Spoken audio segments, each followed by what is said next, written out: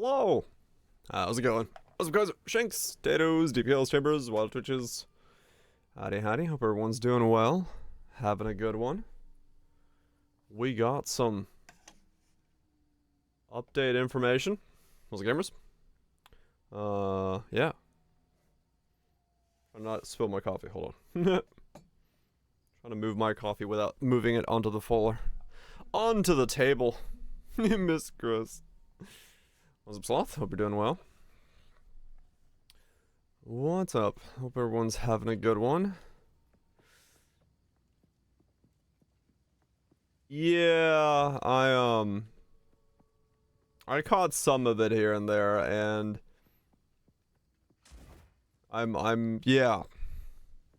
I caught some of it, so I'm not gonna make an assessment without listening to all of it. But the bits I did catch, yeah.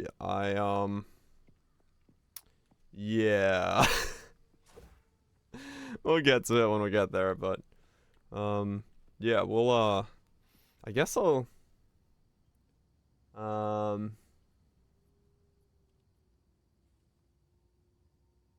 hundreds of thousands of damage is the average. 1 to 3 minute pinnacle fights are to be expected.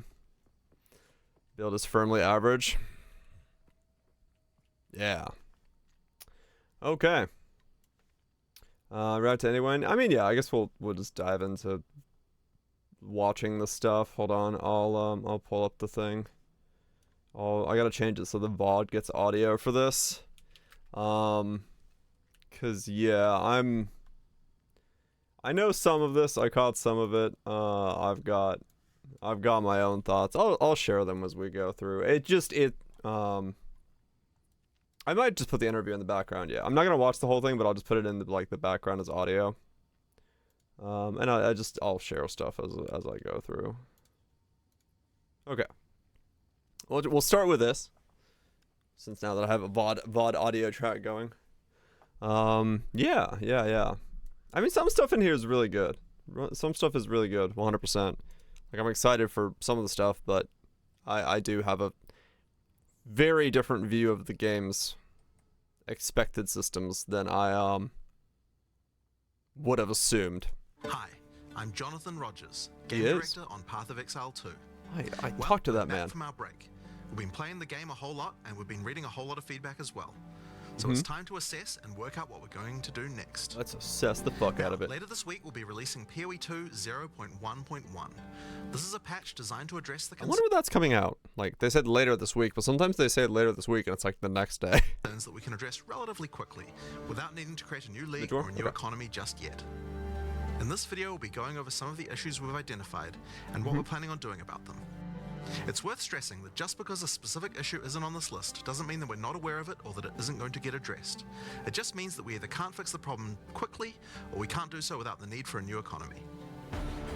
Yeah, I wonder how often we're gonna get new economies, because that's definitely something that caught my ear when I was passing by. Yeah. I figured we'd get them more often than like once every 2-3 months as of like new leagues. I thought we would be getting like 2 to 3 total once a month. No, it's not once a month. I was thinking once a month. But yeah. Areas that needs a lot of attention is the base experience of mapping. We've made a lot of changes here. Lots of changes. First, in-game maps have received a balance pass to the number of monsters. I think every 2.5, yeah. I think it just needed to be more, but...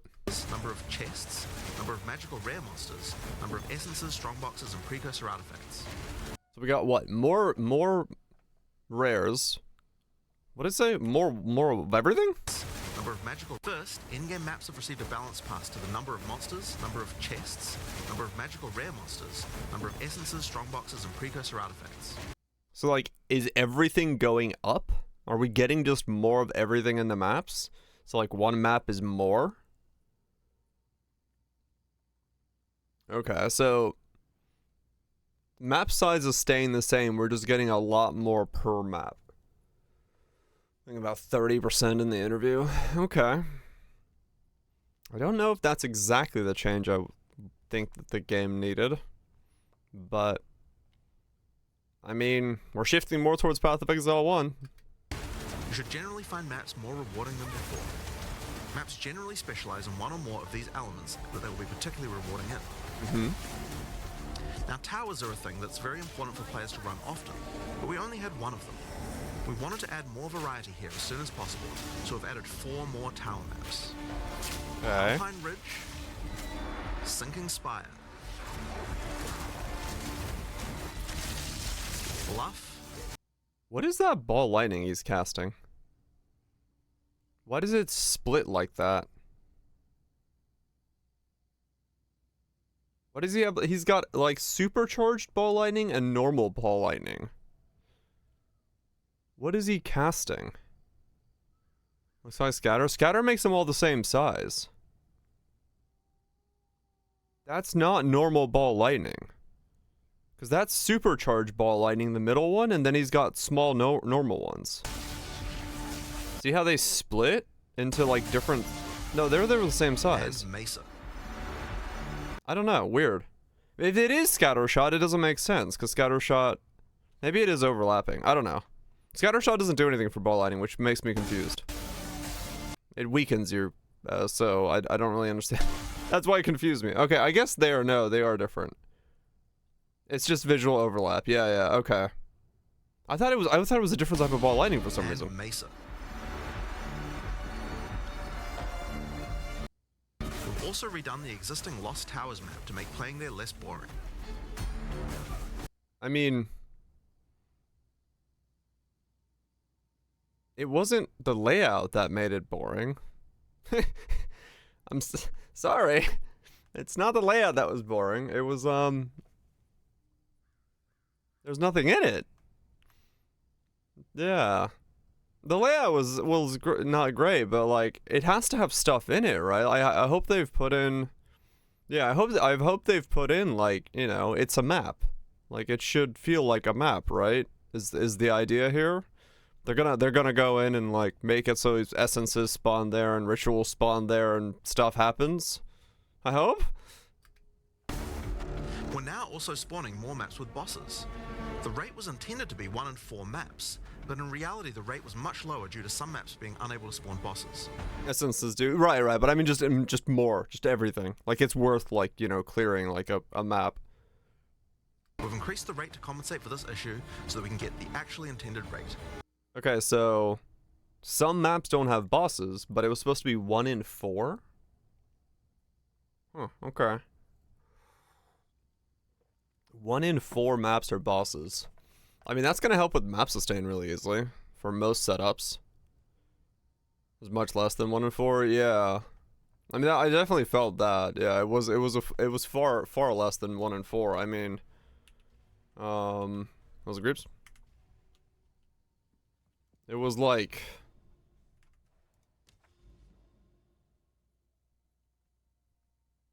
Yeah, I mean, you still... I don't know. It's much less than 1 in 4, sure. But... There's, yeah. Like, if you look at this swatch over here that I haven't gone to, there's 3 bosses there. Like, maybe half that rate, I think. Went from 1 to 15 maps and 32 maps. He said... Map sustain is fine? I think map sustain is fine, yeah. I don't know, especially with more bosses coming in. I think map sustain is fine. I think 15 is a little rough, because if you do this, and then once they get 30% more stuff into the maps, you'll sustain your exalts that you need to run your maps a bit better, I think. And if it's more bosses, then it'll be fine overall. Like, spacing-wise, I think it'll work. Because if you have... implied skill issue. I mean, fair enough. Yeah, I think map sustain is fine. I really haven't complained too much about map sustain. I think it's been okay. It's just been... We're also adding a new type of tablet that allows you to add bosses to your maps with its own mod pool. I wonder what that's gonna do. I wonder if that's gonna be like...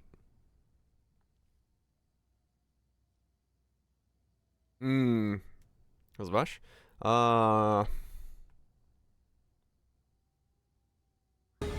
I hope they change the fucking Atlas trees then.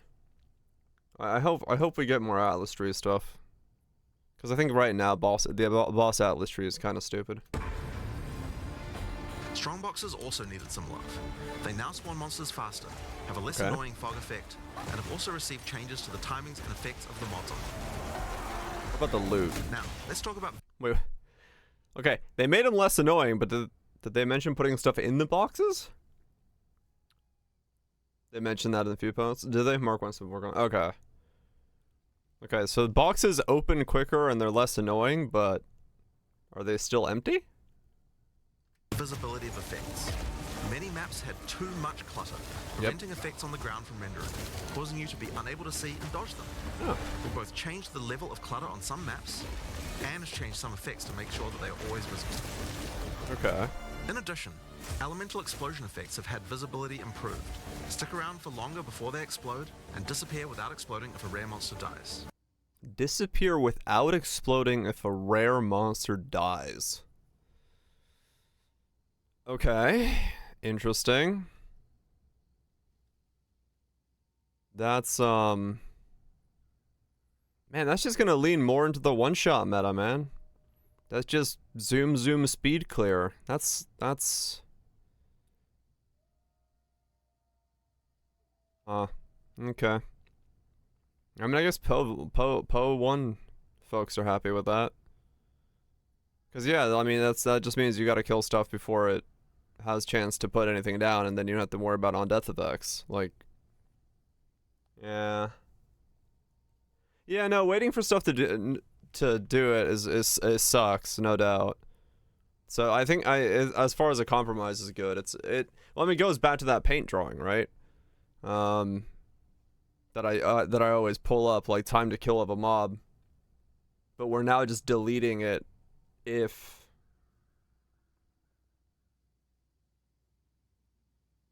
it's a casted ability. I mean, yeah, I think so, Lime. Yeah. Which sucks because it's not the pace I want to play the game at, but I guess that's where we're going. That's what I have to base my builds on. No, they would, but it's like they're still gonna have their own death effects, sure, but it's like the things that they've already cast, you can just remove those, like by killing fast enough. Things that are like the chaos volleys that come from the sky, or the flowers that they put down and stuff like that. If you kill fast enough, you'll never see those. TTK have 1 to 3 of meaningful combat. Okay. Right, Lime. Yeah, they'll have to do a lot to make that work to happen. That's man. I hate that they're going that route. I hate that they're deleting the attack if you kill it fast enough. Because that really does mean that, like, screen wide clear is just MVP. Like, they don't want you engaging with a rare. Oh, build that garage. I wish. Man. Okay. Volatile plants are also way easy to see before they explode. Was that supposed to be easier to see? Volatile plants... Was it trust? The screen wide clears are probably overperformers. Maybe. Also way easy to see. Okay, it's a little brighter. I mean, it's easier to see, but it's also like they're showing that the mob's cape is blocking it. So before they explode. There's 3, like, you see the one that's exploding there? The third one? Do you see it? Like, if combat is happening, are you really gonna be able to see that? But it's better, sure. I don't know, I feel like it should just opacity through the cape, but fair enough. It's a start. We'll also increase the zoom level on the Atlas. The zoom level on the Atlas? Wait, it's the same zoom we can get by bugging the Atlas. Fuck. Actually, it's more, isn't it? That looks like more. No, it's the same bug level. Okay. Done a pass on various terrain collision issues in many maps. Oh, that's so good. This shit was so annoying. When something looked like you could go through there. Yeah. No, it does look terrible. Right. No, I agree. I agree. It looks bad, but like I'd rather fucking see it than visual stuff. We've also improved the load times of I didn't know, but I've rolled through a bunch of stuff. opening the world map and atlas panel. Okay, so load times are better. Good. I mean, we knew that was going to be fixed. That's just something that they had to ham-fist in there. And we also now show the biome of a map on the hover for it. Right, okay, so we actually know the biome of what's going on. That's kind of cool. Those bits. That's for that one atlas node, right? Like this kind of stuff. So we know what this is doing. Okay, cool. That's not bad. For other in-game content systems, we're focusing on getting all the rewards in line with what they should be. Okay. For Delirium, we recently fixed a bug which caused Delirium monsters to just not spawn after the starting part. Yeah, I saw that. Not taking a minute to render. Oh, yeah. But, yeah, it affects a lot of stuff. We've been playing a lot of Torchlight. Nice bits. So they fixed the Delirium. And we've also buffed the rate of simulacrums dropping by 20%. Simulacrums dropping by 20%? 20%? I've yet to skip a Delirium in the entire league. 20% is a bit,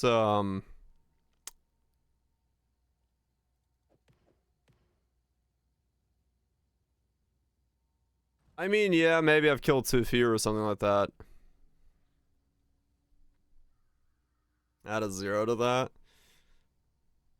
Maybe actual deli mob spinal compound. Hopefully. Okay, maybe it's just bugged. Distilled emotions to really get. You have to put him on with the distilled. Okay. Okay, yeah, I mean, maybe I don't clear fast enough. All right. Okay. I don't know on my maps. Yeah, maybe I need to oil my maps.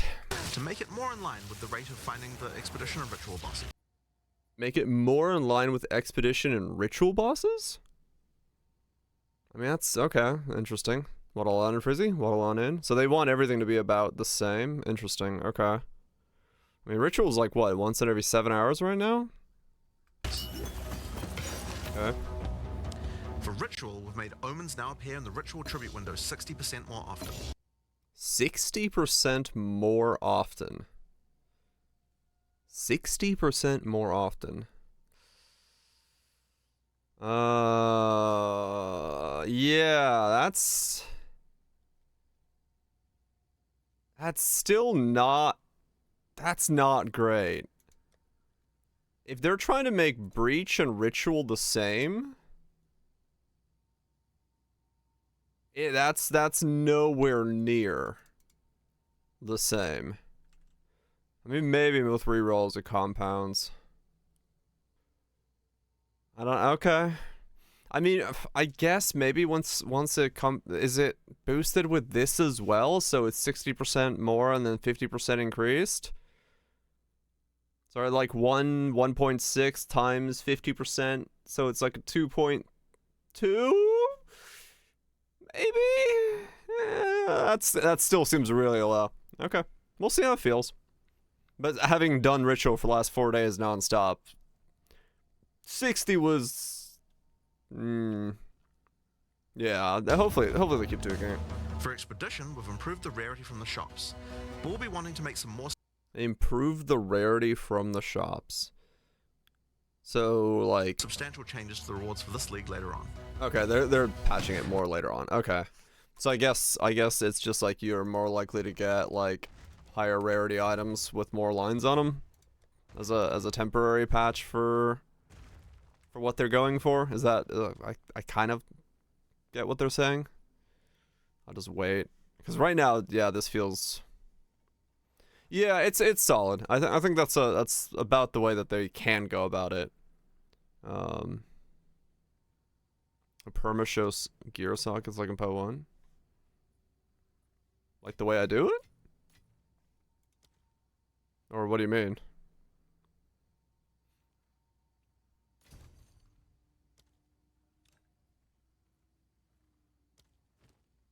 Like this? I mean, mine are perma on. Just it's an option. Yeah.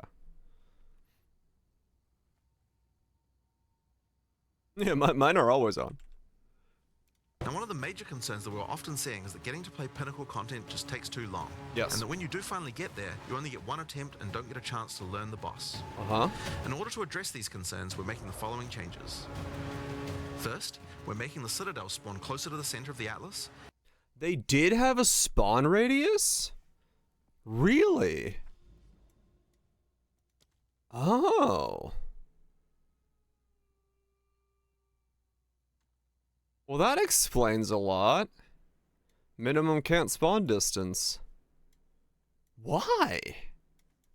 Okay, interesting. I guess, yeah, in that case, you did just have to go away from your... Huh. Okay. They go into details. Okay, I'll listen to the internet after this. Alright. And we've also added an effect so you can see them in the fog of war from further away. Oh, okay, that'll be nice. So hopefully that means that you could just, like, go to the fog of war effect on your screen and, like, look around it. And, like, you could see here, like, we'll probably get a fuck ton of citadels when the patch hits. Because all of this will reveal if there's a citadel, I would assume. It's just going to be an effect on the citadel, so we should be able to, like, look around the fog and just get a fuck ton of them real fast. So that'll be kind of cool. I'll take that. Right when you start, basically wouldn't be able to get a citadel. I mean, I kind of get it, but at the same time, yeah. Or not. Or there's nothing here, and then I'm just going to be sad. Okay. The corpse this is makes still... them much easier to find. To address the problem of only having one attempt, on the Arbiter of Ash, you will now get up to 6 respawn attempts. Oh, shit. Respawns can only be triggered by the person who put in the keys. And Okay. everyone in your party will be respawned at the same time. Leaving the map still forfeits your attempt, so you'll still Okay. need to fight the boss with the build you walked into the map with. Higher difficulties of the boss will lower the number of respawn attempts you get, but you should know the mechanics of Okay, the fight by then, right? no, you won't actually. Lower the number of respawn attempts you get, but you should know the mechanics of the fight by then, right? No, you won't. Okay, so they said that was good until he said you will know the fight. Here's the problem. You won't know the fight on a tier 2, like higher tier, because you will obliterate a T1. Yeah, exactly. If I go on Bleeding Concoction, I will obliterate until I don't obliterate, and then I get one shot.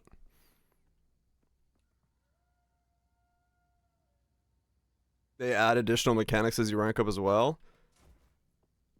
Then, I hope it never goes to 0, like only one attempt. Then is it always going to be at least 2? Because yeah, otherwise you won't. Was rather mad about one-shotting Pinnacle bosses. Okay. Well, that's good. Cause yeah, right now like it's a joke to kill something. On some setups. Interesting. Okay, we'll see. We'll see how that goes. Because yeah, you won't know. You actually won't know the mechanics. You one-shot the tier 1, T2 so easily that you literally won't know it. Unless they put a damage gate on it, you will never learn the mechanics. And they don't do damage gates, so. Now, we'll also be adding respawns to other Pinnacle content as well over time. Okay. Another thing that players have noticed is that there are less keys from Faradin Citadels on the market, and thought that it was because the Citadel spawns less often. It turns out, though... Hundreds of thousands expected, many builds are doing millions. Oh, okay. Interesting. So I guess there will be a big balancing patch. Maybe I don't know, maybe the pace of the game will be okay once we get the right amount of damage in. That this is just because the boss kills players more often than the others. Wait, what? It turns out, though, that this is just because the boss kills players more often than the others. We've made a few changes to that boss to bring it in line with the other bosses. Is this the thing that yeah, you wanna see how you get farmed by this boss? Hold on.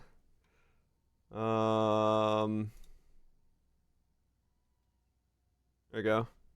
Here's Denny's video last night doing this boss. This is how you get farmed by this boss, right? You get yourself almost to the end, you kill him, you go for the loot, he explodes and you die. Are you serious? This is how you die to this boss. That's removed? Okay. Bloop. She's like, I've killed it! Bloop. What's it got me? What happens? At the very end, he goes into his, like, kill animation and blows up. Wait! The zombies are from P1. Oh, really? The zombies are the things exploding? Are you serious? Oh my god. That sucks for her so hard. Okay. A lot of people have reported that many of our unique items are feeling underwhelming. Yes. Your uniques are bland. Uniques are often designed to be build enabling at high levels. Part 1 getting stored until the end? Oh, wow, weird. Explode and shotgun you. Huh. That's an odd fucking bug. Alright then. Alright, what's coming in items? What are we changing? How are we getting better? Better uniques. Our unique items are feeling underwhelming. Uniques are often designed to be build enabling at high levels, even if they're low level uniques. But we realize that we do need to make sure that more uniques feel powerful when you first get them at low levels too. In this patch we are buffing a lot. Buffing, okay. What do we got? What do we got?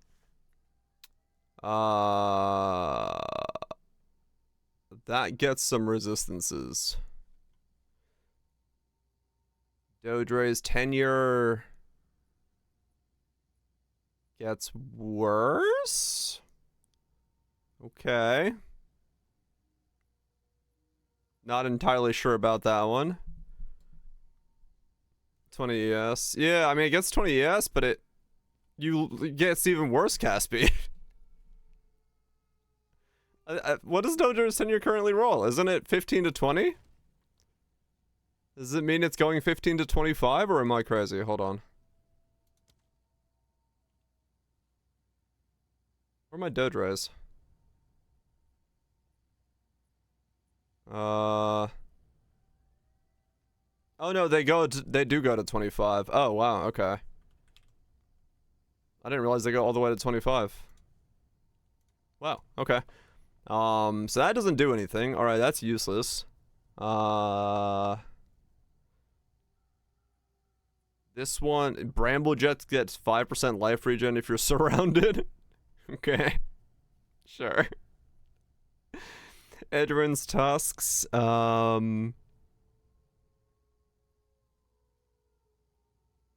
boost to the chance to bleed? Okay. For early bleeding stuff. Interesting. Brian Mon's Mark. Wait. Why does it get 20% reduced attack speed? The f-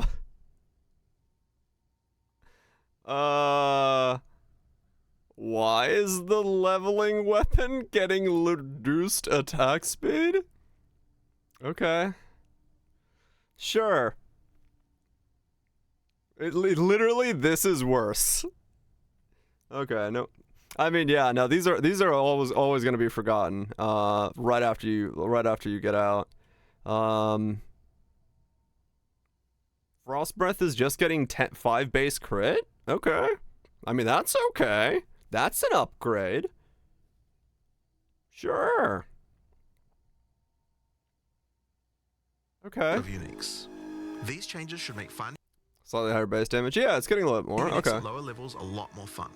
And makes Oh no! Bale's been cursed. Arrow Air0_ raided the stream. Arrow, thank you so much for the raid. Hope you're having a good one. Hope you're excited about the patch. I have a lot of hesitations. I'm sorry for everyone coming in. I haven't really looked at the patches yet. I'm looking at them now, so you might get a double whammy. Maybe a different perspective. You got big hype, okay. Uniques look comically bad. Yeah, I've like ignored most of the stuff for the day, so I'm just like fresh into this.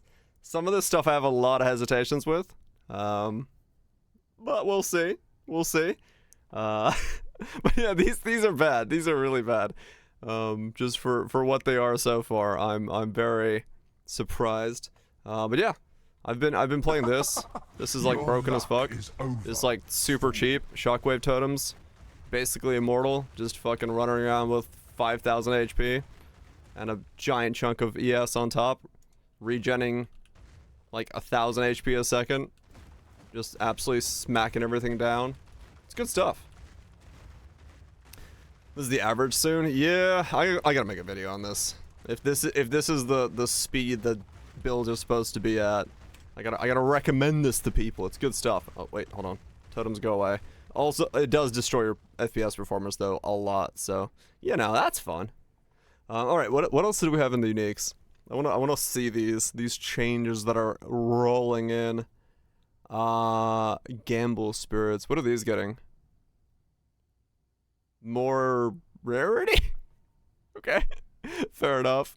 What have we got here? Chill duration being added to this one. Okay. Okay. This is getting... What the hell is this getting? Oh, just fat, cold, and lightning on top of it. Level 20 leveling stick. Alright, Math will just use this in his leveling setup for the thing, right? Painter Savants.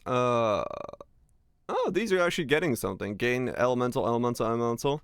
I kind of want to do a triple elemental glove thing, maybe. At some point. Thanks so much for the gifted sub. That one word thing. I'm working my English today. It's happening. Is that fitting? You use this thing? I mean, yeah, it looks decent if you're able to like really utilize a lot of the spirit stuff. But yeah, these are gonna be sick for leveling. This is like legit a super good one. Minions use this. Oh, that makes sense. Get like double the minion reservation stuff. Over instead of using a scepter and like stacking that, go there. Yeah, okay. Yeah, these look good. This is one that actually seems to be getting like a full size buff. That's pretty fucking sick then. What is this getting? A lot more armor? A lot more armor. Okay, interesting. I need to use divine orbs to upgrade the new values. I actually don't know. I wonder what they're gonna do with these. If we're gonna have legacy versions of these, or if they're gonna be divine orb stuff. Don't know. I guess we'll just have to find new ones, and then put the legacy ones in a stash tab far away. Which is interesting. And then what's the stake thing do? This gets a bit of strength and a bit of fire resist. Well, alright, those are certainly changes to uniques. Subsequent character playthrough is more fun too, when you have some great uniques to use. Okay. The gloves are cool. We're also changing a few other things to make finding rares better at higher levels too. Okay. First, we're changing mod weightings a bit to make sure that there are less bad mods. That's actually maybe gonna be a buff to ritual? Maybe? As well? Because you're actually gonna get, like, better things in the window? Maybe? Copium? Another fix is making high tier items no longer cull the highest tier modifier of a given mod type. High tier items no longer called the highest tier modifier. Okay, when he says highest, does he mean like T12? This bug caused bows and crossbows to not spawn with attack speed at tier 5 rarity, and rings to not spawn with life at tier 5 rarity. Oh, because it was calling, yeah, okay. Because he says highest in terms of, I think he's saying highest in terms of lowest, right? Like, the best value was being taken off. Because of the way that this works. Best life couldn't roll. Right. The best, because they flipped the tiers. So I have to, when he says tiers, I'm thinking the other way in my head. So if it's a tier 5 item dropping, it just couldn't get some of them because there wasn't enough things. 4 tiers, so you couldn't roll a T5 item. Okay, yeah. It's just talking about tiers is really weird with the way that they changed it. They talk about the flipping? Okay, we'll get to the interview eventually. Another change we're making is to make it so that socketables such as runes can now be overwritten with Oh, another fucking socketable. finally. Okay, cool. I'm glad that they're making it so you can overwrite these now. Oh, that's so good. Agreed, Chamber. Yeah, I really want them to go back to the old tiering system. Okay, finally we can like change resistances. We don't have to change an entire gear set to put on like 12 different resist. Now, as we continue to play, Nice. we still find many balance anomalies with specific monsters or bosses that can be Oh, do nasty they? if Wow, you damn. encounter them. Interview is full of stuff. This patch contains a pass adjusting a large number of those monsters and bosses. Okay. We'll save the full list for the patch notes, but there are a significant number of changes here that should address many cases where monsters or bosses felt too hard in certain circumstances. Grenadiers? Grenadiers? Are they fixing Grenadiers? What's the nugget? Here See are a him? few examples to get a taste of what kind of changes you can expect. The Silver Fist Commander roll now does a lot less damage. Okay. Plague Bearers Detonate Dead can no longer be used from off-screen and is That's what was the detonate dead? Those guys? Oh, I didn't even realize it. I just thought shit just exploded randomly. I didn't even realize it was that mob that was doing it. I've just seen that all over the place and be like, wow, shit just randomly explodes. better telegraphing. Forsaken Miners throw less grenades, have improved visuals, and deal less damage. Fuck. There we go. The one thing that has killed my character, that thing, is getting nerfed. Fuck that mob. And Lost Men Zealots can no longer meteor you from off-screen either. Okay, that explains why I would sometimes think there's a shrine on my map, because those things were raining on my head. I see. Uh-huh. Okay, cool. I was like, where's the shrine? Nah, it's one of those guys off screen. As well as many other changes just like those. Fuck. One of the big issues for players on consoles is that the web-based item filter system is currently not working. Oh, cool. This means that they can't use item filters We're like getting that PC fact. users can. For 0.1.1, we'll be enabling the same system that PoE 1 has, which allows you to subscribe to item filters on the website. You. For now, this will be done on the PoE 1 website to allow us to get this feature out as fast as possible. Later on, we'll improve the user experience of this and put it on the Path of Exile 2 website. Hot dang. This patch also contains a bunch of other smaller won't- changes and bug fixes that I'm sure you guys will appreciate. Lose their mirrors of Like Contra. buffing armor and scavenged plating. Showing the number of uses left in your charms, as well as an effect when they trigger. Okay. The Song of the Exiles. Fixing the music that Una was supposed to play in town. We can listen to the music in time. Okay. And plenty of other little fixes and improvements throughout the game. Can we get her into the hideout and have it like randomly play the song when we come out of the map? That'd be fucking sick. Now, we have a huge amount of much more meta-shifting changes that we know we want to make. And one of the best things about having the game in early access with the endgame is that we now have a much better idea of where we want character power to be and what the balance of bosses and monsters should be relative to that. Okay. But those types of changes are going to have to wait until we are ready to make a new league with a new economy for people to play in. That's still a little while away yet, but in the meantime, we'll be continuing to Oh man, I really wish that was sooner. Slow. Okay. identify things that are causing frustration and try and address them. I want to thank you guys for playing and hope to be doing more of these in the future. I do have my Later. game music off. Okay. So where's the interview? Where can we put the interview in the background while I grind lifelessly into doing rituals? Let's see. So that's what I'm gonna go do. I'm gonna go do rituals while we do that. Twitch wads. Okay, let me go to there. Go to Path of Exile. Guys, you're twin. Okay.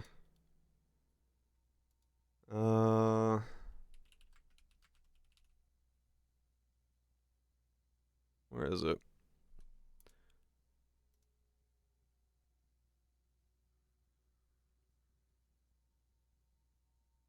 It's causing doom and gloom, is it? Oh. That sounds scary. Where the fuck? Damn it. Why is it so hard to find the, I don't want the category. They want a Poe one is? Okay. Dude, I'm stupid. Where? No, I don't want live channels. Give me Path of Exile's fucking channels VOD thing. Thank you. I had to remove the spaces to get to the thing. Yeah, we'll do that. Okay, videos, there. Hop ahead. All right, where is it? Where do we start talking? Setting up audio. All right, I'm gonna put this in the background. I'll pause it every now and then. We'll talk about stuff. Let's go do some ritual. If you've already heard this, I'm sorry, I haven't. I'm curious about things, and I'm not the happiest camper about the current state of the game, so my opinions will be probably different from what other people might be thinking.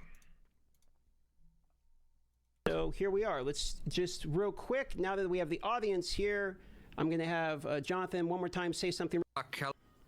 Talk is basically the OGs at this point. We got Mark and Jonathan. Okay, there we go. Path of Exile 2. What do they say? How are you guys doing? Oh, doing great. I mean, you know, like it's really good to get back into things again. We had a good break. You know, like I'm glad they took a break. Yeah, I don't know. Probably It's need just it. nice to be back and actually looking at the problems again. As much as you know, it can be Fuck, painful was I sometimes. yesterday? But yeah, no, it's really good to get back into things. Yeah, disconnected for a little bit, not too long, but just a little bit, and now back, which is awesome. But no, it was a long burn last year, so it was good to get a little bit of a break. I'm trying to make it so I can pause if I need to. There we go. But yeah, Damage lots to done. address, One lots to build change. overpowering. Excited. Okay. And it Awesome seems to hear. it seems like Gotcha. with the break, you guys still managed to get a lot of changes in from the review video we saw. It's fairly substantial, so that's exciting. I mean, that's Dude, where the fuck was I is, for the yesterday? most part, just stuff that we did, like, you know, last week and Where was I this yesterday? week. Where's my the rituals? maps, the extra 4 maps. Some of those did have some work that was I mean, done. it's not. It is crazy that they were able to finish that much in like. All of that's coming out in like 2 weeks. Come out of holiday and like, just fucking slap it down. So it is good to see that they have the ability to, like, absolutely churn out some changes if they feel like it's necessary. Dude, I legit don't know where I was doing rituals yesterday. Did I finish my double set of towers yesterday? Was I going somewhere else? I have no idea. I guess I'll go for these two real quick then, and just put rituals there. Search is needed, yes. Because I legitimately don't know if I finished my ritual set from yesterday. Okay, I don't know. I guess we're gonna go this way. Set is coming soon? Okay. A little earlier, but for them because we knew we needed more towers and we just didn't get them in. But pretty much all that stuff is just stuff that we're just doing last week and this week. Like we try to move fairly quickly when we can. Good shit. But yeah, the thing now is of course going to be like one issue we kind of realized we had is like, okay, how much do we concentrate on fixing problems people have right now, and how much do we concentrate on like the next big kind of content patch? And so that's like kind of the tricky thing. I mean, that's always going to be like a really tough my feeling is as challenge long as for there's them. like big problems that are causing people to have like The spacing of the like what to focus on is always going to be massively difficult for them, because you know that there's like so many voices screaming in different directions trying to figure out like which one's the most important and which one's not important to try to get to. So I'm sure that especially here in the beginning when they're still working on new content as well, and they can't get like everyone into the same, like you can't fix everything at once. They probably have a lot of issue with with just focusing on the right thing. Like a bad experience. I kind of want to make sure that those get addressed as soon as possible, at least where we can, so that we're making sure that things are in as best a state we can, like some kind of point of stability, so that we can concentrate on having the larger kind of like content patch after that. Yeah, makes sense. That's great to hear. So for this episode or this interview or whatever we're going to call it, we've done what we can to make sure that we let the community get their voices heard. So most of the questions we're going to go through is questions collected almost exclusively from the community. We have a couple of light for some reason questions and some warrior questions from Darth, and we have some minion questions as expected from my side of things. Minions! Most of the questions will be taken from the actual community. So I'm just going to kick us off so don't waste anyone's time. And I'm going to start with a question saying, which of the changes that has been showcased was the team most excited to be able to announce?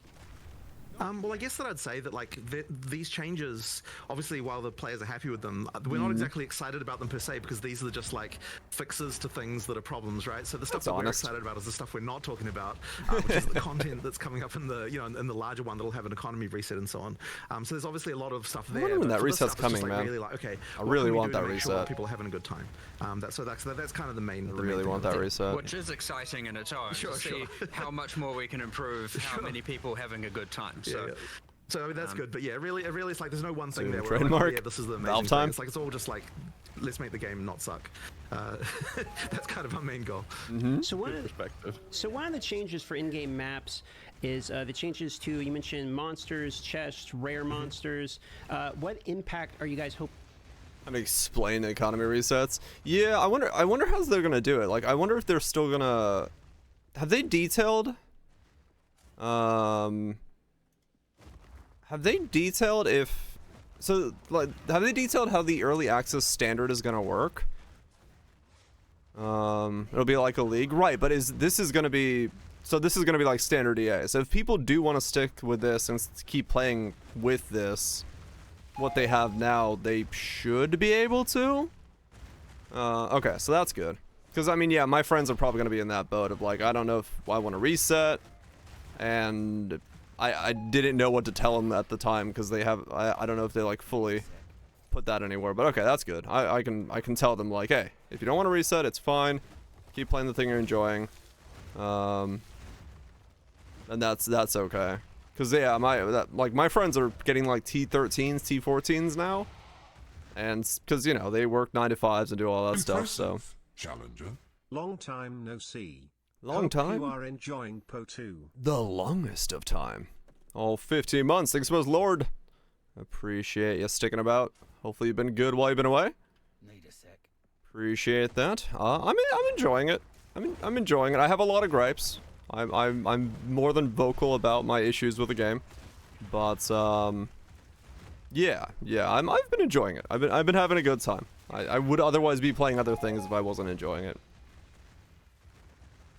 How do you explain you don't have to reset? I mean, you basically say it's New Game Plus, right?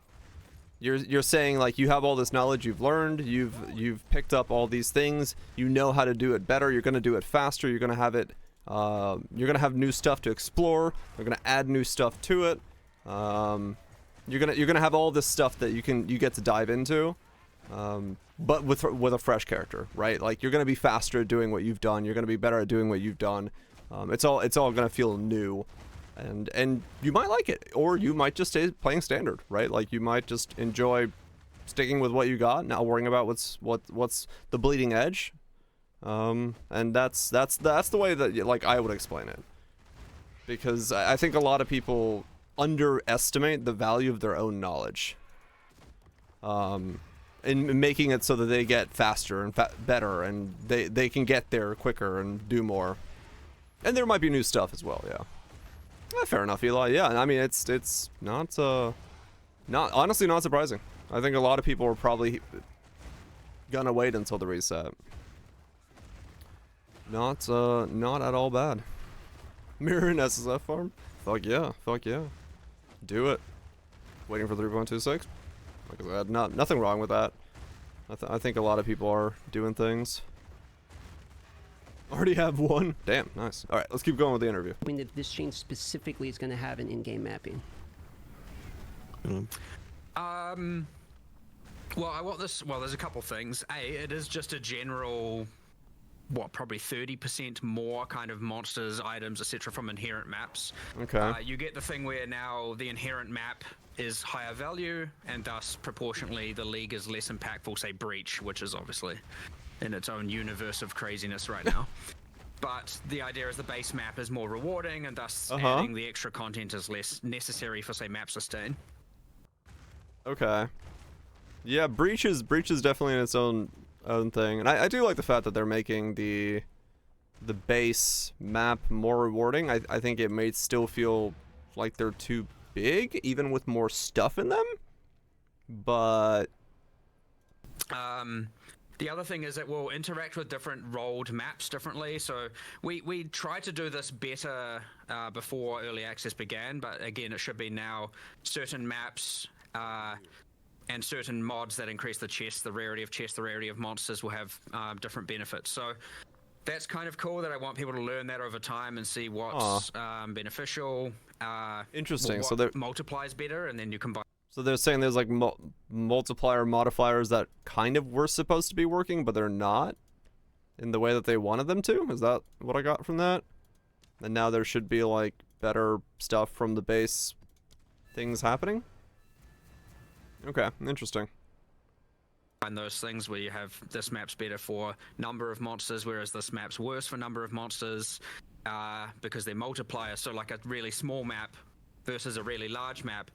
Actually, before they were relatively consistent. Now that large map might have twice as many monsters as that small map, but it has the same density of monsters. So you don't just have big open empty spaces of nothing. So obviously now the number of packs, if you multiply that up, it has a much grander effect on the big map than it does the small map. But the small map is obviously easier to clear, faster to clear. So say if you're optimizing for bossing, you're probably going to try and have the small be applying more bosses to small maps using the new tablet.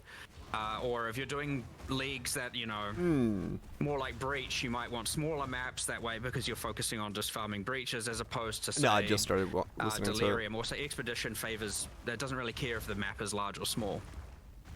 So, you know, I like the idea of what they're saying in terms of the map size mattering.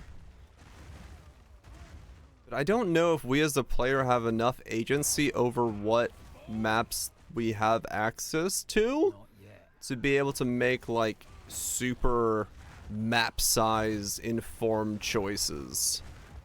I think the idea is cool, but unless we get like a terraforming tower that changes the entire surrounding area to sand and allows you to get a specific type of layout, then I don't see how we're ever going to be able to be like, oh yes, I want to run small maps because that's better for me.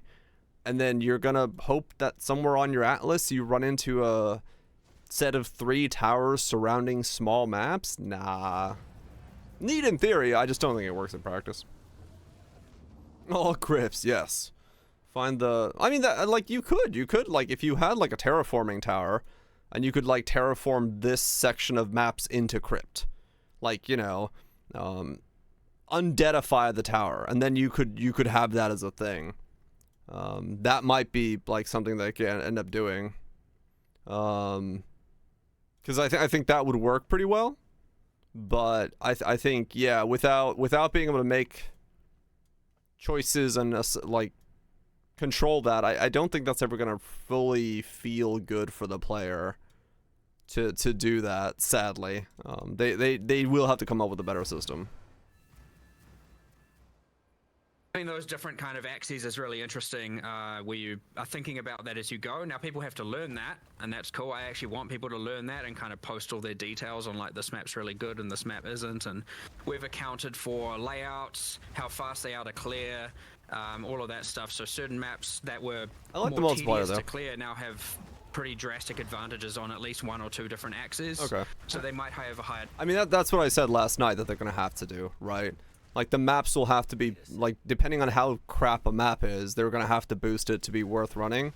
And it sounds like that's exactly what they went to go do. Because you're never gonna be able to make it so that people want to run Augury unless you make Augury, like, worth running. People might still not want to run Augury, but, you know, you get the idea. Have any Poe 1 experience? I've played since beta of Poe 1. I make about 12 builds a league. I flew to LA, met Arrow, gave some console feedback testing. Yeah. I mean, probably Augury is gonna have some insane div cards in it, yeah. So yeah. I have a fairly good amount of stuff. Need more time. I make very odd builds that are not meta builds. I take things that aren't being used and make them be usable.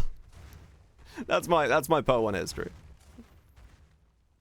Number of minimum monsters, rare monsters, higher spawn rate of rare monsters. It's still magic bad. monsters, Don't worry, rare I am chests, too. Who knows? And there was a lot of that balance that you couldn't really do Don't until you worry. actually had experience playing them, right? Because it's hard Usable. to tell when you're just in development and you're not on a real character. Like, is this map actually fun or not, right? And the end gamers, we've got the least amount of testing, so it really did require, like, okay, some actual proper Dude, play. Frostbomb and is be such like, a okay, is this fucking map good skill. to really answer the question of is this map good or not? So now we'll make Frostbomb and see Poe that, too. then we can be like, okay, And then I'll drunkenly badger Reshi There's to just been a lot of buff just it. like sanding off all the rough edges that in-game had by virtue of the fact that it just really wasn't as tested as what the campaign was. Go on. That all being said, I'd say one thing it has introduced is it has added more bad luck or mistake protection to some degree, because if you could like fully juice a really small bad map. Lance is playing Frostbomb, is he? Frostbomb! Lance is doing it. Is he doing it with the Temporalis though? Romantic, thank you so much for getting us up to Leland. Appreciate you destroying a pleb. Try to level a stat stacker? No, he should be okay. No Temporalis. Oh shit, he's going in raw. Titan Frostbomb. Interesting. Okay. Okay. That's be interesting to see where that goes. You didn't see anything? Okay, I did not. I shall ignore what I saw with my eyes. He's that romantic. Get some good sleep. It's for the CDR. Right, that makes sense. Oh shit, that'd be fine. You got plenty of That time. minimum of bad is now much higher, and so like you all of a sudden now have invested all this wealth into this bad map. You've run it, and you're like, what the? I didn't get anything back from it. So the minimum is certainly now much better, which should hopefully protect a lot of people who are falling out of map sustain. Whereas like a lot of the good players who are a bit more observant, a bit more familiar with PoE 1, were just like happily sustaining maps. And so yeah, you had these two ends of spectrum, and hopefully we've raised the minimum now with these changes. That's good. So 2 follow-up questions. Since this was a question for... okay, so the minimum thing is interesting because I wouldn't consider myself a bad player.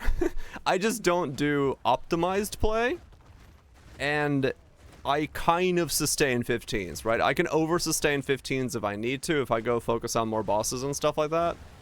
But it does mean that, like, even in my unoptimized state, it is possible for me to, like, run out of 15s if I don't focus on a boss here and there. So that should, I think, make it so I don't have to deviate to go do bosses every now and then, if there's, you know, more of that, like, minimum upbringing. I mean, that's the thing. Me doing ritual is absolutely destroying my ability to sustain T15s. So it is true. It is true that, like, right now 15s are ritual is the problem for me. Doing 4 days of ritual, this has been extremely difficult to sustain on, without like mega tableting it. Later, but since we're talking about bad maps in particular, something you mentioned here, what is your guys' opinion on the current state of maps in the game? Not so much from a monster point of view, but of a layout of maps. So there are some maps people don't like as much. There are ones people really do like as much. Is your opinion that you need maps, for instance, like Mire, you know, Augury, Vow Factory? These are some of the least favorable maps. Do you think you need maps like this in the game in order to more appreciate the more common ones people enjoy? Or what's your stance currently on the map amount of variety that are in the game, put that way? I guess ideally, like, if so I mean, there have been a few adjustments to things like that. Probably not, like, we're not necessarily going to take every map people find annoying and change it, like, so that people don't in that way. Makes sense. But certainly there should be balance changes to make it so that they feel at least worthwhile, even if they do have some more annoying layout or something like that. So I mean, I assume you feel the same way about that. There's some standout things. Like obviously you shouldn't have the levers that you just can't dodge roll out of and you just die, or the levers are just spawning burning ground on them, right? Obviously this stuff is just objectively wrong and objectively bad, and that will be fixed. But a lot of that contributes to, like, this is the worst map because you go pull a lever and die while doing so. And then there's the ones that, yes, are just, like, you know, inherently worse layouts, especially for certain builds. But then again, now using this other thing where it's like, actually, well, those maps may now spawn the most amount of rare monsters or the most magic monsters or just the most amount of monsters. Right. You have to go figure some of that stuff out. And some people might like... Yeah. I love levers. Solar Temple? Oh, yeah. No, if you have to go multiple floors backwards, Solar Temple is really fucking annoying. But, yeah, I figured that was how they're gonna fix that. That sounds like exactly what GG would do when it comes to fixing the map is bad. We're just gonna give it more good stuff, so the bad map is worth running. Which is fine. I'm okay with that as a solution. I don't really ever choose my map layouts, not in PO 1, not in PO 2. I just fucking do whatever the fuck I get. So you just kind of get used to the shit map layouts. But, like, if I'm getting rewarded for doing the bad map layout, it's not gonna feel as bad. That's just how it is. Just don't like the levers, right? I like your question for backtracking. Yeah. That people with less, you know, screen clearing AoE centric builds probably don't mind some indoor, more mazy maps if they're going to get the benefit or feel like they're getting the benefit from, yeah, okay. You know, more rare monsters. They've got, I don't know, more single target or a more concentrated DPS or whatever. They don't feel so bad now for running that as opposed to just running the, you know, I mean, sand spit where you can just like nuke entire screens every the bad 2 case seconds. of this though is definitely the tower map because it was kind of, it's like how nice they were. Harsh against outliers. We don't know how bad they're gonna be. I would not take what they say in video format in an interview as to the reaction that you're gonna have when they actually put down patch notes. To me so far, this sounds typical to them from what they say, and then we get a patch note that's like absolutely fucking obliterated. I wouldn't take an assessment at this point. I want the game to be nerfed extremely hard. I'm in the camp of like, the thing I'm playing right now is too strong, and this doesn't look insane at all, but everyone's gonna have very different things. Not yet. Would fill a room? Probably, maybe. You want harsher nerfs than Expedition? They walk those back? Yeah, yeah. I want Expedition level nerfs. Easily. But they're not gonna do that. Like, I judging from what you guys are saying and what I've heard so far, we're not getting Expedition level nerfs. Maybe for the very top end stuff, but like, I think the thing I'm playing right now, this is too strong. Personally. So, when my opinion on what is and is not their take on it, I'm going to be in the camp of they're not nerfing hard enough. Everyone just feels shit. I mean, we worked around the mana nerfs. It never was like the end of the world. They're fucking annoying for some setups, but we have more tools in PO 1 to work around them than we do in the current state of PO 2, which is also really helping with that. Towers, yeah, the towers are not. I don't know if that's gonna fix anything. Right, I would think 0.2, that patch, that's going to be the patch that we see the community probably freaking the fuck out on. I think this is going to be a pretty standard pull. Kills AFK is strong. Exactly, DPL. What about that's too strong?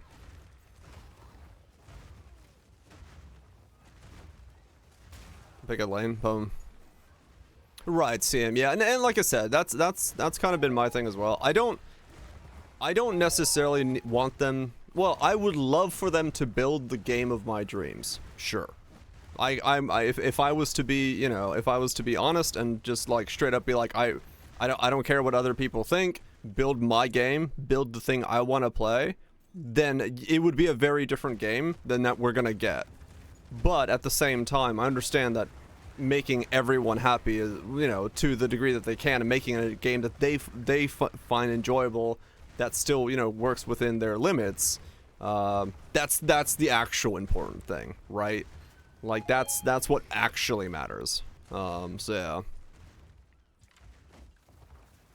I mean, I would say that, yeah, the whole point of the EA is to scare, like, not scare away people, but to get the game's baseline balance where it needs to be.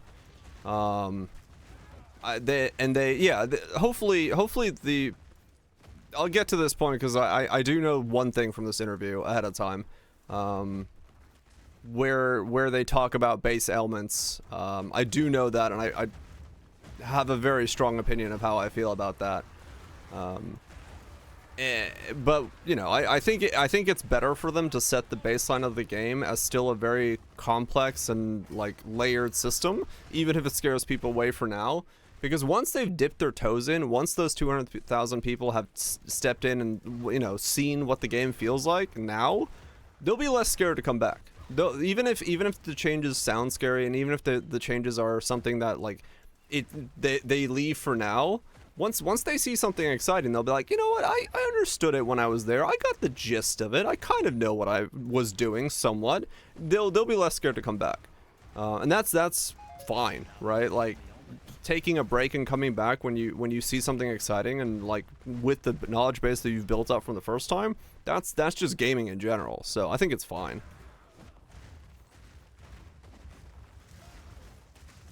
That's the state of overwhelm. Want to play it more? Yeah, exactly. Yeah, they're trying to recreate the success of PoE 1 again in terms of just that longevity, and that requires you to have a way lower baseline. You know, if number go up, number can't just keep going up. That's never going to make for an interesting like game. So they have to get to a point where the number starts at 2, and you know, per league we go to 2.1, not 200.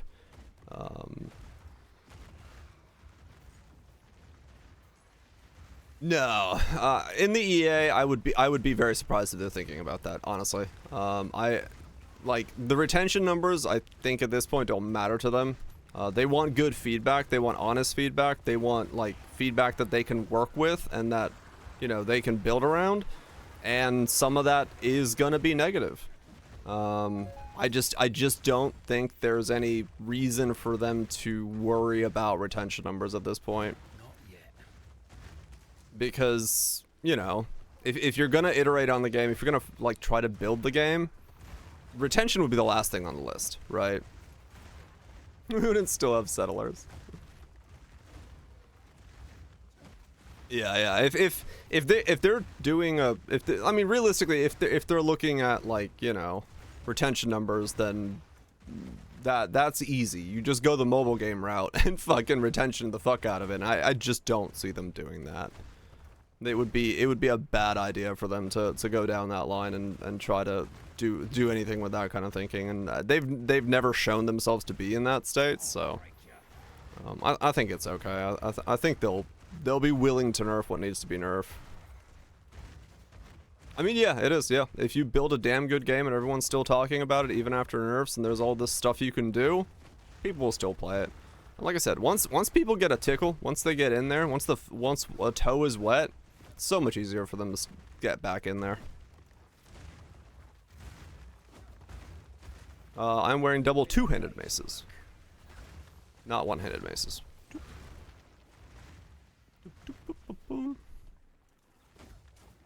I've got two two-handers with +7 on each one. Tomorrow will be pub. Yeah, it's this thing. Doop. Giant's Blood. Giant Blood lets you wear two-handed, but you have to pay triple the attribute cost for them.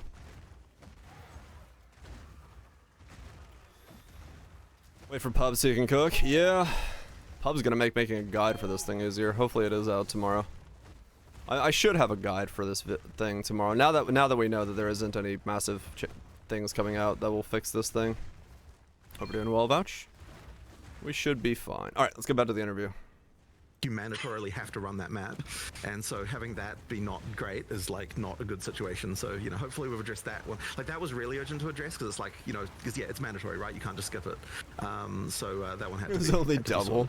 Yeah, turns out it's maybe not a good thing where you have to approach a room full of monsters that you don't know what they are and they're super dangerous and you can't see them and it's a narrow bottleneck and you have to run in and just die. But, Really? yeah. Even so, like obviously the variety helps with that, but also the new version of that map is now based on the top floor tile set, which has like got more variety and like it's easier to deal with. So that should improve a lot of that. Better visibility. Yeah, exactly. So it more helps open. A lot. Less tight bottlenecks. Still they're still relatively narrow here and there, but much better to clear. So one more follow up here, and I'll pass it off to Ghazi.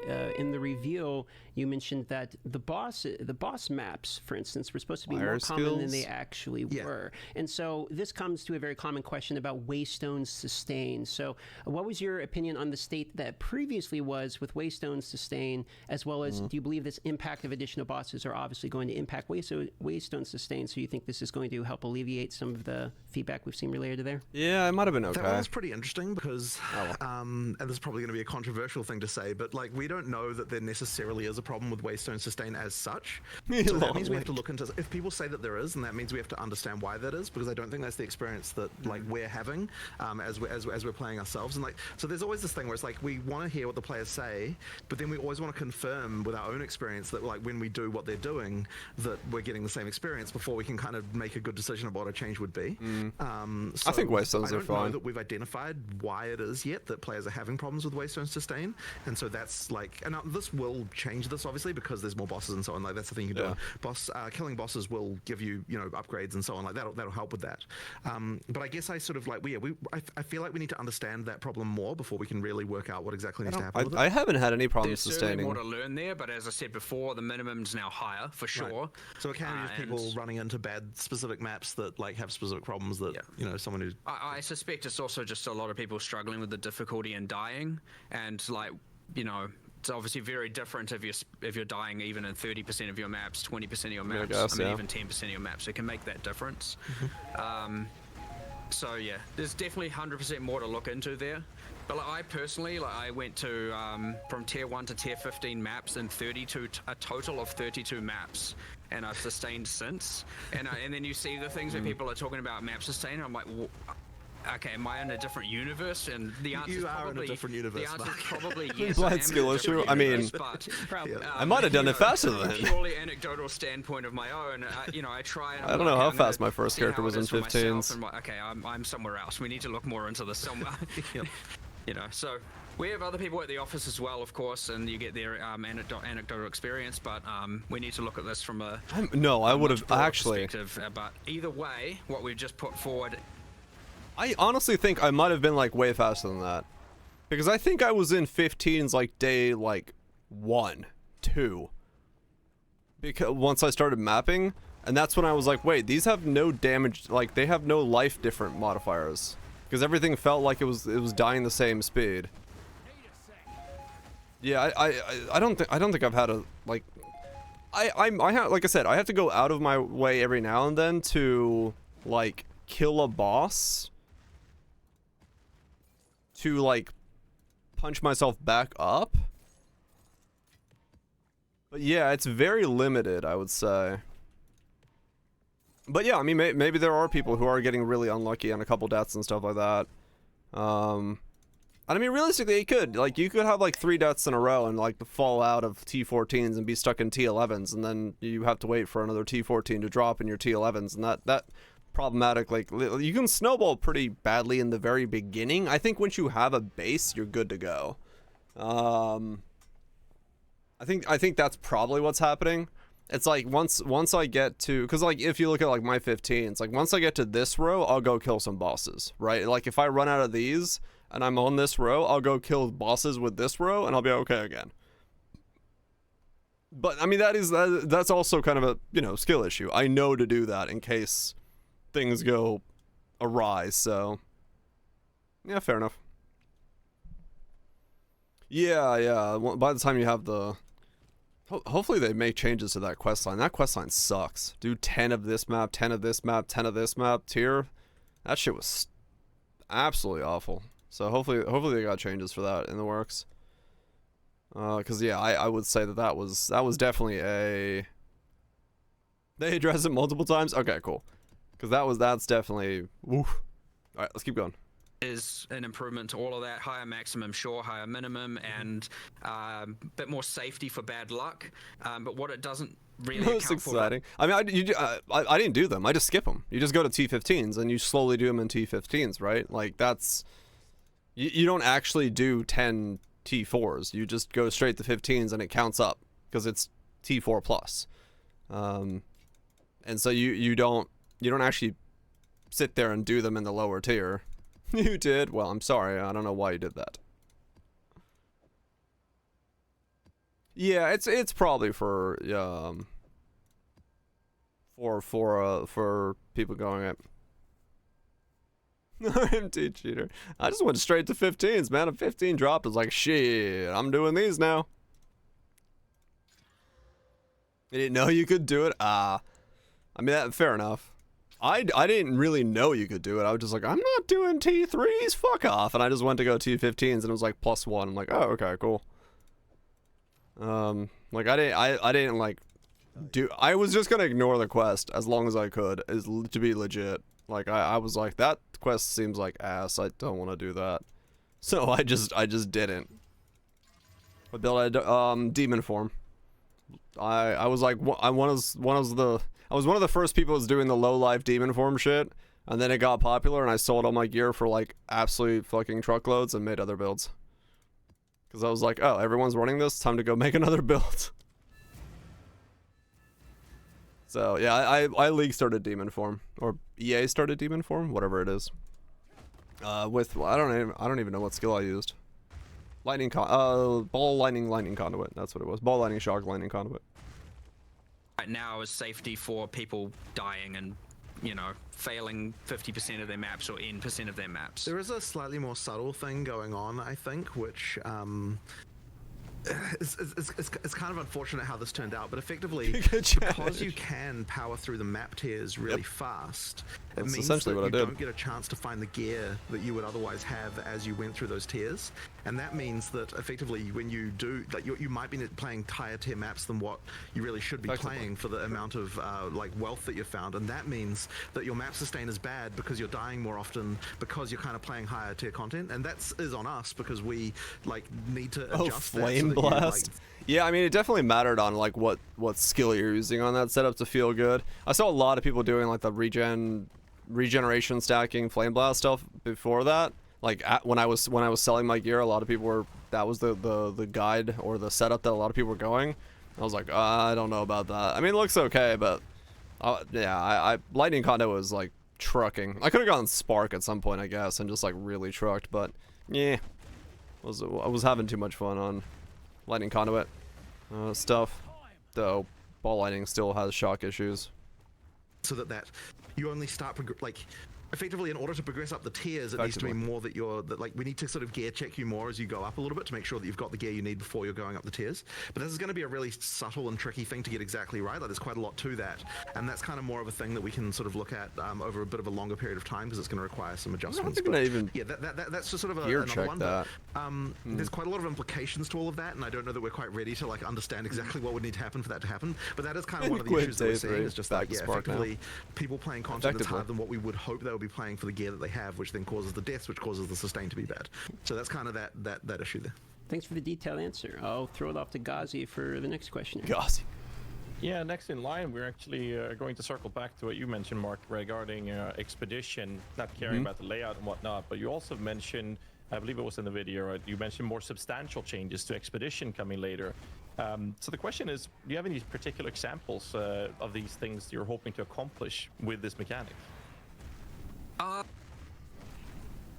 Yeah, I can't really say what it is, but what I can say is it is intended that every league, sort of, I'd say without promising it, because we're allowed to make exceptions. It is kind of intended that every league provides some sort of access of character or crafting power that is abnormal, and so, you know, different. You can't get anywhere different. else. Mostly character power here. So aside from the unique items, obviously they can, or sometimes don't, provide character power that can be attained elsewhere.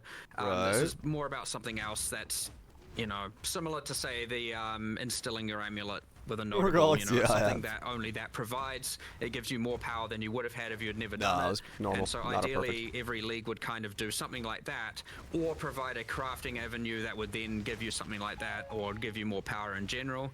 But yeah, we just kind of have the vendor mechanic where you can do some crafts, and none of those crafts are abnormal. They're not adding extra benefits or mods or anything outside of that. So, yeah, we have intention to add something to that, and probably to a lot more of them over time. And as you get new ones at each of. Interesting. So they're gonna try to make it like craft gear that you normally wouldn't be able to craft. I wonder what that's supposed to be doing. 4 suffixes on an item. Stat stackers having an absolute bust-a-nut-a-thon. Remember what happened last time? Yes. Interesting. Revealing in Poe 1. Yeah, I don't know, maybe. Wait, what are this? Ahead of you, more about something else that's, you know, similar to, say, the instilling your amulet with a notable. You know, it's something that only that provides. It gives you more power than you would have had if you had never done it. And so ideally, every league would kind of do something like that, or provide a crafting avenue that would then give you something like that, or give you more power in general. But yeah, we just kind of have the vendor mechanic where you can do some crafts, and none of those crafts are abnormal. They're not adding extra benefits or mods or anything outside of that. So yeah, we have intention to add something to that, and probably to a lot more of them over time. And as you get new ones that each obviously have this thing in mind, where we're trying to say, how can we make characters feel a little bit more powerful by engaging in that content. But yeah, Expedition just didn't quite get it when we ported it over. Like, yeah, I mean, you know, we discussed Expedition right now is very much just kind of basic bitch crafting with like 6 choices, right? So it sounds like they want to do, yeah, maybe unveils or something that you can't do normally. Interesting. We got a wipe. I mean, at some point, yeah, sure. The idea is that we'll have wipes throughout the EA. But it's like, you know, league wipes, you know, same as other stuff where there'll be a standard and there'll be a league. It's got an Orlos, nice. So things like we could add some more ROG crafts, so to speak, now that, even though it's now 3 out of 4 of them crafts. It definitely needs something else, like, yeah, for sure. it just needs something cool, something better, and something not rushed. Which is we're in a position where we're going to rush something, and it's like, hold on, let's not do that. Let's get it right and do it a bit later. Okay. Fair enough. So it's placeholder, like ROG, and all that. Another question we have is regarding the Arbiter of Ash now having 6 resurrection or revive attempts, right? Okay. And other attempts to, or adding other attempts to other pinnacles over time. I guess the question comes down to why wait with adding extra attempts? Ultimately, the reason is just time. It might even be that in the patch that we do deliver, that some of those other ones are already done. It's just that because the video had to be made last week, and like we were like, are we gonna, like, we knew we would get time to sort out the Arbiter, and we were like, we don't know if we're gonna get time to do the others, so we'll just like promise that one. Gotcha. And if the others come, then that's just a bonus. Yeah, effectively, there's like a little bit of trickiness around each one to like just work out all the states of everything. Like, I mean, if you're looking at like just as a random example, and this isn't obviously that big of a deal, but it's just, you know, someone has to do it, is like for the breach one, for example, we have to decide like, okay, so we can't really let you have the economy, like you can't reset the whole map because then you'd get the drops from the breach a second time. So then it's like, okay, we have to make sure we put a checkpoint in the thing, and that means you have to like do someone has to go write some code to like make the breach thing work correctly for checkpoints, and you know, it's just like random stuff like that, just little details that just mean that like it'll take a little bit longer to do those other ones. But I mean, we're not talking a really long time, right? We're just like, someone will get to it in the next couple of weeks. It's just, you know. I would say King in the Mist. King in the Mist will almost certainly be done because it's an isolated boss fight in a room with nothing else going on. But for the logbook and for the breach one, you have to have some manual intervention, and we have to really make sure that there's none of that, like, you know, respawn a checkpoint at this exact point in time, and all of a sudden you get the loot again kind of thing going on, because that obviously can be quite destructive. So yeah, it's literally just a time thing. We'll, as I said, we'll do it in the next couple of weeks, just as we, you know, get these things going. Yeah. Also, things currently used. Speaking of Arbiter, a couple questions related to Citadels here, just some fast ones. Are Copper Citadels really the same spawn rate as all the others? Life recharge instead, and energy shield, life guard from Lusk. Yeah, I guess so. Yeah, you can run both. Fucking travel on the tree, but yeah. The hell are you? Oh wow, one of these things.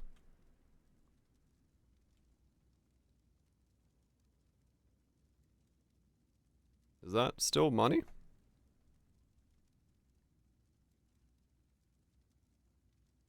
Annoyance and Val? Is that what I gotta do for those? Can be money? Okay.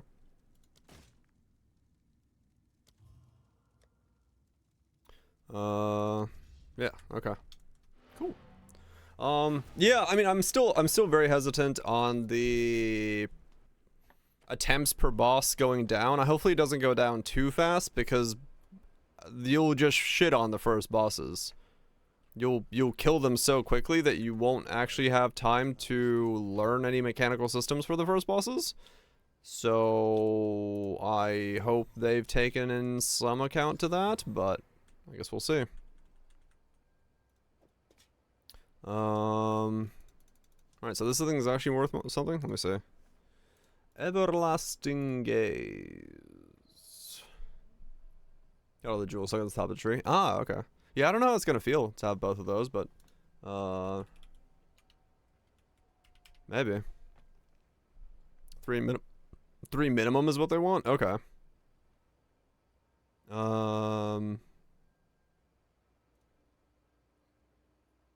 Okay, corrupted, no.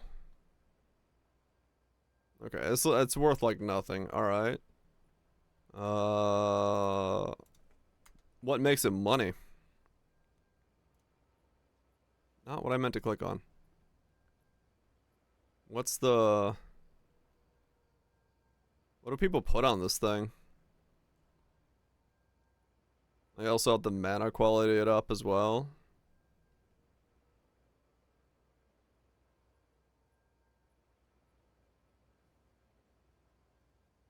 Frazzled. Everyone just allocates frazzled.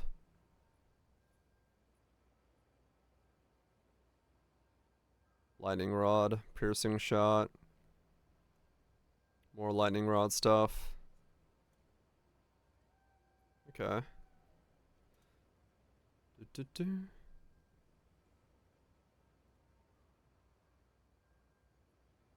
Okay, well, I'll hold on to it for now in case I need it for something. It doesn't seem like it's gonna be that much money if I just brick it right away. 3-minute boss fights haven't got there yet. That's what happened.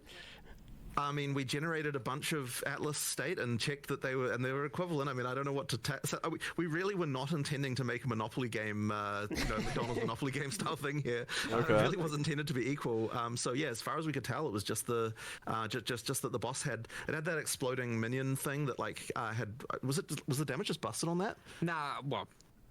Maybe, but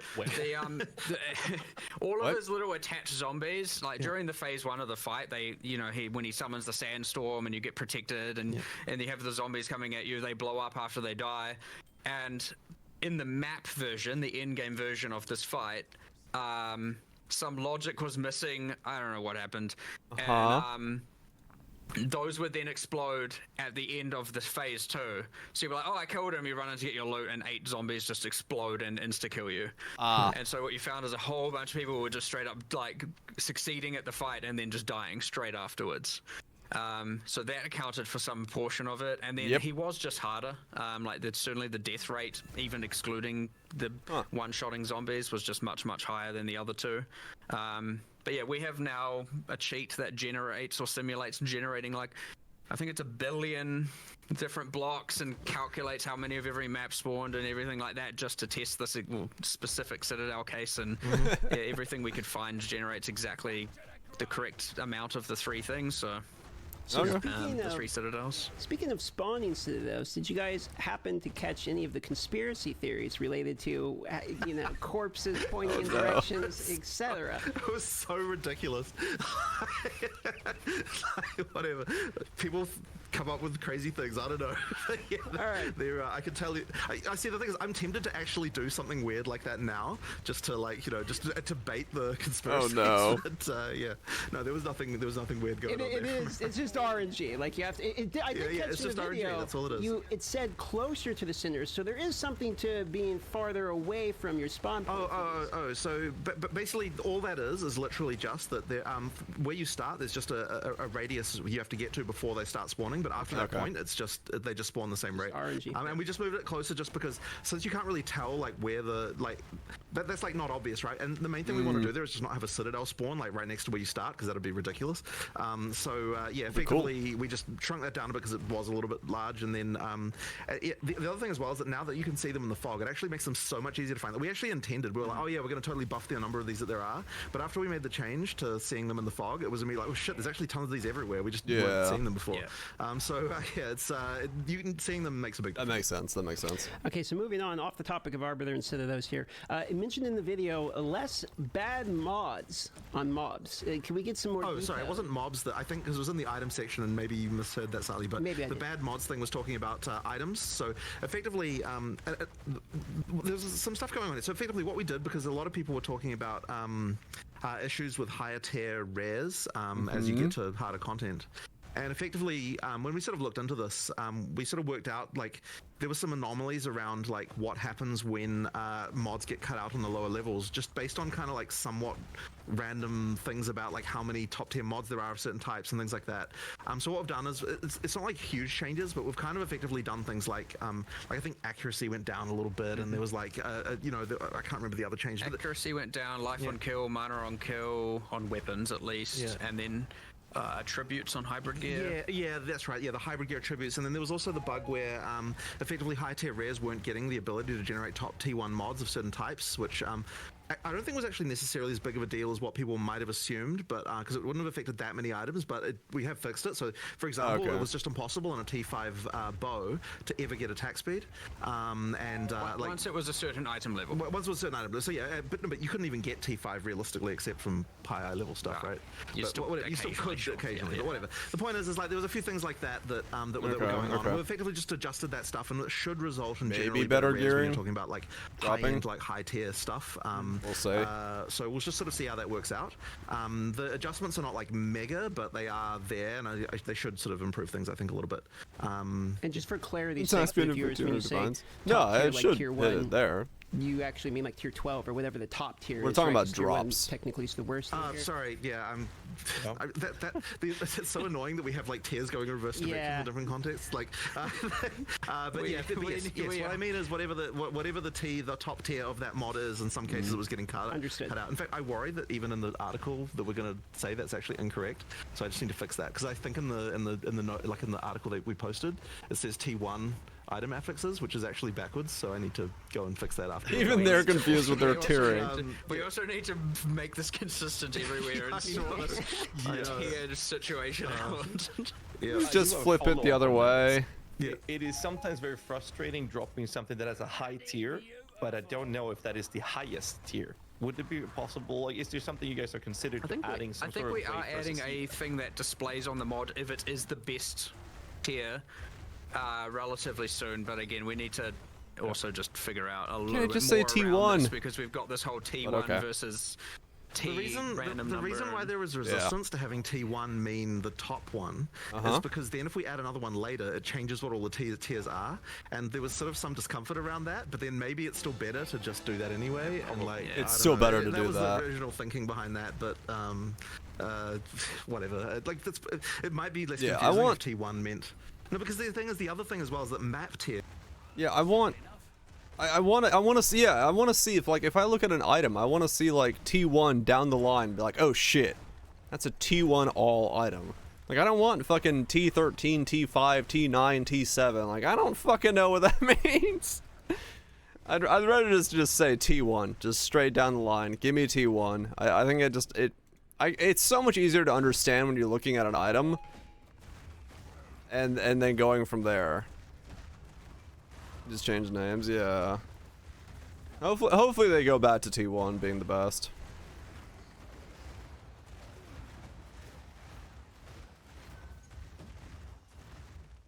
Not a T1. I mean, that's a whole different problem, yeah. T1 map is bad.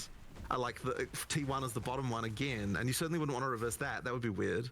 So yeah, I don't know. Like, yeah, whatever. This is just a random small topic, but just one of those things. Understood. What's the smokes? Speaking of items and quality, one of the most requested additions, item filters, coming to console. So I'm sure many people are very excited about that. Speaking of the topic of consoles, can we expect more quality of life things coming to console? For instance, I very commonly see ask for things like text UI size, etc. Do you have any plans related to quality of life improvements for console?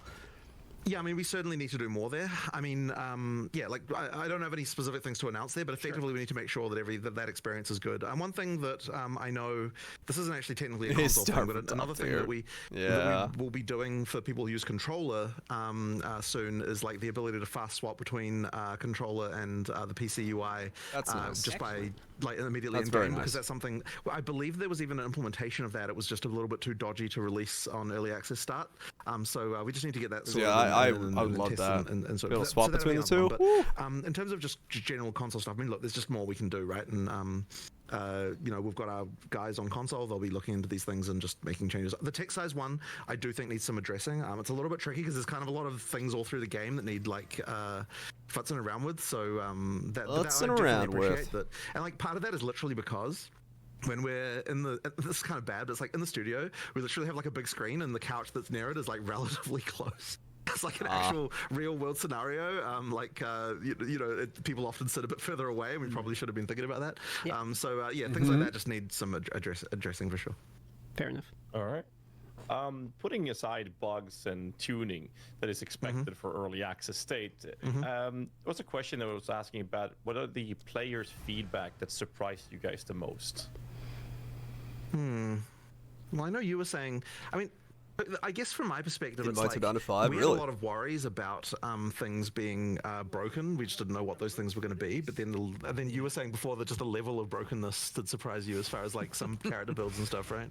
Yeah, like I had my whole like, okay, obviously people are going to find broken builds, but like we escaped millions into tens of millions, and then we escaped tens of millions into hundreds of millions and measuring in DPS, and then we escaped DPS into comets per second, and then like you got to this point where it's like, okay, we're just off the reservation here in terms of just, you know, when you 1 week in and someone's like, here's my 450 million DPS build that hits the pinnacle boss for 141 million damage in one shot in the 3-player party, and I'm like, those shouldn't exist. Where are we? Like, what happened? The thing that I found a little bit sad, and I guess we should have just expected this, is that like I sort of expected that the first few times people were playing the pinnacle boss, that would kind of be a normal fight.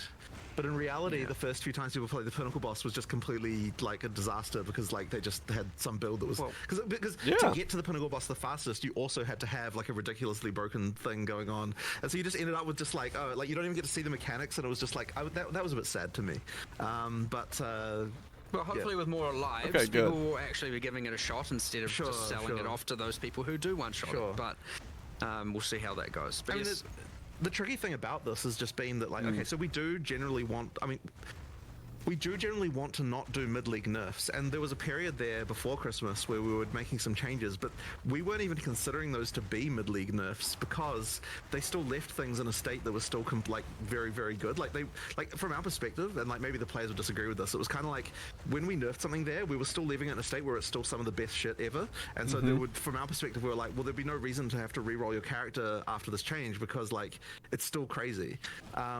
So we didn't even really consider those to be mid-league nerfs in the same way. But then, obviously there's going to have to be some changes because, like, you know, there are just certain things that are just completely ridiculous. But one thing we've got now, and I kind of mentioned it in the video, is that, like, we actually have an understanding now of, like, what a character should look like. And so ideally, when we do our first, like, true balance patch, we should be at the point where we can be like, okay, here's, like, these, like, 10 things that need to come down, but then there's also, like, these other 50 things that need to come up to get to that point, right? So, like, ideally, it sort of there should be a little bit of leveling there that occurs, but we really don't want to do that kind of patch without doing an economy reset because we actually need, like, to see what really happens when you get a new economy and all that sort of stuff. So, and when I say an economy reset, of course, what I mean is a new league. Like, you'll still have the old characters if you want to play them, but all the stuff we're going to be looking at will be on the new economy that, you know, in terms of like how it evolves that way. So, yeah, that's going to be a tricky one. It'll take us. I mean, like realistically, Yeah, I think they really did underestimate just how broken the Path of Exile community is at figuring out how to abuse the smallest things and make them extremely powerful. Like you said, he expected some, but yeah, we went to the stratosphere like way too quickly with stat stacking and temporalysis and comments per second and all that stuff. And yeah, it does make the first experience of a boss way worse as a result, right? Like, you go into your first pinnacle fight or your first arbiter fight and you like one-shot him, you're like, well, that was anticlimactic. Same thing with my first Citadel, and same time with a lot of stuff the first time I did it, especially on Bleeding Concoction. Like, I just absolutely destroyed everything. I was like, well, this is all very anticlimactic because it doesn't put up a fight. Yeah, exactly, Lime. Like, some of the stuff was, you know, from our perspective as people who make a fuck ton of builds, like, it's very noticeable to be like, oh, that's broken as shit. Yeah, demon form, Hoa, stat stacking stuff, fucking, and anything with temporalis right now. The concoction things are way too strong. Like, all of that is, some of it's in the stratosphere, but some of it's still in the atmosphere. It's just like, it's if this is the speed we're supposed to be at, there's a lot of there's a lot of stuff that needs to be slowed down. While playing Witch, I mean, yeah. Well, like they're saying, they'll bring stuff up. They'll bring stuff up, and you know, hopefully that is the case.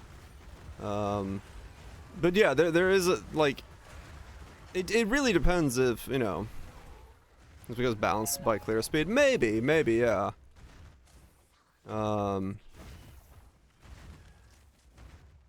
It'll be a whole new league. Well, you don't know when point 2's coming, man. Like, point 2 is far away. I wouldn't worry about point 2 unless you're someone who plays like an hour a day or something, then maybe. But like, 0.2, that patch, the reset patch, the new league stuff, we're still far away from that. Don't base your playtime, don't place your enjoyment of the game based off of when 0.2 is coming out. 0.11 is just going to be like an overall overarching thing, fixing bugs and issues and making the general player experience a little bit better. But yeah, I don't think you should be basing anything off of 0.2. Just needed corpse walkers and little tweaks, right? Right, the game experience as a whole, not the thing. So yeah, I wouldn't bounce anything off of that. Like, that's the reason I'm willing to make a video on this guy now, is because, like, okay, this is the state of the meta for a while. This seems to be pretty much in line with what they want. I'll make a video on it and show people that, you know, you can be OP as fuck on a basic as bitch budget and just have yourself a nice chill time playing the game. I mean, fuck, I'm literally reading chat, watching a podcast, and doing rituals at the same time. I'm barely looking at my game, and if this is okay with the game's state of balance, then sweet. You know, this is a 1 to 3 minute boss kill thing. I feel comfortable. I'm not super invested. For a lot of people, this is going to be the perfect experience. It's not my perfect experience. I wanted a bit more attention, but in terms of what I'm doing, but yeah, no, I think now that I have the knowledge of what they're saying or what you guys have said, I haven't listened to all of it yet, but like, it seems like this is pretty in line. This is a good build. It's a good build. I need someone with a giant sub sandwich sitting behind me. So yeah, I'd build whatever you think is gonna be interesting. Just do what you find fun. But I do hope that they are in the balanced patch thing changed in 0.2 whenever it comes, you know, and it is far out. That's they're willing to really nerf some shit. Saying your hundreds of thousands is expected. I think so. I think this is when I got a +6 random is when I dropped mine. When I switched this out to a +6, I got it. Before that, I had a unique mace the entire time. I think I would have been like got like a level 28 or something skill gem at that point. I don't remember exactly when. Right around there, 28, 32. What's the best, strongest class or builder to run right now? The best right now, depending on your money, is either between Temporalis lightning stuff or Hoa, I believe. It's one of those two. I think are the strongest.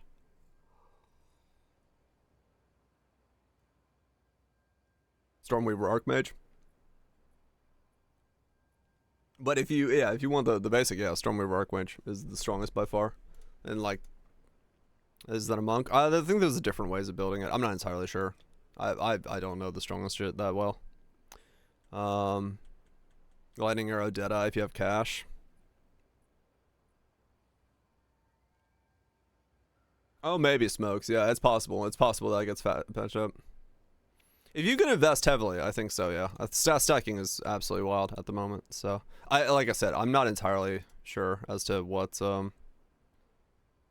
other thing? Ranger is Deadeye. You lose health. Oh, right.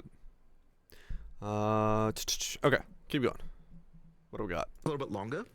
But that is also what we're working on in the background as well, is just like getting all of this stuff to where it needs to be. So am I hearing that there's no nerfs coming in this patch then? Is that sort of what I'm taking from this? I mean, there might be a few that relate to things that are just completely screwed, but I don't, I mean, it is not our intention to do a big nerf patch here. Like, that is not our goal with this, is like fix things that are annoying people and like make the game more playable. Whereas the goal of like the economic, sorry, not the sort of balance patch that's coming. So that might mean that Temporalis is getting touched. If I read into that, that sounds like Temporalis or the amulet. One of them is being touched. Right, Lime, yeah. That sounds like when they're talking about comments per second and stuff like that.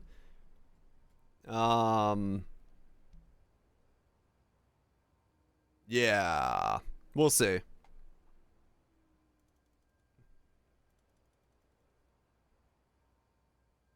We'll see. Who knows? Who knows what they think is in need of fine tuning there. I mean, like I said, I'm in the camp of fucking take out everyone's kneecaps, bring this to the ground, make us do a stick worth of damage a second. Let's start from there. But I know that's not the popular opinion. My kneecaps. All right. Keep going. A little later would be like, okay, we'll have a new economy. We'll actually do like a proper balance pass where we get all of that stuff like more. Because you scared everyone with that executioner photo in the Twitter post. I mean, it looked like the guillotine was about to drop. Okay, yeah, people look into things I think a little bit too much. Okay. No, really? Kind of three kinds of nerfs going on. Not on this patch. Just hold on. That was. I do want to follow up though with the comment on the balance patch coming later, and you want to combine that with a economy reset. So is that you saying that there will be economy resets during early access on a regular basis? Yeah, so there won't be. They'll be in a new league, so you still get to keep your old characters. But effectively, yeah, absolutely during early access there'll be new leagues. What I don't want to say is like whether or not the league as. So when I use the word league, people sort of assume that means there's like a league mechanic that comes along with it, and we might do that or we might not. We kind of need to work out what's going on there. But it'll be a new league in the sense that it's a new economy that people can play through, and we'll be introducing significant stuff that would want people to make people replay as well, as doing all the balance stuff and all that sort of stuff. But effectively we need to do that because if you can't really just make changes to balance like significant ones without screwing people's characters over, obviously. So you need to have some kind of thing like that in order to be able to do that. Just going back a quick, like we have a kind of. I've got I'm a Gemling. So I've got this node, and I have 525 strength, and then I take that life pool and give myself 27% of his max life as ES. So that's why I have that double, and they both regen at max speed. So just a bit of string stacking and helmet doing it. And then of course this gives me 25% max life because it's got 5 holes in it. What if CDs can't be reduced beyond 1/10 of their base? Yeah, maybe.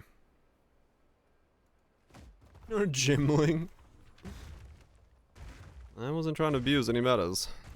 I just did this because This seemed like the better option for this build than Warbringer and stuff felt like. It's so sweet. Hell yeah. Yeah, no, I guess we'll have to start thinking of what to do next at some point. As to what the next build is gonna be. The strength of the 2 maces. Yeah, I mean, realistically for me, the biggest thing about getting this level of strength was I could buy cheaper maces. You can still get, like, I had a +6 that was 55 strength. If you can find the money and find the maces, you can get maces with the reduced attribute requirements and get really low bases on them, but you have to pay more for it. Impressive. Jaxus, thank you so much for the sub. Appreciate it. That first time subitude. But yeah, you can get maces that have like way lower strength requirements. It's just once you get to 525, you have a lot more flexibility with it, which is very nice, and it makes it a lot easier for you to do stuff that you may not be able to do. Doom. Pop that in there. More rituals. Holy shit, there's so much ritual. Ritual for days. Alright, keep going. Be 100% annoying. All good, man, all good. Alright, let's keep going. So build with double barrier inflations. Oh, interesting. Click one button every 15 seconds. Yeah, we gotta figure out what to build next. I don't know what to do. Dark Pack Lab Stacker is the next one. I mean, honestly, Kaiser, I don't mind doing the exact same Ascendancy again, because we gotta explore stuff that isn't being explored. And, like, that might mean we have to stick with the same Ascendancies so we can do, like, actual skills that aren't being played. Oh, no, I just didn't press this button. Too expensive to pass the next. Honestly, there's not much you can do about that besides you have to have the points. This is big if you don't want to lose items. Gemling Flicker Strike. So many people are doing Flicker Strike stuff though. Ugh. Crit Poison Sunder. I know Barrage wants crit arc or Poison Arc as a thing. We might, I don't know. Dark Pack Lifestalker, huh? Impending Doom? Maybe. I don't know. I don't know. I haven't really thought about it. I want to listen to this and then kind of maybe start thinking about something. I need currency though, so something has to drop me something with like things. Center always crits with armor break. Cause you physical pain. I think Impending Doom doesn't work properly. The base for Dark Pack isn't in the game yet. Wait, what? Hasn't been. Yeah, no, that's. I could see that. I could see that. You gotta be really careful when you reroll. Like, you don't want to lower yourself down too far. But yeah, the deferred ritual stuff does punch you in the ass sometimes. Ripwire Ballista is main skill. Can recommend Ripwire Ballista as your main skill. Oh, interesting. Huh. Okay. Interesting. Okay, well, yeah, we'll see. We'll see. I really don't know what the next build is. Whatever it is, it's something that isn't being done. As is the usual motto around here. Nothing meta is allowed. So we'll see how that goes. The spell cascade's been demon form. Ah, okay, gotcha. Yeah, we'll have to avoid demon form and Archmage. Dark Staff isn't coming up on trade. Interesting. I mean, yeah, maybe it's not. Maybe it's not in the game. Did just see it on PoDB and it's like it's not available as an actual thing. Interesting. Try playing with how things interact around walls. There's a lot of walls. Maybe we do some kind of terrain thinging stuff. That could be interesting. Stormcall arrow. I guess I'm gonna make it one button. Huh. Yeah, maybe. Yeah, I don't know. I don't know yet what we're gonna do, because I do need to think of something once this Once I get a video guide on this and I get like 20 divines in the back pocket, I gotta figure something out. And any maze skill, I could easily get a maze skill to level 70. That's not hard. If I need to, I'll whip up a mace build. Dual Ming's hard ingenuity. If I need to, we can look at maces. We can make a mace build for the people. No, the damage is useless. All you need is a +7. This one needs stun buildup. This one needs stun duration if you're being fancy. Got a level 90 Bone Shatter, and that counts.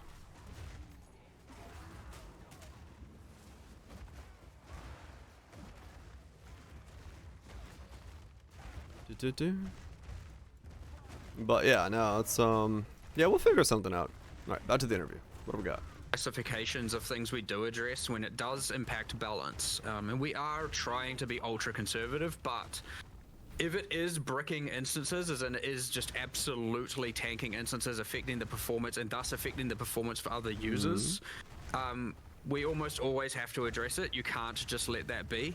Now we obviously try and reduce the impact on the server, generally because of some sort of infinite loop or anything of the sort like that, or you know, something happening per frame that shouldn't happen, and all of a sudden now, you know, like if you're getting the server frame rate to be like 1 FPS, then that is not alright, right? Yeah. Like we have to actually sort that.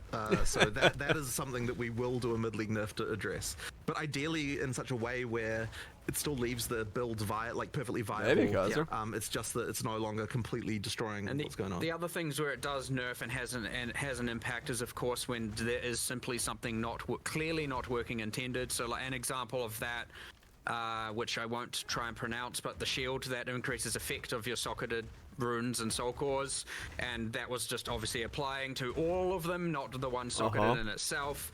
That is obviously a nerf. It was never meant to work that way. I don't think that really surprises anyone when that gets changed. It's very clearly not working as intended. So those two we're generally just going to pull the trigger on almost always. Right. We're still thinking like, okay, especially in the performance case, that's like blatantly, you know, our fault, and there is economy there, and then obviously there are people who are going to lose their character builds because of it. Maybe, hopefully not. We try and obviously bring down the frequency or the infinite loop element or the per frame while also buffing the damage, and then we make a note of it, or like reassess this later when there's a new economy, and we'll come back and reassess that. But you know, often protecting the instances, protecting the server performance for other users, and obviously fixing bugs are, you know, it makes sense, something we're going to do, and so that can have an impact. But just like at this point, preferably for all the other main nerfs where you're nerfing, just blatantly nerfing someone's build or nerfing a build, we're trying to currently push that towards the you know, economy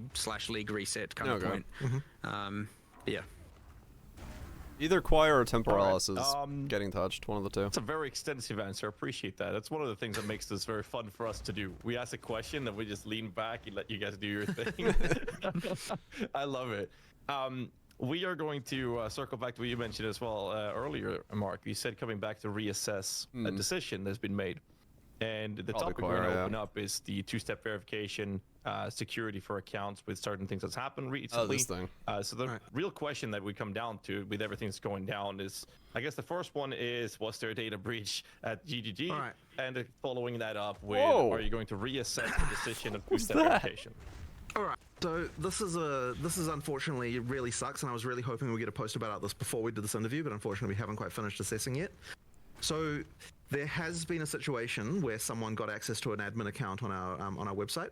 And we now understand how that happened, and we also understand we don't fully understand the scope of everything that occurred here, but we're sort of in the process of like looking at logs and so on. And there was a few really shitty things that occurred here that I'm very unhappy about. So the first one, just to say this, is that the thing that happened here was actually kind of the same thing that happened a while ago when through a Steam, effectively a Steam account was compromised through Steam support. So effectively what happened is one of our administrator accounts had a Steam account associated with it, and this was a Steam account that the person who had it attached didn't really kind of know. I mean, obviously they could have checked, but like they didn't really consider the fact that this was like this old Steam account that they don't even use anymore was attached to their admin account. And so effectively what happened was that got compromised through Steam support. So I don't know like all the details exactly what happens there, but effectively what happens is that like they are able to somehow provide like details that they managed to find on someone. Yeah, it's a like, SIM the last phishing 4 digits of thing. their credit card Same information or idea. whatever, through that they get through some other kind of means, and then they provide enough information to Steam support where they're able to get Steam to change the credentials on the account, which happened without us noticing, because once again this was an account that this person doesn't log into, so there was no like they didn't realize that this has occurred. Yeah. And then another thing, this was compounded by the fact, and this one was really, really crap, that whenever a customer support person makes a change to an account, I mean, it's a bug. You can't do there's like an like audit that. log, right? Still Of like all the actions, like the events that they've done, and this effectively means that like when we investigate, like, hey, what's happening with this account that got compromised?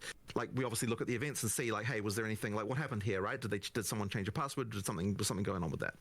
And there was actually a bug where the event for setting a new password on an account was incorrectly in the back end labeled as a note rather than like an audit event.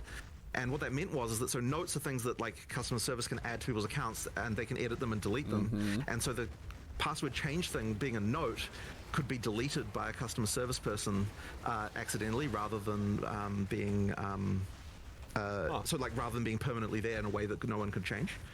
And so that effectively meant that what was happening is the person who managed to get an account, they were compromising the accounts by setting a random password, then deleting the note afterwards to say that that had happened. And so when we would look at accounts, we just wouldn't see this. And so it was like really not obvious to us that what was going on there. So I don't have like full information yet about exactly the extent of everything that happened, but what I can tell you is that 66 notes were deleted. So that would imply that 66 accounts were compromised. Now, it does extend slightly back further than what our log history is. So I think there's like, so we only keep logs for 30 days. And that's like a whole, privacy rules around that stuff means that that's your log retention. Now, there were 5 days before that where the account was compromised, but this is all pre-launch of PoE2.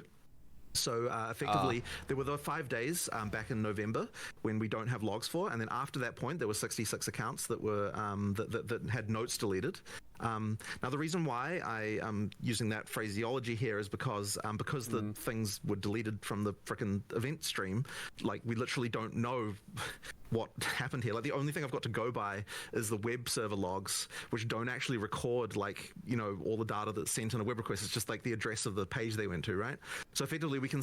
Or something. Well, the problem is it's the same exact system that people use to phish SIM cards. And the problem is that those are extremely difficult to ever like you can't realistically sue. Like no one's been able to sue Verizon for the SIM card phishing stuff because it's the way that customer service just kind of works. So like, yeah, like it would be like they would pretty much have to be like, why was no one monitoring it? Like GGG would have to somehow in court prove that it was okay for them not to be monitoring an account that had access to those privileges.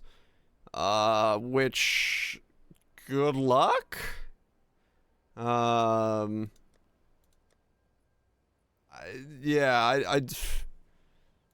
It would be very difficult for them to have any stance on it.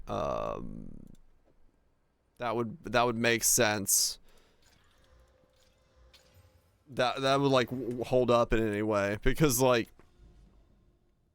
it shouldn't have been possible to get that deep in without anyone noticing something, and then also with the notes and the that the terms were breached and reasonable.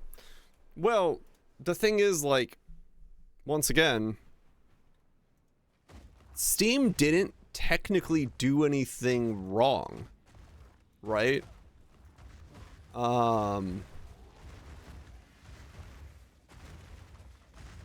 Yeah, you'd have to prove damages and stuff, but like Steam didn't do anything wrong.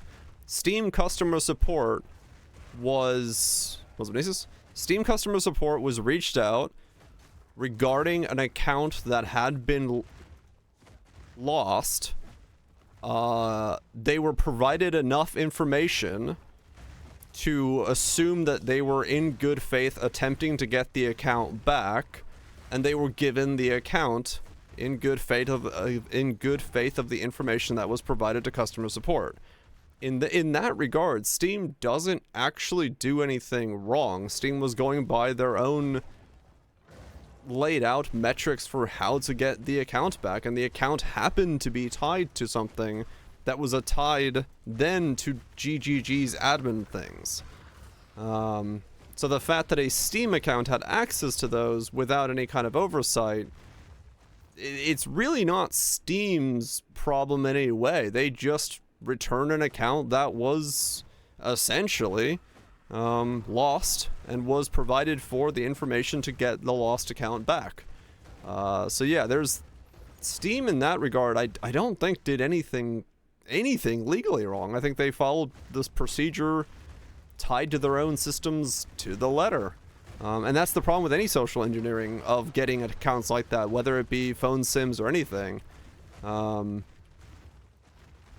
That's always been a vulnerability to those types of attacks.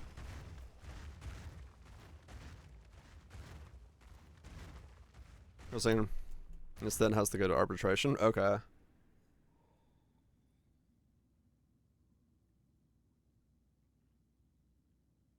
Yeah, it's Steam just did what Steam does. So yeah, I don't think there's any kind of legal recourse there. That's the fault is with GGG having that account linked with that access without monitoring, without a layer to warn anyone that something was going on. The fact that they were able to get access to it by a compromised Steam account, that's on GGG, that's not on Steam. And yeah, like you know, going after Steam there, you get removed from Steam. Because Steam's gonna be like, that wasn't our fault, fuck off. Nice. Usually yes, vouch.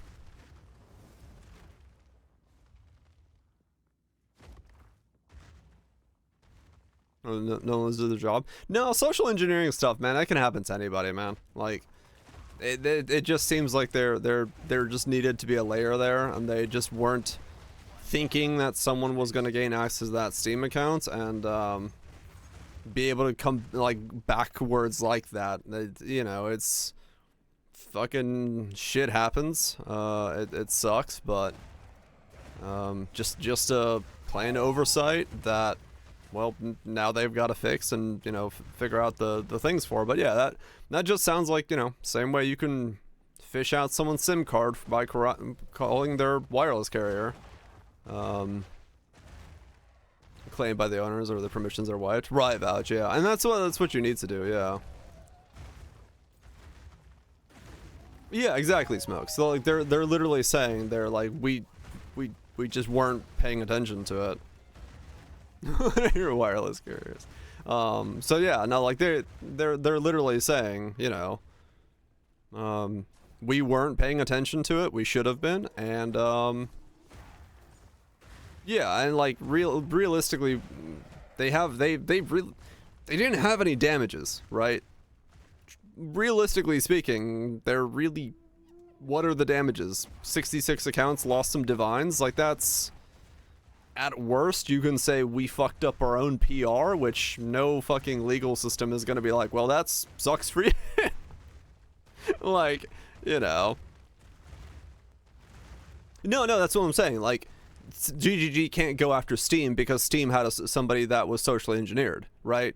Because Steam literally was just following Steam's policy for returning an account, right? Like that's the biggest thing is Steam did everything to the way that their systems are supposed to be run. They technically did nothing wrong. It was the, you know, it was the fact that GGG had an account linked to Steam that had those accesses so that when that Steam account was compromised, it also then gave the compromised access to the Path of Exile admin account, and that should have probably just not been the case. So yeah. Well, no, like legally speaking, Steam didn't do anything wrong. Like that's, yeah, and that's what GG is saying. It's like that was an oversight that needs to be fixed, and they're fixing it. They're all,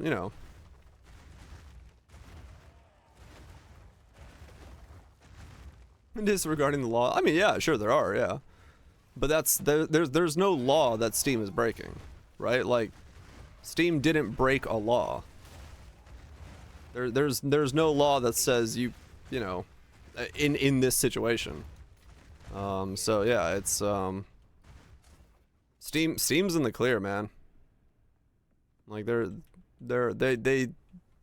not the ones that fucked up. They're the ones that just followed the terms and conditions of their own recovery system to the disadvantage of GGG for having those accounts linked. I mean, that's all there is to it. So yeah, no, it sucks. It sucks that it happened. Thankfully, it's only fucking 66 accounts, and they didn't do anything more major. Like, yeah, it sucks for the 66 people of it.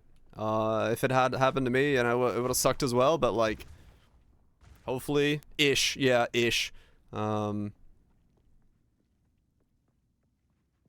money up a tree. Oh, they would be. Yeah, no one's gonna sue them for that. And none of those 66 people are gonna do anything.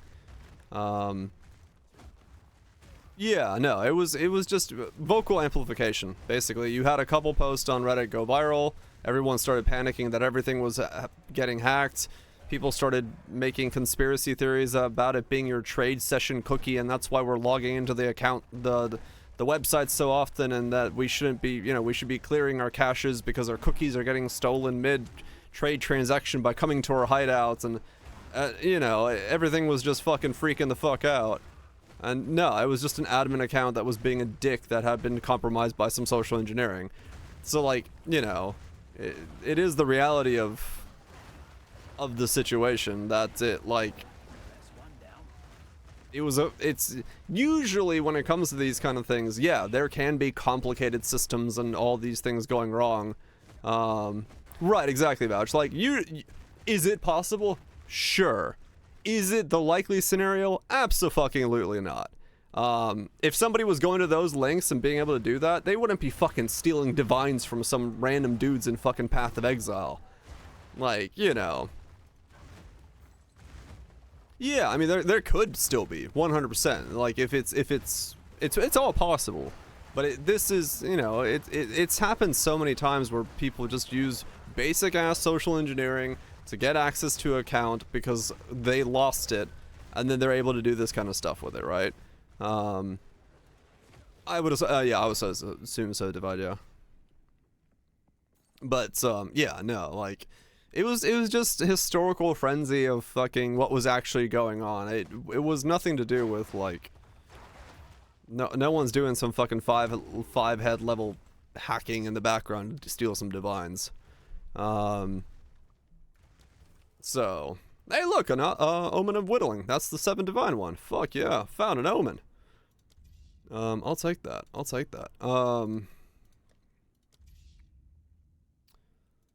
Fucking money. I think this man. But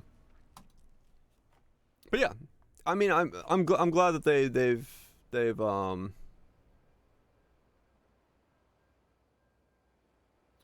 I'm glad that they admitted what happened, and now everyone's kind of knows what's going on. Just use their dog's name as their password. Yeah. See like basic information, but because the basic thing bitch itself stuff, that they man. were doing involved deleting the doesn't take much records of the fact that they were doing it, meant that, like, yes, it's unfortunately very difficult for us to track down information about this. Now we are going to be posting a post with like all the information that we can possibly gather, that we're sort of still gathering, and we were obviously initially very afraid that there'd been some kind of larger data breach here, where like they would somehow had access to our servers or something like that was going on. Like we had, doesn't have it. Can you glance detonating arrow and its quality? Detonating arrow. Sure. What the hell's detonating arrow? Arrow. Not the one that raided me. Detonating arrow. Channel to build up power before firing off a burning arrow. At max range, an arrow will detonate at the end of its flight, causing an explosion in an area around it. It's meant to be a trigger for gas arrow. 120% damage is extra fire damage per stage. Max stage is 4. And it has no quality?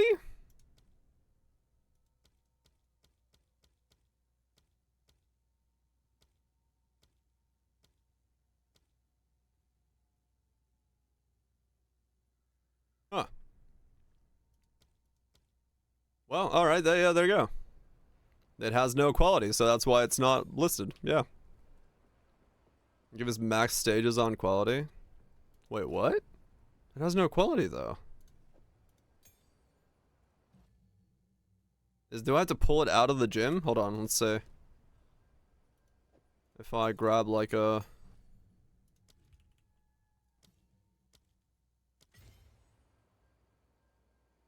No, it has no quality.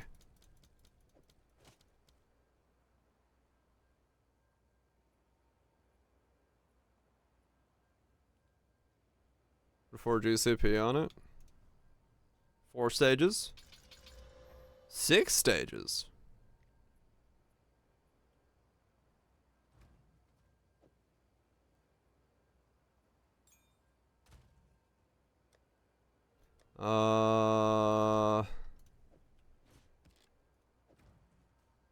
Seven stages.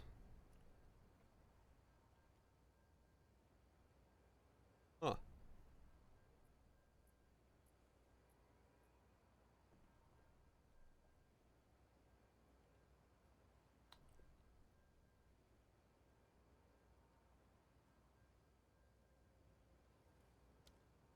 Explodes.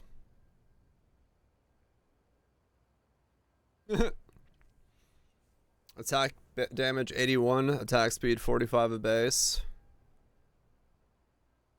How long is the build up though?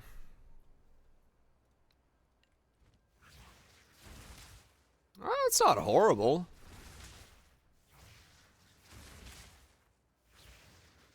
Kinda cool looking.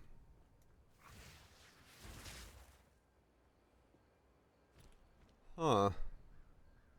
Channel causing an explosion in an area around it. This is Quill Rain.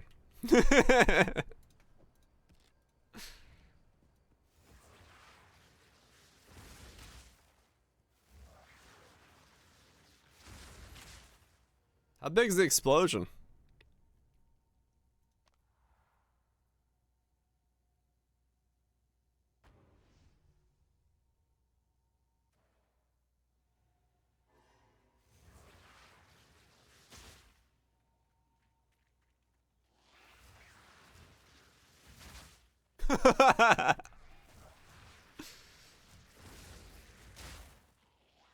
All right then.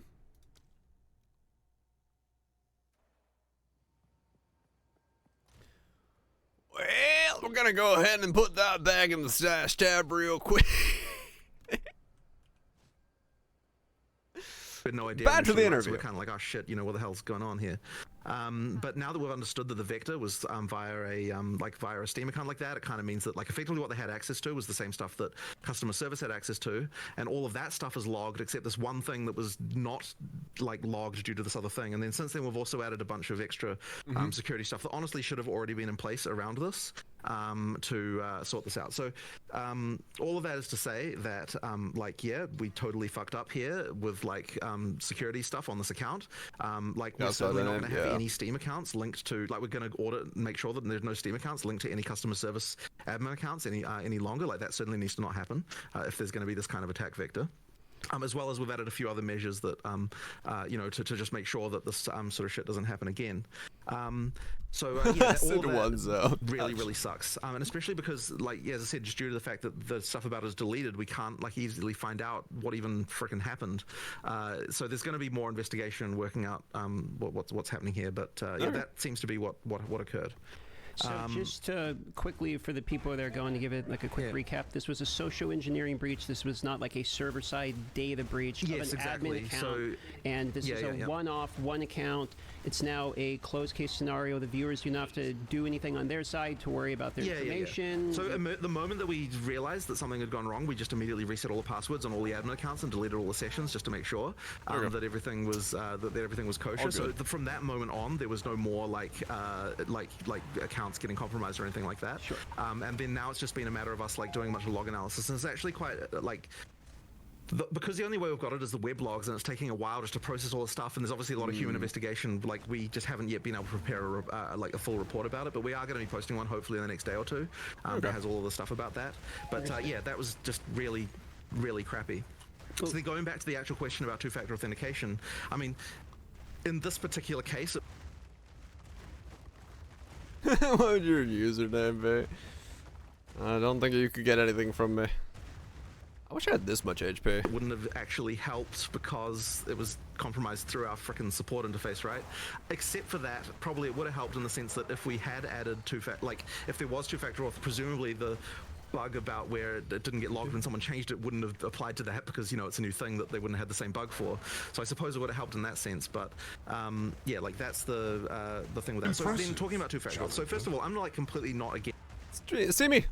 Barry Punch. Appreciate the sub. I'll take some Bezos bucks. Appreciate that. But I mean, yeah, the social engineering stuff, like, if you've ever seen, like, what's happened with, plenty of YouTubers have lost their channels from just, like, people finding out who their phone carrier is and then, you know, using basic bitch information to get their information out. You can social engineer some pretty, you know, simple shit in terms of knowledge, and you just gotta get a customer rep that's understanding of your plight, and then get your hands on a SIM card or whatever, and it's like that stuff is like the easiest vector nowadays, and it sounds like they just did the same thing but with Steam. So yeah, that's straightforward bullshit, but sucks that it happened, and you know, good to see that they're learning from it. Yeah, exactly. Two-factor doesn't mean shit if it's linked to a mobile phone number. If you have anything that somebody wants, once they have your SIM, it doesn't matter what the fuck your two-factor is, because, well, congratulations, they have your SIM. So if you actually need a true and honest thing, then yeah, you have to use a physical code authenticator to actually have true two-factor.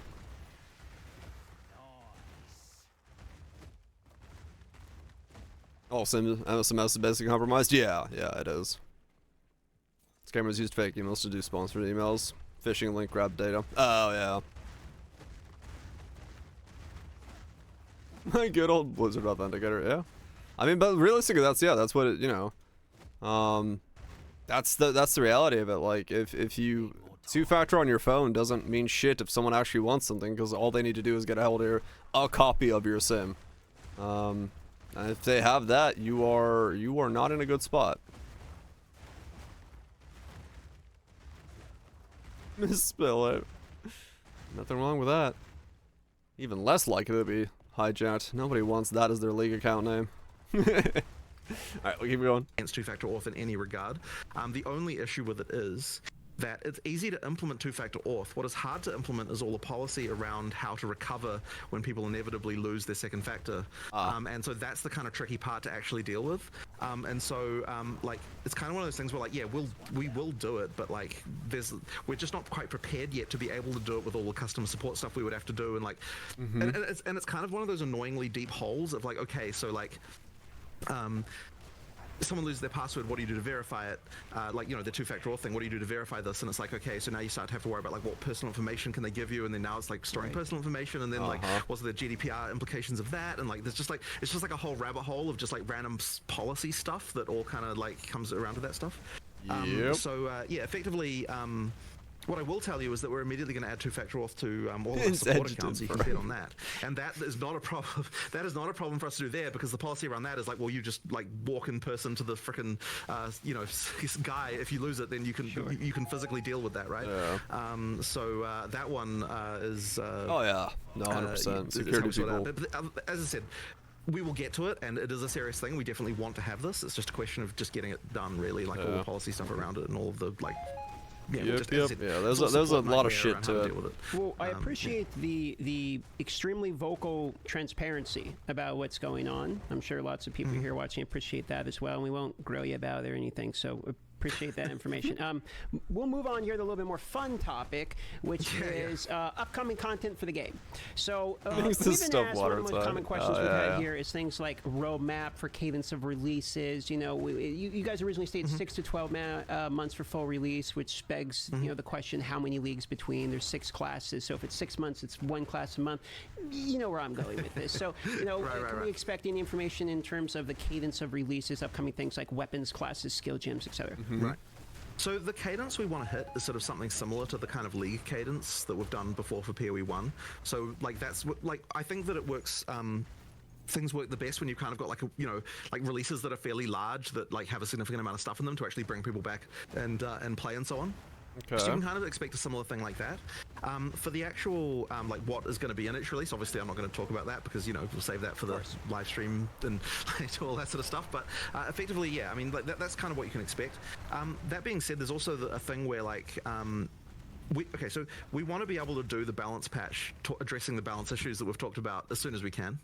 But in order to do a patch like that, you need to have enough content in it to be able to make sure that people actually come back and play and that sort of thing as well. Like you need to be able to make enough changes and like add enough content that it's actually exciting. So we're basically we're going to work towards getting a like a PoE 2 sort of new league with new content in it basically as soon as we possibly can. So we're gonna get, like I can't exactly say a date or anything, but like we're gonna rush for it, right? Like we're gonna really try and do it because we want to get to that point of stability of the balance that we're sort of happier with as soon as we can as well. Okay. So yeah, as I said, not going to say a date, but basically just look, we work reasonably fast. We're going to try and get it out as quick as we can. Hopefully we get that relatively soon for you guys. Okay. So interesting. So it sounds like they want to go slightly faster than PoE 1 league cadence. Is that kind of what we're getting at? So the 2.5 month cycle rotation.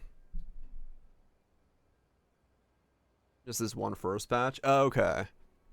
And then after that, we'll go back to normal cadence. He does look relatively.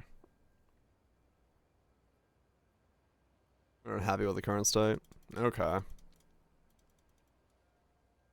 Yeah, we'll see. I feel like it's a decent time for them to work on things. But I would also, of course, love to have more stuff faster. as is probably pretty pretty much what everyone's gonna be like. Yeah, I wish I had more stuff now. They'd hold things too excessively long. Yeah, probably not. They'll probably push stuff out if given the opportunity to do so. I would assume so.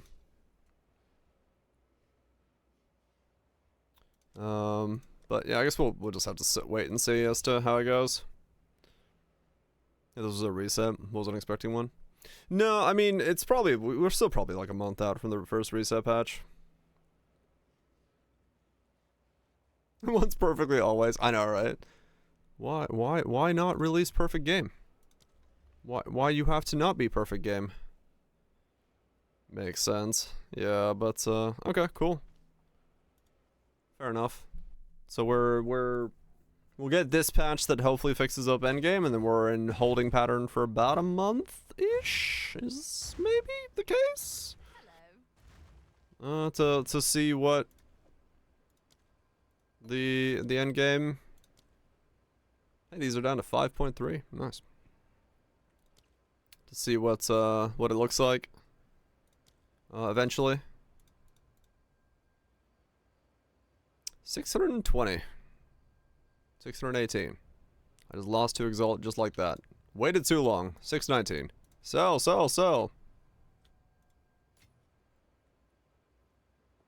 My perfect beard. My beard is not perfect. Sadly. It has weird curves. We need to ask you, how's Partner Plus for you? What? How's what for me? Solitaire, Minesweeper. Minesweeper is more perfect than Solitaire.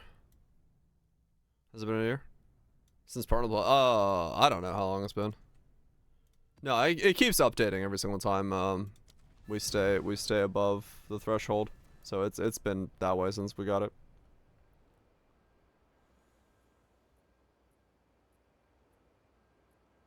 Victory bouncing animation could be better.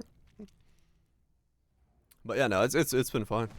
I've been in the second tier of the program for who knows how long.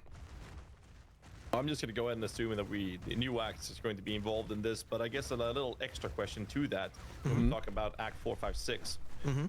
Is the plans to add like one act, or are you guys? Yeah. So this is honestly one of the freaking hardest questions ever, right? Like this is actually something that you got no beard, you got yeah, that happens. You got a full beard, no issues, you got nothing. Yep. Catalysm Classic? No, I don't. I don't play WoW anymore. I quit when Wrath of the Lich King and haven't worried about anything since then. Commenting on it? Oh, really, Trust? Oh, yeah, no, I think I'm fine as far as I know. I haven't looked at my numbers for a long time. We've discussed back and forth so many times because, like, if you're talking about it from a pure storyline perspective and like kind of what makes sense, like, so there would be, okay, so imagine we release one act, right? It's like, how does it fit exactly into having the leveling? Like, do you go like 1, 2, 3, 4 and then like 1, 2 again? Like, that'd be kind of weird. Or like 1, 2, 3, 4, 2, 3, or like, do you have Act 4? You can also play Act 1 or Act 4, or like, you know, like it's kind of just weird, right? And like, so like from that perspective, it's like, oh, we should do them all at once, like at some point. But then on the other hand, we're like, okay, if we don't release the acts one at a time, then that kind of means like all the content from that we're sort of busy having to work on, we still have to have good releases, right? And so that means we have to have like more stuff in what we do release if it doesn't contain an act. So there's kind of this like complicated like puzzle around this, and it's like, and what we kind of thought of, like, there are issues around this, but effectively we're like, okay, well, we're going to have to make Act 4. We have to be making Act 4 in the background right now anyway, right? So you don't technically have to decide what we're doing about this, like, right now. So, like, that's sort of happening anyway. So I guess that is to say that, like, there's still a lot of argument about this fact. And yeah, it's honestly such a hard one because I don't think there's a really great answer. Like, releasing the acts one at a time would make making content so much easier because we get to immediately utilize all the stuff from that act to like make other content. Like, it'll be so much, and like also it just immediately makes a release feel really big, right? So like that would be something that we could do. Very difficult. No. And it also would be good for our studio because like there's this phenomenon that always happens where like you say, okay, this is when we're making this thing, but if people are not actually going to play it, then like people have a different definition of finished from like, oh, people are actually going to play this versus like it just has to be ready internally, you know. So like for just a production perspective, like I feel like the game will get made faster if we do release the acts, just because it then forces us to actually release them and like forces everyone to get it into a really playable state. But yeah, on the other hand, as I said, there's like all these kind of like practical issues with it. So damned if you do, damned if you don't, huh? Yeah, I know, it's a bit of a tough one. So yeah, I mean, interesting. I guess the answer to that is still to come, and we just need to work out what we feel about this one way or the other. So yeah, I guess you'll. I mean, it is. I wonder in what state they are in now, because like last time they were kind of poked about this idea. They were like the rest of the acts are like 80% done. Hearing that, it sounds like they're in different states, kind of all moving around. So, like, I wonder if they've added, removed, done stuff to them that, like, has put them in different fluxes? Maybe.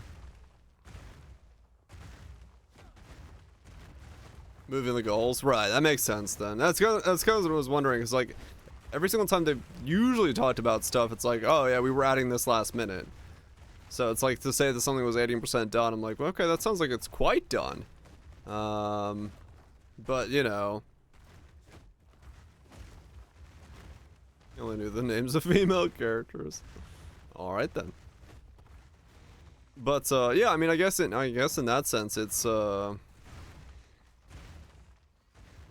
if it is like they're refining and adding stuff to it, I do wonder what state we're gonna get the axe in then. Cause yeah, I mean, I wouldn't really care if we like repeat acts 1 and 2 again, and not act 3 or something like that if that's how they want to do it. But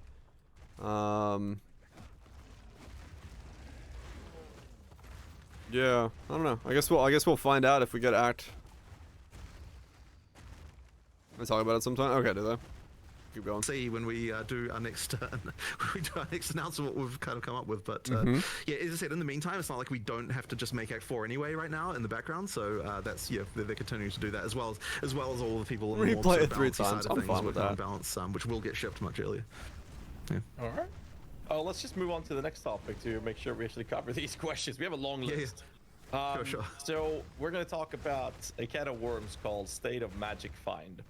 Now, the perception has been one thing, and I mean, shout out to Slippery Jim for the absolute insanity that he goes through, which is kind of showing that it's fine. So, what do you guys think about Magic Find in its current state? This is a very tricky question. Now, what I will say to start with is that like the way the Magic Find formula works in PoE 2 is literally identical to how it was in PoE 1 as far as diminishing returns and everything is concerned. The difference is just down to what rarity is giving you as opposed to what it was giving you in PoE 1. Our argument for why Magic Find should be fine in PoE 2 is effectively like, we're not doing what happened in PoE 1 where you got like all these quantity mods and all that sort of stuff like that. Like, it's effectively the Magic Find in PoE 2 is what PoE 1 had back when PoE 1 was first released, right? Where it was kind of like, and it kind of was fine then, so the argument was, well, why shouldn't it not be fine now? And does his job. I guess there's another, like, compounding with this, there's another contingent of people who would say that like anything at all that affects item drops should just not be a thing at all, and which is like a position you can take, and I don't know that I necessarily agree with that position, but like, you know, it's another position you can take.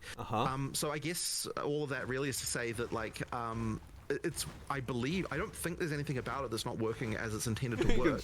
And ultimately the purpose of something like Magic Find is to kind of give you another axis of build design beyond just like doing the most DPS, which, you know, like that's kind of its ultimate goal. So yeah, but I mean that's kind of where it's at really. There's definitely more to look into here though. I don't know if you've got a different opinion. Not really. I was just thinking the main difference between, say, PoE 1 was you fully saturate into every single item being a unique item. That's the difference. Whereas in PoE 2, you saturate into higher tier rares. You actually cannot fully saturate into unique items. It is impossible. Okay. So yeah, it certainly holds it's an addition to your gear. But then again, I suspect a lot of the audience who are finding Magic Find to be a problem would find it a problem in both games, which again, completely fair perspective to take. I don't know. There's a little bit more to look into here for sure. Like, we come back from holiday and we're like, all right, let's fix everything we can in a week. There's this list of like 100 things, and we pick the most, what we think is the most impactful 10. And so, yeah, there's a lot of these things that are just outlying on a list for us to really actually look into and investigate more and see, you know, what part of it people are liking and not liking. Because, you know, even though you had Slippery Jim do this, you know, the great service, there'll be a lot of people who just disagree with that. He says it's fine. There'll be a lot of people who disagree with him as well. So yeah, we just need to look into this a bit more honestly to get a better conclusion. But personally speaking, I don't think it's a problem currently. But I might change my mind as well upon reading all of this and looking into it more. So we'll see how it goes. A follow-up. I don't know if you. Okay. Oh, sorry, I didn't mean to cut you off. You can continue. No, you go for it. Sure. So a follow-up to this is, okay, so the state of Magic Find is a question. Specifically, do you have a belief on how you believe it's influenced the economy? I'm seeing a lot of comments sometimes when I'm live, people like Magic Find's the reason, inflation's the thing, etc. So what is your guys' belief in terms of how much Magic Find is actually making an impact in the current economy?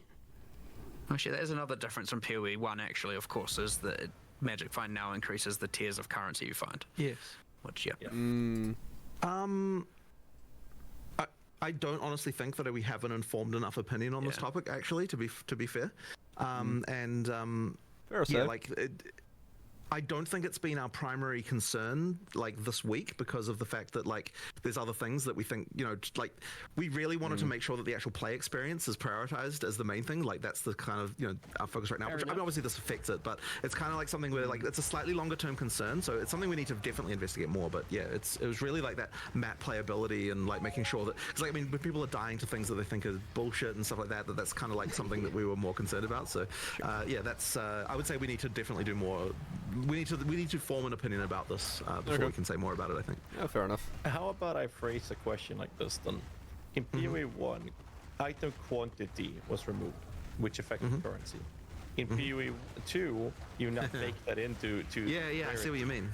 Yep, that's a very good point. What is the reasoning for reintroducing quantity that you made a decision to remove in PoE 1? I don't think that we looked at that as reintroducing quantity, but you are correct that it does increase the quantity.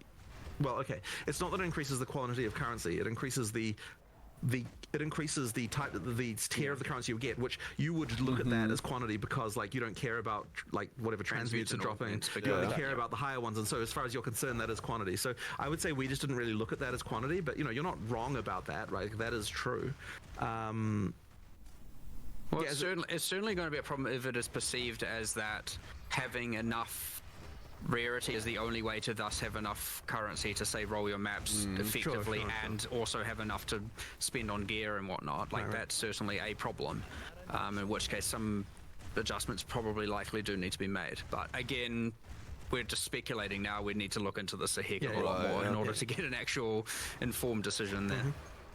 That's fair. I do have one last follow-up on it, and it's a discussion we had 4 or 5 years ago with Chris Wilson, and the topic was actually about currency drop as well. And the comment was that the numbers were fine on GGG's side. The numbers look fine. It is accurate. You are dropping more currency than ever. But the numbers didn't matter when the perception of the community is the direct opposite. So how do you think about tackling that specific conversation when the perception is completely opposite to what's seemingly the reality of things, right? So are you saying that the community perception is that currency doesn't drop enough? The perception is that rarity is a mandatory stat. Oh, sure. No, yeah, well, absolutely, right? Like, look, if the community feels that way, we should absolutely look into it and do more about it, right? Like, but bear in mind that, yeah, I sort of often say, you know, like when the community has a problem, this is an invitation for us to understand the problem and then for us to address it in the way we want to address it. And that way isn't necessarily exactly what the community is saying, but it's just effectively like, I do want to keep doing things until the community is no longer unhappy about it. But that may not necessarily look exactly like in the form that they're expecting, if you know what I mean. So yeah, we have to look more into this. That's absolutely the case, right? And we can tell that because of the fact that people are unhappy. So yeah, we will look into more into it. That sounds good. So, speaking of okay, so basically, yeah. Jimmy did the legwork. Rarity is decent to have if you can fit it in. It's not massive.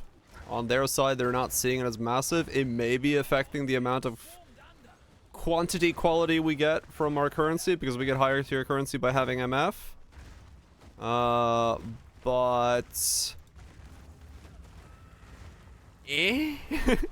I mean, it's like I get it. I'm not a fan of it, rarity. I don't care about it as a stat. I don't want to put it on my gear, and I don't want it in the game. But I understand the playstyle of wanting to have it. I understand the idea that, you know, you want to improve your loot by using it. I'd rather the content be the improving of my loot. But if Jimmy's numbers aren't be believed, which I have no reason to doubt they are, I think it's probably fine. I think we just need ways to get currency out of the economy, and I think it'll be already like 1,000 times better as a result. Then I don't know. Want to get rich after that? Yeah, maybe like, you know, have a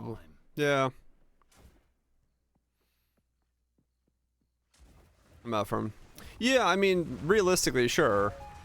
If any build should be running at rarity, this could be the build to run rarity on, because it is very simple, no doubt.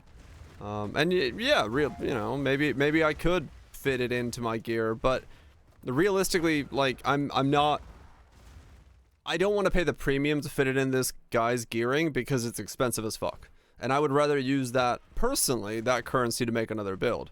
But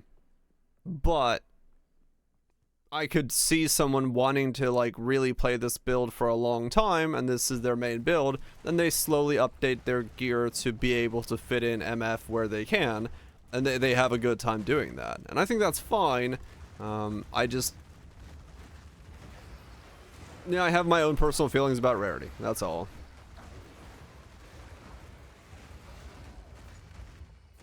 Right, with DPL, yeah. No, I get that. I get that, yeah.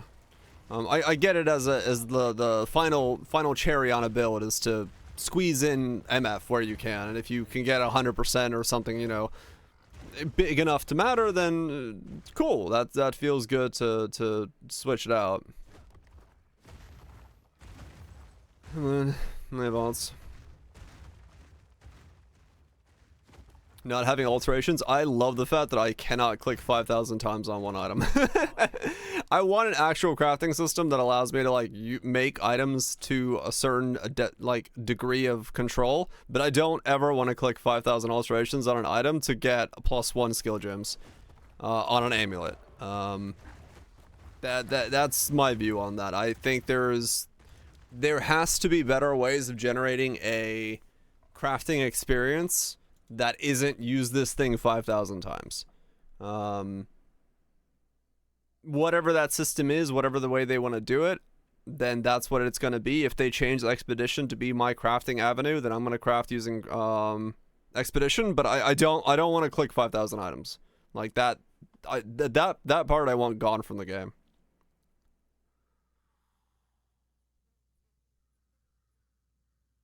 RM tiers? I don't care about RM tiers at all. To be honest, like, I know RMT exist. I know people do it. I think it's a way to ruin the game for yourself. I think the people that do that are, like, the people that sell that shit and do that are scummy, and they just need to stop emailing me and other content creators to try to fucking advertise their shit. But I don't care about them, like, in terms of the balance of anything. I think the moment you start worrying about that, you're ruining the game for everybody else who's playing it. If there was a way to auto-roll, auto-roll is still a crux. Auto-roll is used in Torchlight Infinite and a lot of other things like that to solve the problem of not having to click. It just means you can't come up with a better system that is more fun. I want a crafting system that's active. I know people have their hates and loves for Harvest. I liked Harvest gear. I like the way that I was able to work on an item through the experience of, like, you know, working on it slowly and making improvements to it. I didn't make T1 upgrade, like T1 gear. I didn't make T0 gear. I just made like Tier 2 pieces of shit that I was able to wear, but I was able to keep working on an item. I just want to be able to work on things. That's my thing, and an auto roller is just a really boring way of doing it. It has its place. It has games that like it, but it's just not for me. I'd rather have a more interesting system. I'd rather be able to, honestly, I like the Omen system here if I was to be able to use it, but I can't use the Omen system because it's fucking way too hard to find omens. So yeah, it's just hard. You know, the more will make it crafting better overall, because always more. Maybe. But yeah, I don't know. We'll see what happens to it. What are we adding? Kachi blacksmithing. Oh yeah, this thing. Yeah, sure. We'll do some fucking real men crafting. Necropolis was good. I like the idea. I like the idea of building the item, like what you needed. I hated buying the corpses and I hated setting the corpses, but I liked the way that the crafting there worked. I think it was interesting. So yeah, I think there's plenty of ways to make crafting interesting in ways that allow the player to feel like they're part of the process and actually changing something to improve their odds of getting the item they want. And it can still be very gamble heavy, but I'm not a fan of crafting systems, and this is just personal preference. I'm not a fan of crafting systems that can ever reset me to 0. where I feel like I'm starting from scratch. But that's me. That's me personally with how I make builds, how I like playing the game. Everyone's gonna have a different opinion on how that feels. Drops being the best. Yeah, I mean, I would be in favor of that, Steam. That type of thing. But I also know a lot of people would hate it. Because there are the mega crafters, there are the people that want to make mirror tier gear, there are the people that want to buy mirror tier gear. A lot of people want that economy to be there so that they have access to the best gear, and the people that like making the best gear, they like that process. I would be okay with not being able to craft the best gear and being drop only.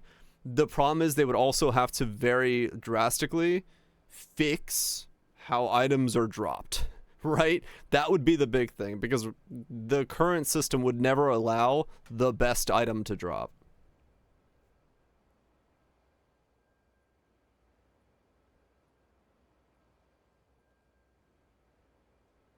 Best tier of item. If you use a lucky, if you used like a lucky roll system, drop only mods, there are ways to make drops the best items, but it requires a revamp of how the items are rolled on drop.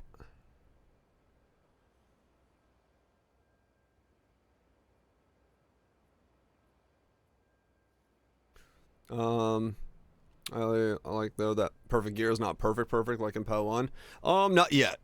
Remember, it will get there, Mutant. Like, once we get more omens, once we get stuff going on, perfect gear will, it will, the more the crafting evolves, and the better people get at understanding how to, like, manipulate the RNG and the process and the weights and stuff like that, there will be a point where perfect gear is perfect gear again. And yeah, some people have already RNG'd their way into a perfect item. Are not 100% perfect. I mean, some of them are. Like, some people have T1 across the board things just RNG'd by just mashing their face at the gambling. They're starting to exist already. Because we're already, like, what, a month in or so? Month and more? Month and some change?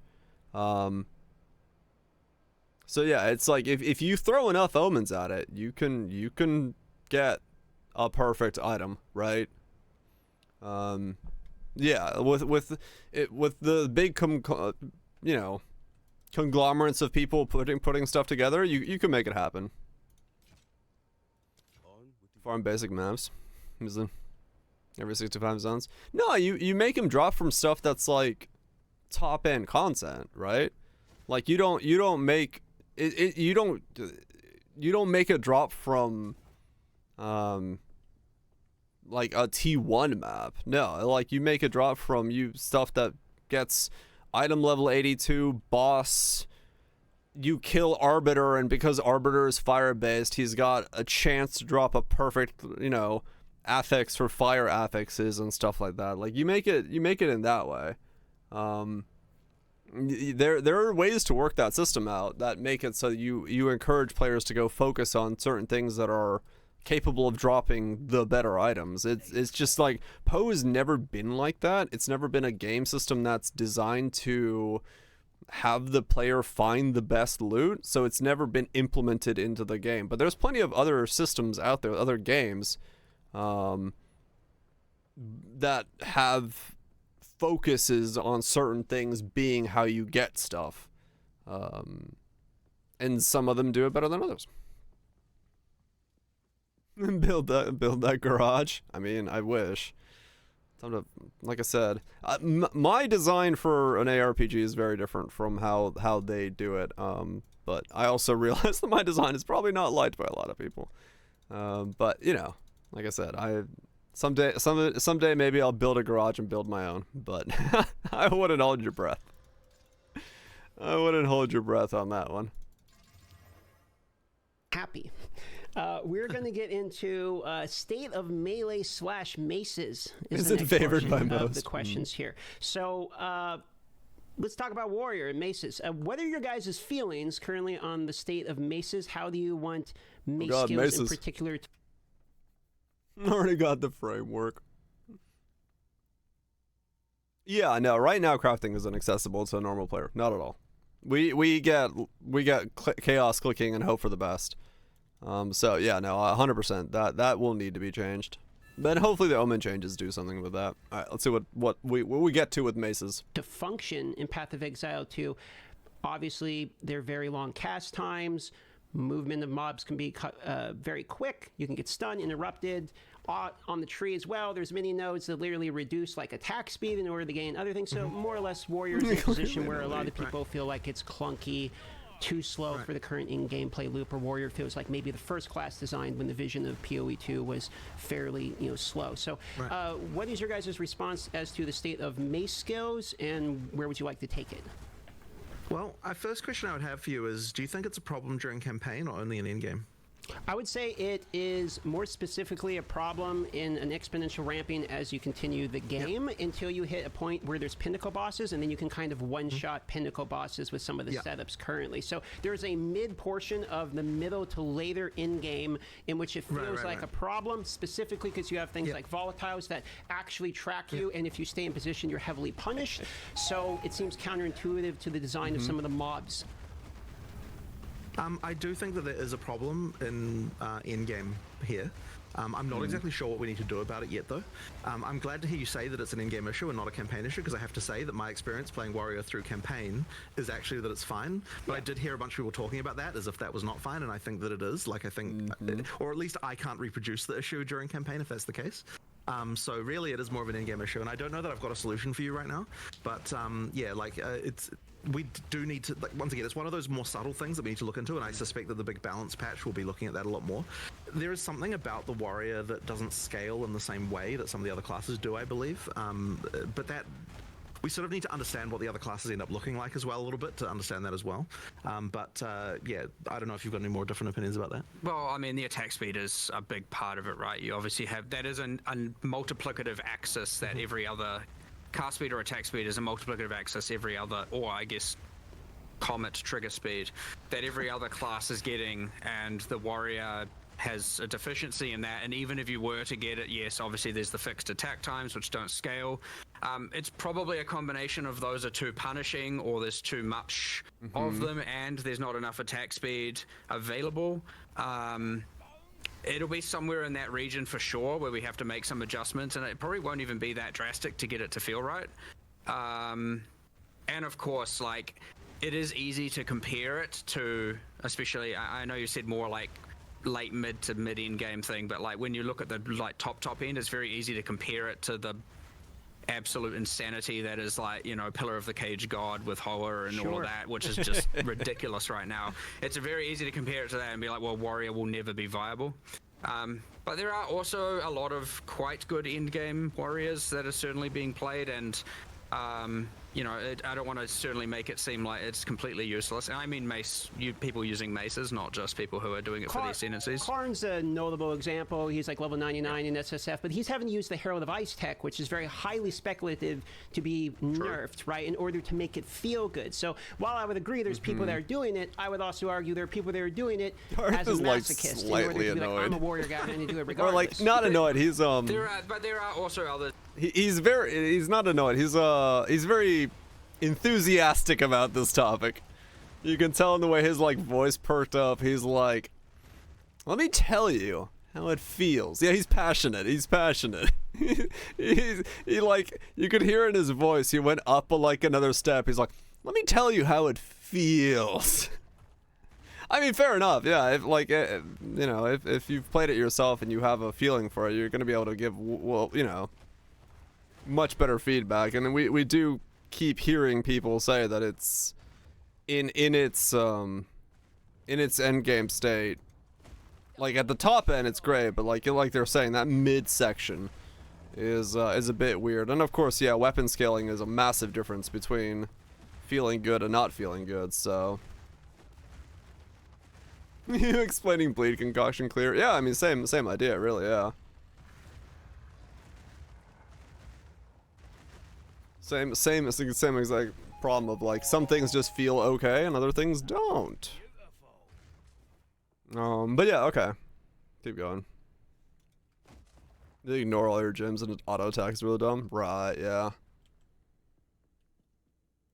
Not bad, just feels like shit. What am I using for Spirit Gems? I've got Overwhelming Presence, and then because I had 60, I put in Blink. I got extra from that. Because of Ring and Herald of Combo. Yeah, it seems it's the Heralds and stuff are doing it. And then, like, yeah, what weapon you get is gonna drastically dictate how it's gonna feel through the campaign. Couldn't figure out this. I figured that's what you were asking about, so that's why I said that. Right away. You make enough guides in your life, and at some point you start guessing what people are gonna ask. Which is good. Lets me cover stuff easier. All right, let's keep going. But yeah, I mean, I'm sure Warrior is gonna be. It's maybe not that advanced and not that far up in terms of her level, but yeah, sure, understood. Like, it's certainly on the weaker end at the end game, like, without question. That being said, I don't think it will take too much to get it there, but yeah, again, it's part of this massive balance. I do. You know, recalibration we didn't need to do now that we've seen the state of everything. Right. Warrior or mace skills are certainly on the ones where you're going to do a lot more bringing up than you're going to do bringing down. You know, aside from things like you know the Hammer of the Gods, just one shot with bleed and then the boss is dead and you don't do anything, right? You get those anomalies out there where it's like, yeah, they're gonna die. That means Concoction's also in trouble. One shot's bleed. Not one shot, but it's pretty fucking close. Bleed Concoction is yeah. I kind of figured that was a bit OP. And one shot no matter what. You know, things like that aren't going to be buffed necessarily, but fair enough. There is more to buff in the mace spectrum than there is in most of the other things, I'd say, yes. So that answers the offensive spectrum for the Warrior. Now let's talk about the defensive. Now, one of the things in the reveal video was armor, for instance, is getting fixed and or buffed, I should say, and we'll talk about that in a moment. I wouldn't. One of the reasons we didn't dwell on that too much is because I wouldn't want people to think that that's more of a change than it is. Like, we are doing a bit of a buff to armor, but it's not like the hugest deal. And I think there is more we have to do. Like, there's more complicated stuff we have to do with armor, I think, to make it more interesting. But there's a lot of arguments about this. One, because it is like, yeah, I'll just say that there's a lot of arguments about like how exactly this should be addressed. One concern that we have, which is probably totally out of left field as far as what the players would say, is that we don't think that there's enough of a difference between the big hit and the small hit. There's a number in the formula that is different in PoE 1 than it is in PoE 2 that results in the armor being the difference between a small hit and a big hit in PoE 2 and PoE 1. It matters more in PoE 1. But in addition to that, so we actually think that PoE 2 might be wrong in this regard and we need to change it. But in addition to that, there's also a thing that's happened where like white monsters can hit harder in PoE 1 and PoE 2 than they did in PoE 1, and that means that the thing that armor is supposed to like, because like part of the intention with armor is it's like, okay, like when you're talking about like big boss hits, that's that like it has less of an effect than what it would have off like a bunch of small hits, but sometimes the small hits from a white mob are not even that different from what a boss hits you with, and so this is actually meaning that the sort of the idea of armor being based on the damage hit has kind of got like a few issues that we have to deal with. So I don't know if you've got any more thoughts on this particular topic, but it is like something that we have to sort of worry about a little bit. Yeah. It's again one of these things I do need. I mean, I hate coming in here so unequipped, but again, it's just the timing with the holiday and all that, with all these things where it's like have to look into, but that is the nature of it. I mean, especially once there's an actual released product, it's like a good, 50% of our time goes into having to investigate and look into live operations problems like this. So we are buffing a little bit of armor a little bit in this patch for like to because there are some issues there. But honestly, the full solution for armor is going to have to be more complicated, and we're going to have to sort of work out some stuff around it. It's there's definitely something that I think there was another thing as well, is that like the other defenses tend to have like extra mechanics that are easier to access than what armor has. Which is another sort of side thing, which is like not entirely obvious when you're designing it initially, so it might be that there's more like supplementary things that the armor, like that strength characters effectively need to have around defense, and so like stuff like that can kind of matter a lot. So like wind dancers universally just Reddit detectives at it again. Turns out armor is even worse than expected. Elemental mitigation from armor is applied before resists, unlike in Poe 1. This makes all mechanics completely worthless across the board for when it has 25% of armor also applies to fire damage from hits. It's before your resist. So you are taking the full brunt of the hit against your armor, thus reducing it to nothing, and then mitigating it down afterwards.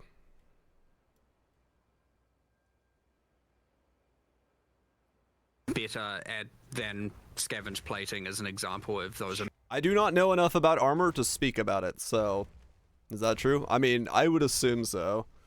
Armor seems pretty fucking useless. So, from what I've seen from people's feedback and showcasing it, yeah. They've been mathing the fuck out of it to realize that, yeah, armor seems bad. I don't know enough about armor. I'm leaving that to Kriparian and the Reddits because they know what the fuck they're like mathing and doing, so. That's something I'm probably with. Meant to be paired. One is just like you have it, and the other is I have to armor break, and then on bosses it's much harder to sustain. So we've made changes there, of course. We did buff the armor. I'd say it's obviously hard because of the big hit, small hit, but it's probably in the like 15% more effective kind of region. That's not going to do our anything. Changes in 011. And then, yeah, a lot of it is also like, okay, if you consider, you know, the just all resist. Evasion also applies to damage mitigation from Invoker.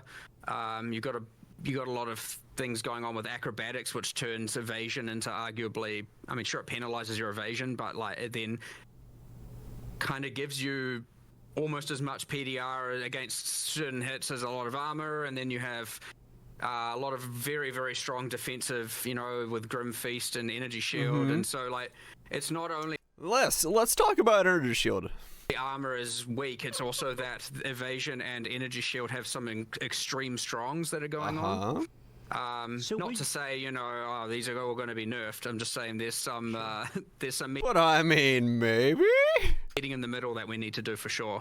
So to give you a feeling from, like, I played Warrior 90 first. That was the first thing I did, and Let's I talk would enjoy about that. Warrior as an archetype the most. Would you say it's a fair statement to say the Warrior and mace skills and, you know, sort of that side of the tree in particular is in a state where it has the worst of all of them? So it has the worst of the defenses and armor, it has the worst effective HP in terms of life, and it has basically the worst offensive capabilities as well. So you could see why I'm feedbacking so hard in relation to this archetype. Man, He just fucking went it. that's a brutal savaging, but I suppose I can't necessarily disagree with any of those with any of those assessments. Fair enough. We can move on to the next topic then, unless you have other statements on it. What do they have? You have shields. Yeah. You are right that it effectively falls in that way. Yeah. Let's just sure. Yep. Holy fuck. So moving forward here, we have Good timestamp of that. How do I timestamp off a Twitch VOD? Hold on. There we go. There we go. charms. So I saw that there were some notable changes in relation to charms. So I thought it was a great change. Motherfucker literally was like, is this the worst of this, and this? And they're like, well, he's not wrong. This is like straight up nothing to say. Just, you know, we'll get back to you on that one. To see when they're actually being activated, as well as the charms that are there as well. So some clarity things in relation to charm. I don't know if I saw whether or not charms in particular are actually getting tweaked in terms of number side of things, or if it was just some transparency related to charms. But how do you guys feel about? We're not tweaking numbers in this patch. However, there's definitely something not right about charms as far as like the usefulness goes and all that sort of stuff. Like we need to do something. I don't think we've decided what it is yet, but. There's the thing wrong with charms is they're utterly fucking useless. Is the current state of charms. Thanks for asking. I hate to be so harsh, but they fucking are. These don't do anything. You just put one on your bar and then you never get another one because your belt doesn't have sockets for it and stuff. So it's clear to us at this point. Like, so charms came in like super late, and I just don't think they're quite like working out as well as I'd hoped. Like they just need something else, but we don't quite know what that will be yet. But we did want to at least make, like, one of the issues they did have is like you couldn't even tell when they helped you. So that certainly wasn't helping the case for them. Yeah. So we could at least fix that. But yeah, there probably does need to be more stuff done with them, I think. Yeah, they came in super late. They were fixed I think it comes down a little bit to like how much the ailment. When I played in LA on the console test, we had 5 flasks.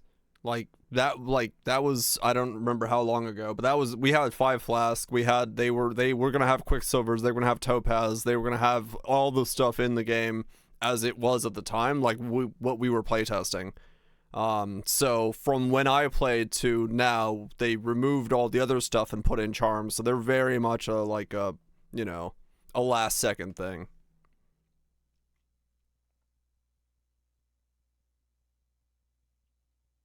You want to gamble against each other? No, I'm good. It's matter against the player, and that's sort of something that there's a few other ones. Like, there's the one that's like unaffected by, the next time you get slows, protect you from slows. And honestly, a lot of the debuffs applied by monsters haven't been correctly classified as slows, and so it doesn't even work against them. And like, there's a little bit of things like that where it's like that one. Yeah, it's just kind of a bit bad. But yeah, there's a balance there of like, okay, most people have 1 slot, and then you got these mandatory mods to get more. But I don't think you get enough charm slots. Just like, I feel like you barely find belts with the extra slots, to be honest. I agree. I mean, we really just didn't finish. I mean, we increased the weightings. We've had patched that in since release. Yes. Oh, okay. Can't remember what patch it was in, but honestly, we're not all the way there yet, for sure. It's one of those things where it's not like ruining experience for players, at least. It's like, just an underwhelming thing that needs some love, for sure. Forgettable. So it's not exactly number in the top 10 of the hit list, but like without a doubt, I would expect to see improvements around there in the future. Yeah, I don't see why they're belt Following mods. up on the charms there, any thoughts regarding adding more charm slots for uniques? Because it feels really hindering to equip a unique when it comes to the topic of charms. I love the fact that Gazzy went straight for the question. I was thinking, like, wait a second. The fuck? Dude, if I'm wearing a unique belt, I always have 1. So this is the whole, like, if you have a unique belt, you only have 1 always. Yeah, that's not a bad idea.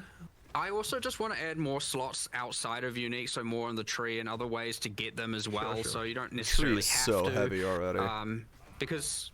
like, there's nothing. I think at the time we had it that like you couldn't have more than 3. No one is going to put charm slots on the tree if they don't matter enough, right? Like, you can put them on the tree and make it so that you can spec them, but if there's no reason to put them on, if they're not doing anything more than this, no one's gonna put charm slots on their fucking tree build.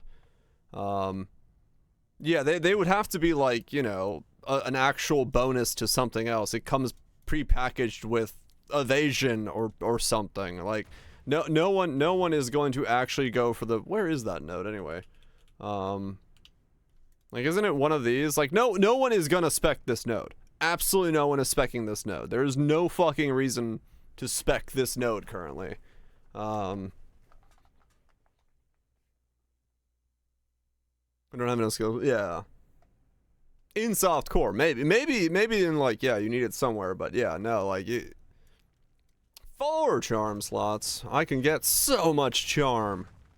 Like, internally it was implemented that way, and now it's like you could have 50 slots plus 1 slots, but you'd only have 3, obviously. So we can give away a lot more +1 now and plus whatever we want all over the place.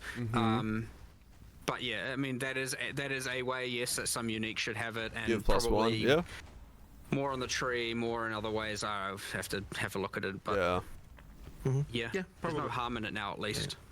Yeah. All right, we're gonna move over to another topic, which is speaking of belts and trading the unique belts, for example. State of crafting and future plans is also involved. So I'm going to start with crafting and future plans you have there, and then we're going to talk about trade. So the current state of crafting is very different from PoE 1. the perception, again, to go back on that in PoE2 is that you're not actually crafting unless it's rog pog crafting. You're actually just pulling the arm on the vendor machine, on the gambling machines. So what's the state here and future plans? We don't know. I don't know that there's a huge amount we can say about this right now. Okay. Those are groups. Unless you've got any particular thoughts that you think you can go into. I mean, like Well, one thing, of course, is that PoE. No, it's not out. We don't know yet. We don't know when it is. It's sometime this week. Your dad's from helping your friend move all day? Ouch. Yeah, that tires you. Who just has less crafting systems than PoE1 just due to the fact that we add these typically with leagues and so on. So there's just less going on, which means that if you're like a PoE1 player, then you're going to see less complexity there for sure. But I don't think that's exactly what you're getting at, right? Like I guess there's some theory. I mean, effectively what you're saying is people want more determinism, right? Which is like a continuous, endless thing that like people. There's a fine line there, and we're on the certainly more on the slot machine side of that line, like without a doubt, obviously, right?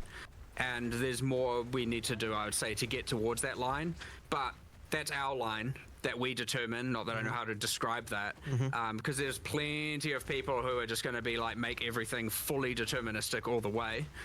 I mean, before we released, we had for a while a system that involved like deconstructing mods and then putting specific mods on items and so on. And like we just kind of like no one. Like with a system like that, we were never able to get it to the point where both people who played the game were happy and like we could be happy as far as like what it would let you do. And I would be happy. Like there's still something along those lines we might be able to do one day to kind of work that out, but we just kind of haven't really hit it yet. The socketables were kind of supposed to be the thing that was you had full control over. That's like determinism, and so that like. Which has a lot of room to expand over time. Sure. So there's more stuff you can do there. But I guess because people see that as supplementary, they don't even necessarily see it as part of the crafting system, which is kind of interesting. Like it sort of replaced the crafting system in a way, but then, as I said, people don't really see it as part of it. So, I don't know. Like, I mean, I guess the thing is we just have to find a way to do more things that make people feel like they have more control without actually sacrificing the without making it too easy to just get the best shit, which is obviously always the concern, like making give me more omens. that is the thing. I will have more control if I have more omens, so I can use the gambling system to gamble. 60% more omens. That's not gonna move anything. Like 1% chance goes to 1.6, and then 50% increase becomes 2.2.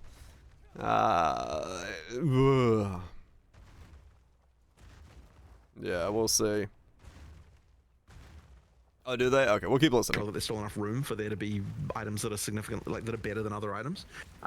So I mean, mirrored zeros are easier. The other thing, of course, being it is important that to make sure as we add more of this determinism or get towards that line, that we don't then just immediately devalue all item drops on the ground, right? Because that creates a different problem when now all of a sudden you don't really care about you already have what you're finding, or you're only caring about normal items you're finding, or you create a different problem by doing that for sure. And there is an argument. What's the build? This is a Gemling Legionnaire. We got some stuff there. Go down, grab some totem nodes, bunch of strength, 525 strength. Wear 2 giant 2-handers with some pluses, and put down some totems. That's it. GG. Very straightforward, very simple. And we can just kind of stand around, watch a podcast, talk to chat, not even care what's going on the screen. Good old Path of Exile. Argument certainly by people internally that PoE1 got to the point of that being a problem, where you no longer cared so much about what was on the ground because you crafting would always get you. It's a skill rotation. Put totem down. Yeah, like that is a concern for sure. But yeah, I guess that's kind of just our overall just like nebulous cloud of thoughts on this matter, without really getting into too many specifics, I suppose. So yeah, I mean, I guess I don't know if you've got anything else to say about it. Well, that being said, if we add more, we're adding something to Expedition, we don't know what it is necessarily, or what it will do to the thing, and then we're adding,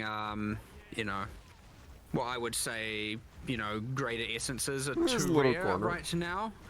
Of course. And what else is there in there? Gotta spawn in the hardest room to do. I guess like there's certainly room to expand on the omen system to do more there. Of course, people would argue then they don't want that to be the core crafting system to be gated behind ritual, as opposed to core drop, which is then another consideration to make. And you get this cascading series of questions and stuff we need to answer, of which you know, need to think about it more and look more. But yeah, certainly there is the feedback of like, the crafting is too slot machiney, is something we're listening to and we have seen, and it is, I would say that is more towards our top 10 list of things to discuss and solve sooner than later. Right. I think that deterministic crafting is always something that's very sought after and popular, but I feel like I might be out of terms here, but my own personal perspective, Don't you say it. No. Now, I guess he has a different perspective than I do. I'm all for it, but I know that. I'll say that is not the lack of deterministic crafting per se. It's lack of options to craft with. Because the slot machine crafting, we have that in PoE 1 as well. It's called Exalted, it's Divining, and you know, whatever we're doing with the items. Harvest. It's not deterministic crafting. Yeah, exactly, Harvest. It's not deterministic crafting that's lacking. It is options to do something with the actual items. Because right now, you drop an item, and what you can do is annul it or exalt it, or you can pop some chaos orbs. And the meta crafts, which are, you know, behind the omens, that's a different topic, which we're going to tackle in a bit here. We talk about trading, but the crafting has less to do with deterministic approaches, but rather giving us options to work with on an item to make us actually craft. Right. No, he's even right. If that means, you know, RNG and the next slam or something. Right. And if that's the case, then more content will get you that, because that will just be that will solve itself over time. Right. Because as we just add more stuff during early access, there's just going to be more and more of those kinds of, you know, crazy systems. Well, hopefully the systems help. We'll make sure that, like, I say over time, it's not like there's something inevitable about it for sure, but because it is a bigger problem now, we would make sure that we try and ensure that as we're adding more content, it is leaning towards adding more options there and solving these problems that people have, as opposed to just like, I will do something cool and maybe it does and maybe it doesn't. So we'll have a lot more problem solving, designing, you know, content created by more towards solving the problems, as opposed to, you know, when you're at a point where you have so much content, a lot of this. Yeah, I mean, right now the issue is the fact that an item is kind of finite when it drops, right? It's in the state that it will be in, and that kind of sucks. Like as he's saying, it does. We don't have to build the item from the ground up and have it be line by line built and be good like fucking old school Harvest. Yeah. No, like straight up. Like that's what I want. Yeah. And like they're saying, it's like they'll try to get to it. I don't know how they're gonna do that without then also generating. I don't know. I feel like any way that they do try to fix that is gonna generate deterministic crafting. So I'd rather just like loot either be better or I don't know, something. But like the omen system is gonna. The omen system, as much as I'd say I want to use the omen system, I realize that the omen system being updated is going to make it part of crafting the best gear, and it's going to make it really expensive to then use them because they're going to be used way quicker, and it's still not going to fix the fact that I'm not going to use the omens. So like, yeah, they're really gonna have a hard time figuring out like what to do to. Yeah, no, like I guess maybe it just hovers at this. Like, it's still gonna be a price where I don't use it as a player, right? Like currently the omen system is. If it's you know 3 divine to click a chaos orb on an item, I'm never gonna fucking use it. Like straight up, there's no reason for me to ever do that. So whatever they do to try to solve making crafting and giving us something to do with our items is gonna at the same time make it so that deterministic crafting gets stronger.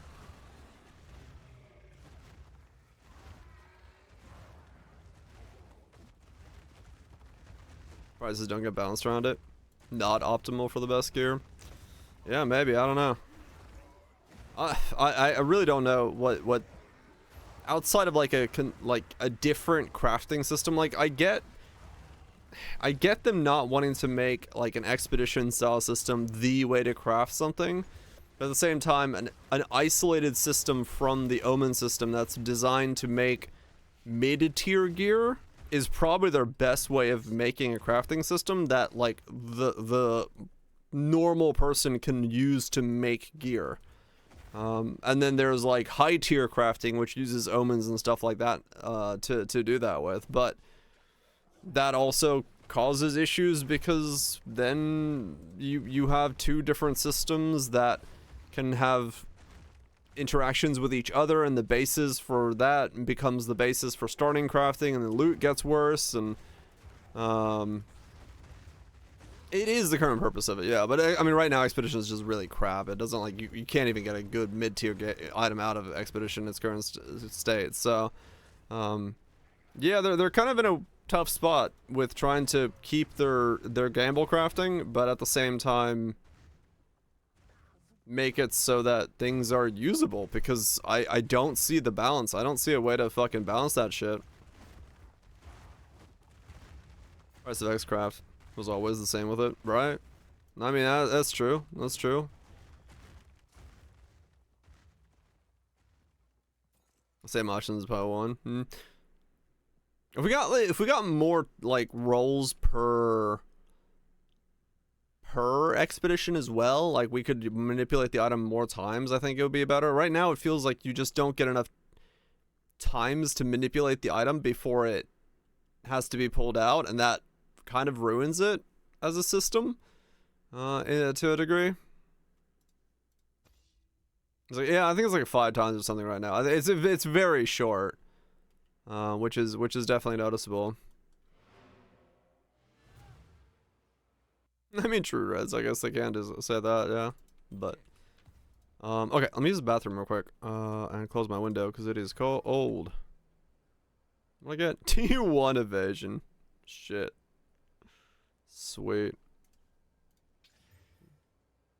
Dex, double resist. Still T1.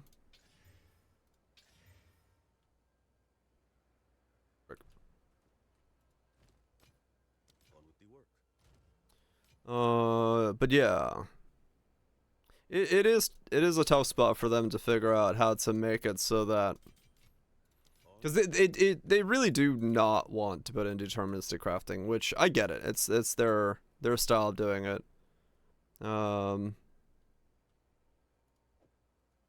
I definitely disagree with it, but like they were saying, everyone's gonna have their own opinions on it and what they think is gonna be the right and wrong way to go about it. So yeah, okay, let me use the bathroom real quick, and we'll keep ritualing, we'll keep podcasting, keep going.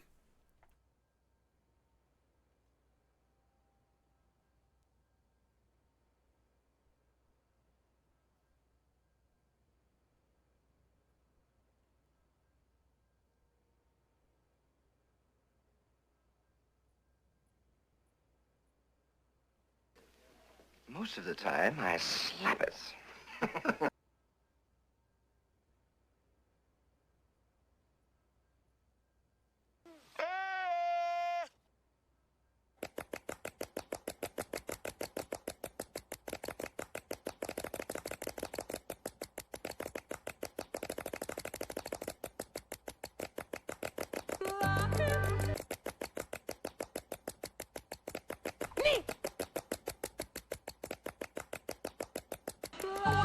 Some cheese! Long, long,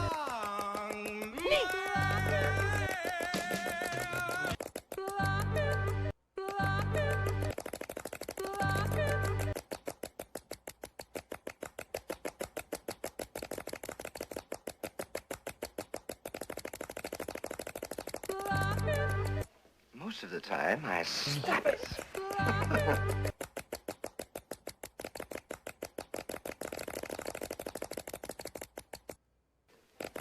Most of the time, I slap it.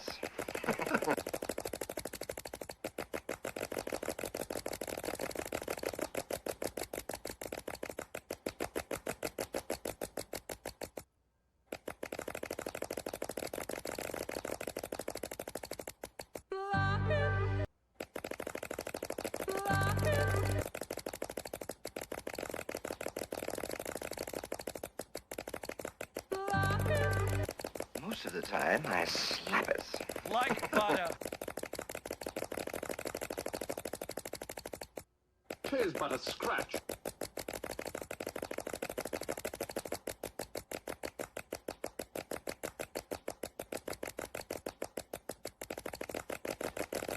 Most of the time, I slap it.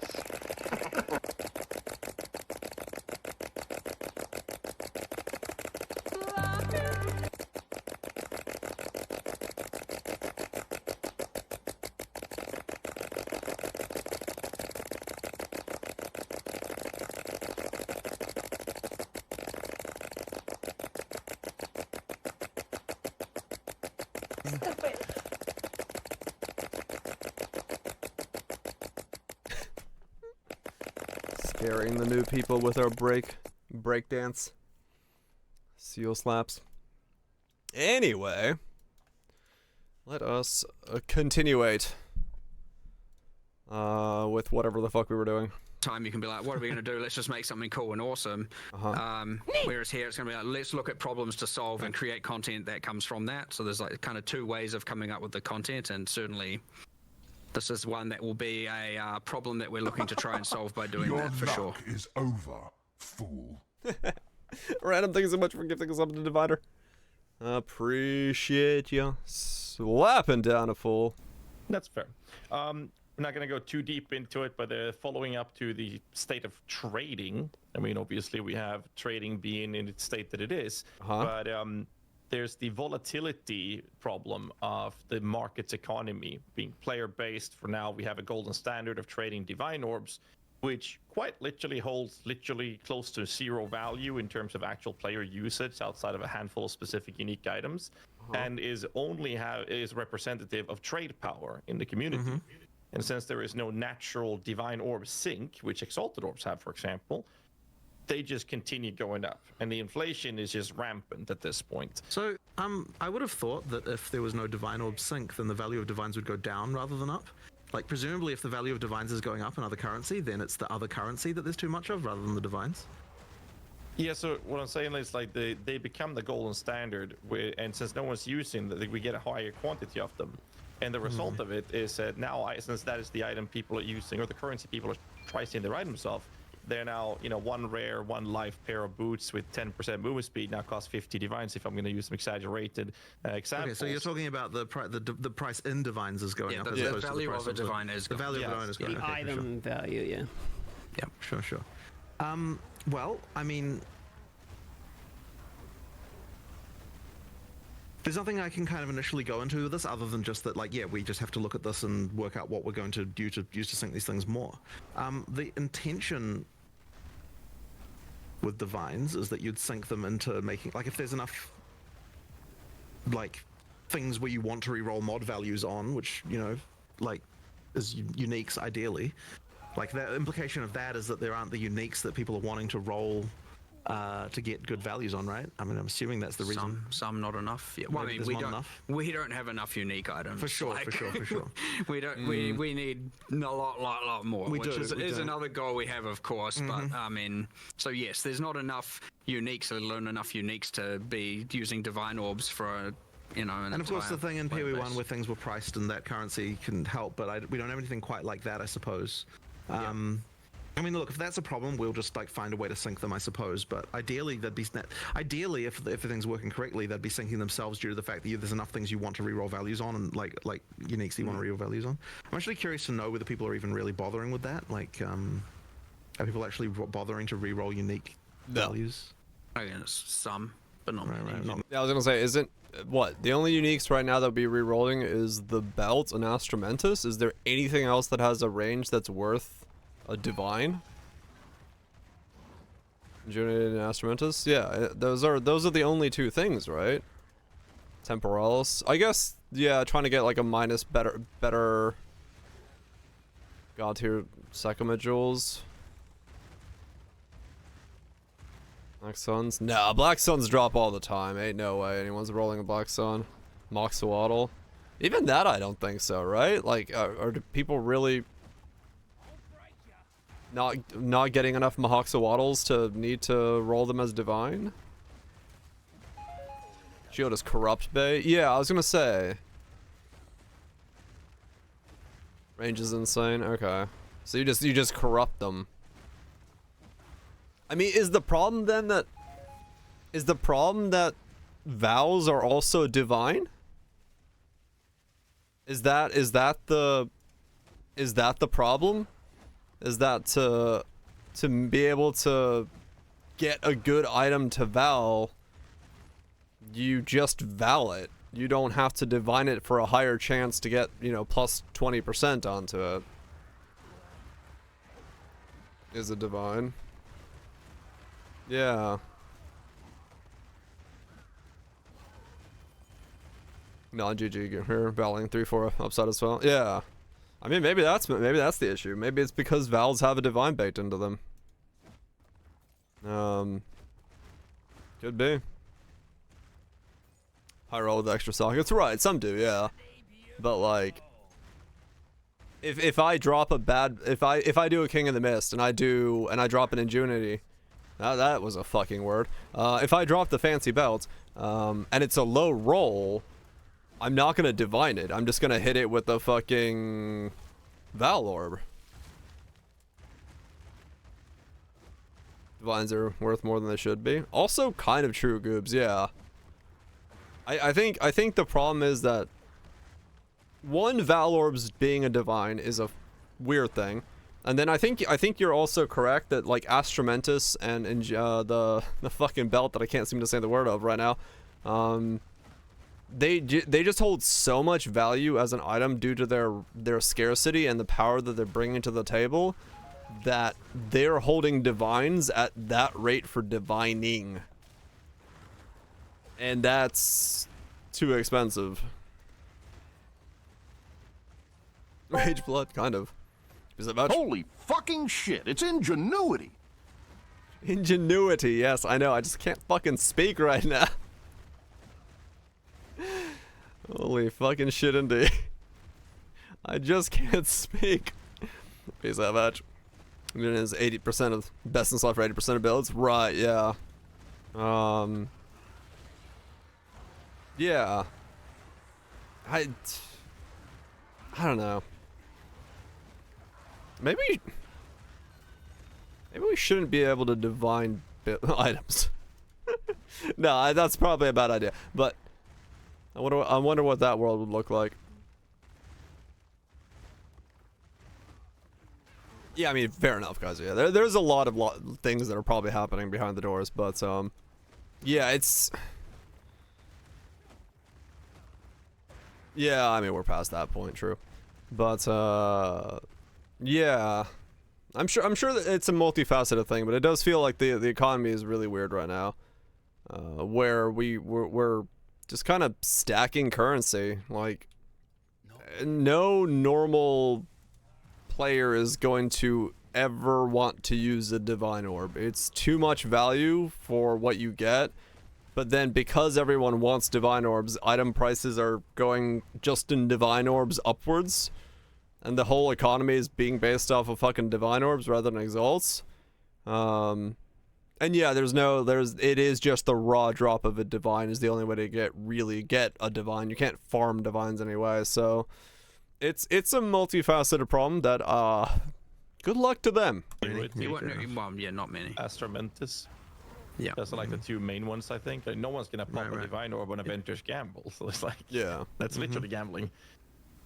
But like in PoE 1, we have the option of meta crafting being a currency sink for divine orbs. Former exalted. So it creates this natural flow, but also provides this crafting method for people to actually kind of help the state of crafting that people are looking for. Right now, they're omens, and because of this type of inflation happening, they are so far away from most players that, like, even players that play a lot, I haven't bothered myself. I played a lot with a subathon and everything. Like, I haven't touched an omen because they're too pricey to use.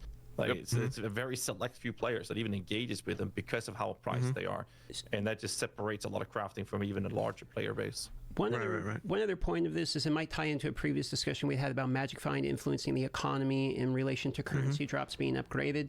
So I know that's one portion we talked about you're going to look at previously too. So I think these two probably tie in together here. I don't know that I've got anything particularly like smart to say about this right now, honestly. Though That makes sense. that would be the Well, we issue. are at least making omens more common, so hopefully Yes, yes, that was it. But I mean, to that, some degree. But yeah. I think we then also need more uniques and a lot more uniques, obviously, and a lot more uniques that would have divine sinks. And then I suspect the answer also is additional sinks of currency. Because I mean, I suspect it's a bit of everything here. Yeah. Okay. So we'll move on here. We have a significant amount of questions left. So I'm gonna try to speed up the cadence of these a little bit. We're about maybe halfway through, but well over halfway through the interview. So we're gonna talk a little bit about state of in-game and state of league mechanics here. So I'm specifically going to go into league mechanics first here. So some league mechanics, essences, strongbox, to name a few, feel a little bit like noob traps. So I was kind of hoping to hear where your guys' thoughts are in relation to some of the underutilized ones. We talked about Expedition already, so you don't necessarily have to go into it, as well as the state of Breach. Breach feels notably like the one people are enjoying the most. Do you feel like that one's overtuned? And the other one, I mean, I don't know anyone who actually does strong boxes, so where do you want those and essences in particular, especially when it comes to the how often essences are not really rolling greater essences. Like, you don't really see greater essences very often. I actually saw more in the campaign than I have in any of my in-game maps. So I'm curious about kind of league mechanics as it ties into in-game in particular. Yeah, I mean, look, we just need to do a lot of balance here, and that's really all it is. And that once again just comes down to the relative lack of testing that in-game had before launch compared to other content. So yeah, there's just a lot of balance to do here. It was meant to be more that essences, strong boxes, and like precursor artifacts are like the things you find that you can't anticipate coming. I understand you can spec into them, that is a thing, but it's meant to be more like a thing you find that you don't know is coming, whereas the I know we refer to them all as leagues, but like, let's say the ritual, expedition, etc., the ones you know are coming and that you're investing into. So you have these two categories where you have the ones you are adding and investing into, and then you have the other ones that are meant to be more exciting random finds. And it's safe to say, obviously, you know, there are so many essences that finding non-greater essences isn't giving you that dopamine, especially in in-game. And finding a strong box is like anti-dopamine right now. It just makes you feel bad because you're like, oh, this, and then you just want to run away. So, look, it's safe to say that those failed at achieving that goal. Hence why we have to make some improvements to them for sure. But I want to make sure that there's those two layers of things where one's the stuff you predict is coming. You can see the icons. You can apply them with the you know, there's the base types of the precursor tablets to apply, and then you have the things where it's like, I hope I find an essence because it's like, I hope I get the good one that's worth, you know, way too many of those divine orbs. So yeah, having both layers is important. So yeah, and we'll continue to add ones at that upper level that get a tablet, and then we'll continue to add ones that are more at that random find excitement in the map that you don't know is coming. Because you don't want to put it all on one layer where you know everything that's coming necessarily, because then nothing is exciting. Makes sense. You can do exciting within that to some degree, but not always. I mean, really it all is to say that like there are some of these that just aren't as good as the others, and we just have to improve them. But what I will say is that the breach monster density is probably a little on the high side. Really? Like, it's actually to the point, by the way, where like we get a bunch of error messages in the logs of failing to spawn monsters in breach because they're packed so tightly together that they don't even spawn anymore. So there's actually like there's an issue there that we have to do something about. Like hundreds. Holy fuck! So actual hundreds of error logs of just like cannot fail to place monster due to lack of space. Yeah. So yeah, like that There was a joke if we could release breach monster reduce breach monster density by 20% and the players wouldn't even see it because it would just result in less error messages for us. So, you know, like there are actually some stuff that needs to be sorted out there. But we don't want breach is spawning shit. Feel like, oh, we're just like nerfing that into the ground or something like that. We definitely don't want to do that. But some of the other league mechanics just need some addressing to make them as better. And yeah, they just need to be better. And yeah, it'll all just come down to us like experiencing them and seeing if they suck, we'll improve them. And like right now I know that Strongbox has got the most improvement in this patch, and I know Essence has got like at least some adjustment to make them a little bit less crap. Yeah, Mark and probably a few more adjustments. It's more about the combat than the itemization. That's something we still need to look into. Right. So there's just stuff like we just need to improve all that stuff until it's... I love that it's like, oh yeah, no, we only fixed the combat of Strongboxes, not the items. We'll get to that. good, right? Simple as that, really. Fair enough. How do you guys feel about the progression of players entering into mapping, going from map tier 1 to you're doing tier 16s, and then into pinnacle bossing? How do you feel like the pacing in there? They give you, one reason I bring it up is in PoE 1, we have like the quest invite version of boss fights that will happen at different iterations, so you probably know where I'm going with So we're not really happy with how that is right now.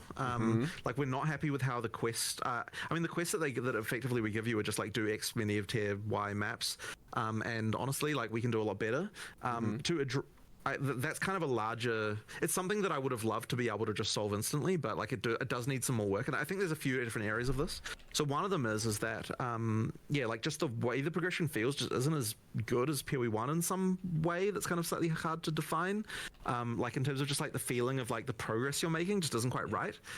So I think we need to do more. Like there might be some changes we have to make to how the Atlas works to make that better. Certainly want some bosses between those points. Yeah. Like it just needs more of a feeling of random ones. I mean like actual ones. Still along a series of objective-driven kind of narrative-involved things where you're getting your. Yeah, still an end game, not pinnacle. Boss at tier 6 and maybe at tier 11, and they're the quest versions, and you're doing those, and then maybe there's Uber versions, and I'm just rambling there here. Just needs to be more going on with regard to how that progression feels. So that's one element. So the next one is that the tutorialization of the end game is not really there. Like we need to do more around this so that like it actually sort of eases you into end game a little bit better. As far as like if you're a new player, like we kind of just throw you in the deep. Like we fixed a lot of things about the introduction to the game through the campaign, but then you get to endgame and it's kind of like we don't really do enough to kind of really ease you in there, I would say. And then I did have a third point, but I can't remember what it was now. There was something about that. Oh yeah, that's right. And it sort of ties in a little bit to what I was. This kind of was covered a little bit with what Mark was saying just a second ago, but like the way that you progress through the tiers, like you can go through the tiers too quickly and then you kind of get left behind with like what rewards you should be getting, and like in order for us to fix that we kind of need to make each tier more meaningful with regard to what you have to do there and what's going on. So there'll probably just be more there at endgame just to kind of make it feel. The reality is I think that's really important for those coming into PoE and not knowing, but I also think that it's always going to be the case where those of us know what we're doing, we're just going to skip ahead to whatever it is. So as long as their system is flexible and doesn't like lock people to be slower than they want to be, because that's the one thing I could see happening, where it's like you have a character ready to go to T15s and the quest state is wanting you to be in T9s because reasons. I doubt they'd get stuck in a system like that. They'll just do what they did here, where you can just run higher tier maps and whatnot. But yeah, that's like the one thing I don't want to accidentally see, where it's like yeah, that like I don't want an extended tutorial once I hit the maps if I don't need it. So yeah, we'll see how that goes. But yeah, I mean realistically right now, those of us who play PoE 1, we know what the fuck to do when we get to endgame. It's just fucking run maps and get to the highest tier and get some loot. But yeah, it is straight up just like, here's an Atlas, good luck right now. So that's not what we need at the moment. So that makes sense as an up additional thing that they need to upgrade, work on and refine. Like more of a progression and more of a more. Yeah, like, and that can include more storyline elements and more things like that. There just needs to be more, basically, just there to make that progression feel better. The game does take a bit of a turn suddenly when you get to endgame, of like, it doesn't really feel like it really does feel very different from campaign to endgame. And yeah, as I said, it's just a matter of sort of easing that transition, making that a little bit better and smoothing out that more for sure. I want to hone into 2 points here, because you talk about it feels like a different game, sort of a different sense of progression at least. We have to go from campaign into action. This is a question we're going to ask later, but it seems a good time to ask it now. Is that intended, and do you like that as a design principle? Because I've seen people say that they really like the campaign, and me myself, I like the difference, but I've seen people state that they really enjoy the campaign pacing, then they get to maps and they feel like it starts blasting, it's almost a different game at that point. So I think the audience would love to know how you feel about that difference. I do actually, I mean, you do need to get to the point at some point where you feel incredibly powerful. However, I would say that there is like a bit of a switch flip right now that's kind of not quite right. Like there's definitely something that ain't right going on there. Well, there's two. There is the character power side. I mean, a lot of people are getting to endgame. Excuse me. A lot of people are getting to endgame and they aren't just becoming gods all of a sudden, right? A lot of people are struggling and falling off and can't sustain maps and are dying, and it's not like you get to endgame and all of a sudden you're ultra powerful. But you certainly, a lot of people are getting to end game and then are just lost as to what to do, right? Like, a lot of players really like to be told exactly, here's what you do, here's what you do, here's what you do, here's your next objective, here's the thing to look forward to. And something just like complete 10 tier 1 maps is not a fun objective, right? That's just like, okay, sure, I'll do that. You know, where we could do that a lot better, right? Go to this place, travel here, do this exact thing, discover this, do a tower, run this breach, you know, all these things we can have obviously way better objectives and ones that we could still design. And you're getting your passive points for each, and you're like, okay, and the next thing it wants me to do is this exact thing, not just, I've completed my 10, now it just wants me to complete tier 2 maps. I see, I'll just keep going, sure. So there's no, like, whereas the campaign's very story is like, go kill this boss, get here, and you got NPCs talking to you and everything, and then all of a sudden it's just, now I'm killing stuff, ticking up this ticker, and, you know, a lot of people probably aren't really getting into, based on the tutorialization, they're not really getting into the towers, the tablets, all of that stuff, and then they're just also possibly finding it a bit too hard, and they're dying, and so yeah, it's not as friendly to the people who, especially non-PoE 1 players, it's not as friendly to them as we would want it to be at all. That being said, like, obviously, there is also the capacity at that point to just be like, all right, I'm going to change my build to do this or go do this, and now I'm just like obliterating everything everywhere. And you don't have all those like story events breaking up your flow of gameplay. It's just like map, kill everything, map, kill everything, map, kill everything, which people love. But yes, for those who know how to do that, that happens too soon. And for those who don't know how to do it, they're like getting stuck in a hole and finding themselves very lost. So yeah, 2 sets of improvements. The people that are going to obliterate everything, they're going to have their fun no matter what. They'll get there a bit later, sure, if that's how you want to think about it. But it's way more important to not just have that like very much narrative driven change in pace where all of a sudden it's just like, and it's gone. And now you're just doing, you know, kind of random stuff. You know, what am I supposed to do next kind of thing. And yeah. So yeah, there's a lot going wrong there. More content would do it, more time on it, more quests, more, you know. But again, PoE 1 had a lot of this stuff, and it had so many different axes. If you didn't like one thing, you could do another. If you didn't like that, you could do another, and you could do certain things earlier or later. And we just need to get to that point where there's just more better, without overcomplicating everything. So my last follow-up to this in-game topic, and I'll send over the guys to continue the conversation elsewhere.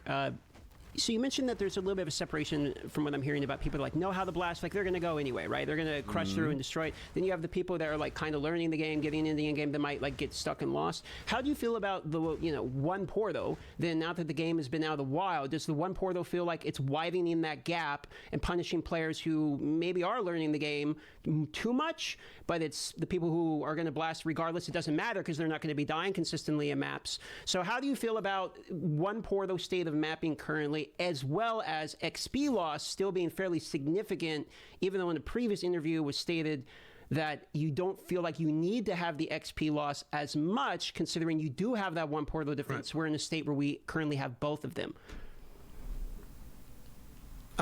So first of all, we did discuss quite a lot about whether or not we want to go back on one portal or not, and I think that it comes down to the fact that it never ends. I think that it just would really not feel the same if like the whole death actually mattering thing. I think is actually important. Like I think we sort of decided, like, because we discussed because we were talking about the pinnacle boss thing. Obviously, the discussion came up of like, okay, should we just be allowing 6 portals everywhere? Should we be allowing checkpoints everywhere? And I think we ultimately decided like we really don't want to go that way if possible. So we're gonna try like that, and that's kind of where we came to like, well, first we'll try with this pinnacle stuff. We'll like make sure that that's like something, because you know that's actually something we've got like true economic value that you need to actually preserve, and so it matters a lot more, and like the amount of time it takes you to get there and everything that matters. But I think if like then to me, I feel like to be a game you have to have some level of failure being possible, and the 6 portal thing, like it really just does. To me, it just never really led to a situation where you felt like you really could fail in the same way. So yeah, I'm not really a fan. I much prefer the whole like one death thing. As for XP penalty, part of the thinking around that is that like it's kind of keeping you in the place where you're supposed to be, as far as like, you know, if you're dying all the time, then you're probably not ready to keep going up the power curve. But I mean, maybe that's like the wrong way to look at it. I'm not sure. I don't know if you've got any different thoughts about this. If you're dying, right now there's too many penalty axes. So if you are dying all the time, you're not going to get maps, and thus you're not going to go anywhere. And you also it's kind of like an add insult to injury. You're also now just not leveling. So but you do have to have it. So I agree. I think it's there's a few axes, and I think they're just a bit too severe when all combined together. I mean, the reality though is you can't down level, right? Like, if a bad player is being bad and their XP bar is here, it doesn't fucking matter, right? It only punishes you the closer you are to this side of the bar. And XP loss isn't gonna... Most people aren't gonna look at XP loss as, like, that big of a negative until you're in a point where your XP is big enough. I.e., you've probably learned enough that a one-shot's gonna feel really bad. Right? Like, right now, if I die at 93, I'm gonna notice an XP loss because it's, like, literally chunks of my time. I've been ritualing since the beginning of the stream, and I've gotten 24%. This is when it will feel bad, right? But it's not gonna teach someone who's at lower XPs, lower levels, things like that, you know. It's not going to teach them anything. Someone at 68 isn't going to fucking care because that XP comes in like 3 packs of mobs. Takes in at 80. I think it's only 70? No, I think it's 70. 70 is when it takes in. Or is it 80? I don't remember. Yeah, it's sometime at that one of those stages. But like you're not going to notice it at the lower stages. Like even in the 80s, 87 I think so. 70, but it's probably barely noticeable. Okay, that's what I was thinking. And like realistically, yeah. The problem is that like the problem is, and this is where I think me and Mark and Jonathan probably very much differ, is that having one portal on a map has made me stop caring about dying, which is the opposite of what they're trying to do. Because if I just get flatlined by something that I wasn't noticing, I go, oh shit, I lost that map. And I just kind of go in it again. Versus me putting enough resources into a map and wanting to complete it while, you know, maybe keeping my XP or, you know, having enough juice that I need those 6 portals because I don't think it's gonna, like, work. This has made me completely stop caring about dying. I just don't care because there's one portal. If something gives me, then I don't want to get frustrated with it. I don't want to get annoyed by it. So I stop caring about it. It does the exact opposite of what they're seeking to do. Now that might be just the me thing, but I don't like it. The nihilistic approach to it is, I just don't care. I don't care about dying. It might be just the me thing. Yeah, it might be just the me thing. But like for me, I've just stopped caring about dying. If I lose a map, it happens to you as well. Yeah. Right. Exactly, Raj. It's like I'm not juicing. Right. I'm not putting any value on a map, and I never will because it's not the way I play Path of Exile.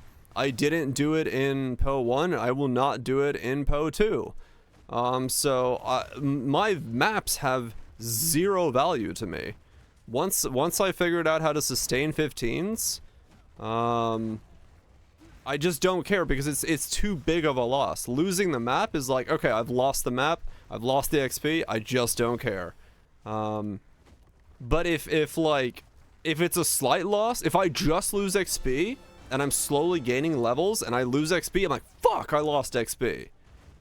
I'll care about that, but losing the map has just made me stop caring about dying.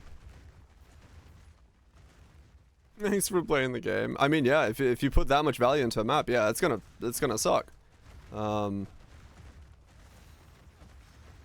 With that brain tick, yeah. No, it's like that's the way I look at it. Like it's like every hard game I ever play. Like if the moment my brain ticks over to It's the reason I don't think games like Souls games are hard, because my brain is just instantly goes, I'm going to die a lot, I'm going to reset when I die, and I'm just gonna fucking hammer it out until I get there. And it makes dying not something I care about. Versus, like, if I'm playing PUBG and I'm in the final circle, I fucking don't want to die. Right? Like, it's those are two very different mentalities, where it's like, PUBG match is like 30 minutes. But at the end of 30 minutes, I'm fucking dead set on not dying because I want to get that win. And it's the same thing with, like, XP and stuff. If you kill me a lot and make it so that I lose things every single time I die, I just stop caring about dying. But if you let this bar rise up and I'm over here and I'm like close to about to level, then I don't want to die. You have nothing invested in the map? Yeah, I mean, that's true. Yeah. I don't invest in maps, so I have nothing to lose here. So I just stop caring about dying. So yeah, I mean, it's true. It's true. That's probably the difference. I don't, knowing I can lose something, I don't invest into it, I guess, is the weird thing to do. Would you invest into Rodondas? Nothing. That's the thing. Like, Souls games, I just go, yeah, I'm gonna die a lot. Let me just, like, figure out the pattern, play some DDR, beat the Souls boss. Cool, I win. That's why I don't find them, like, I don't find them. Souls games to me have never been, like, super exciting, because it's just, like, pattern recognition, repetition. I know the way I like to play it, and I just do it. No, PvE, like, it's not PvP PvE. It's just like, it's that mindset, man.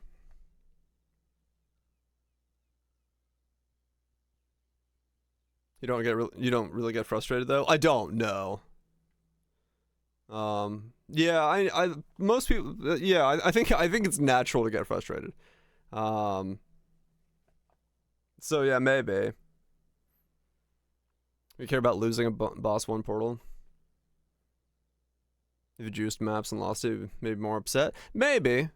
But it's also, I guess that's also the thing, Nips, is like, because I could lose the boss in one portal, I don't do them now. Right? I just don't want that, so I just don't do it. Right? I don't want the state of losing to be that small of a line, and it's the reason I don't play hardcore, so I just don't do it. I just don't do the things that put me in that state, because the time investment is too long. If it's 30 minutes of time investment, I like putting myself in that state. If it's 3-4 hours of a time investment, I don't do it. It comes down to what's the final objective? Pretty much, yeah. I like one problem. If you remove all the BS stats.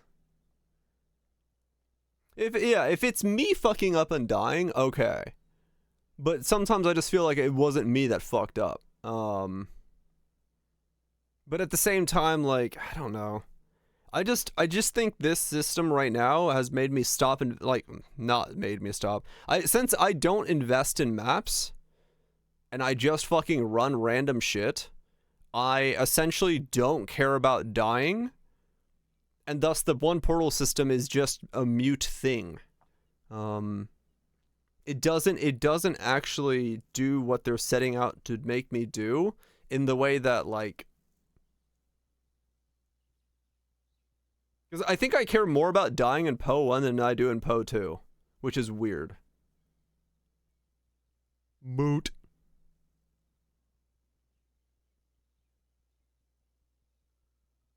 Number of portals to wisdoms.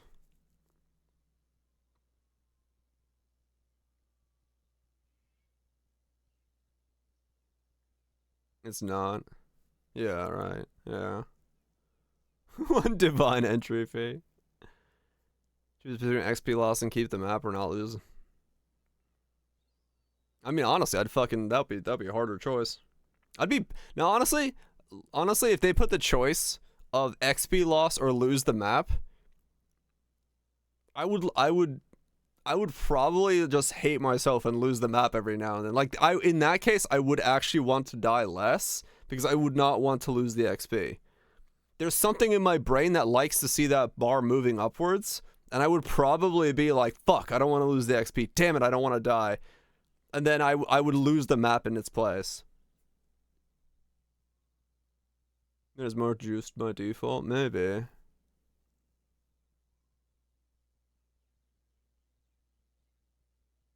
No, maybe, Goobs. Maybe, yeah.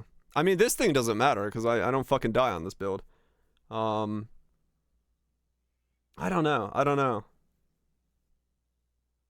I just don't think the one portal thing is doing what they're setting out to try to make it do. It's just made me stop caring about juicing and altogether. And it's made me stop caring about the maps altogether. Like, I don't care if I lose a map. Which I guess is maybe the thing? What stops me from doing the content in PO 1? I don't know, like I care more about the XP than I care about, like, keeping the map. I just don't care about dying, but because I'm just punished so many times for dying, I just stopped. I don't know. It's weird. Doing dumb shit. Or it feels like a deserved death. Oh yeah.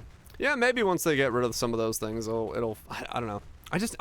We'll see how they go with the one portal thing. Yeah. On their teams. Yeah, true, that's true.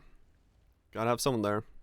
Cause yeah, I mean, like my thing of like not really ever getting frustrated and not really caring about just grinding my head against a wall that until I beat something, probably very much changes the way I play games. And as a result, the way that I approach stuff is different, and it's probably not the way that you should design for most people, because it probably sucks ass for most people to play that way.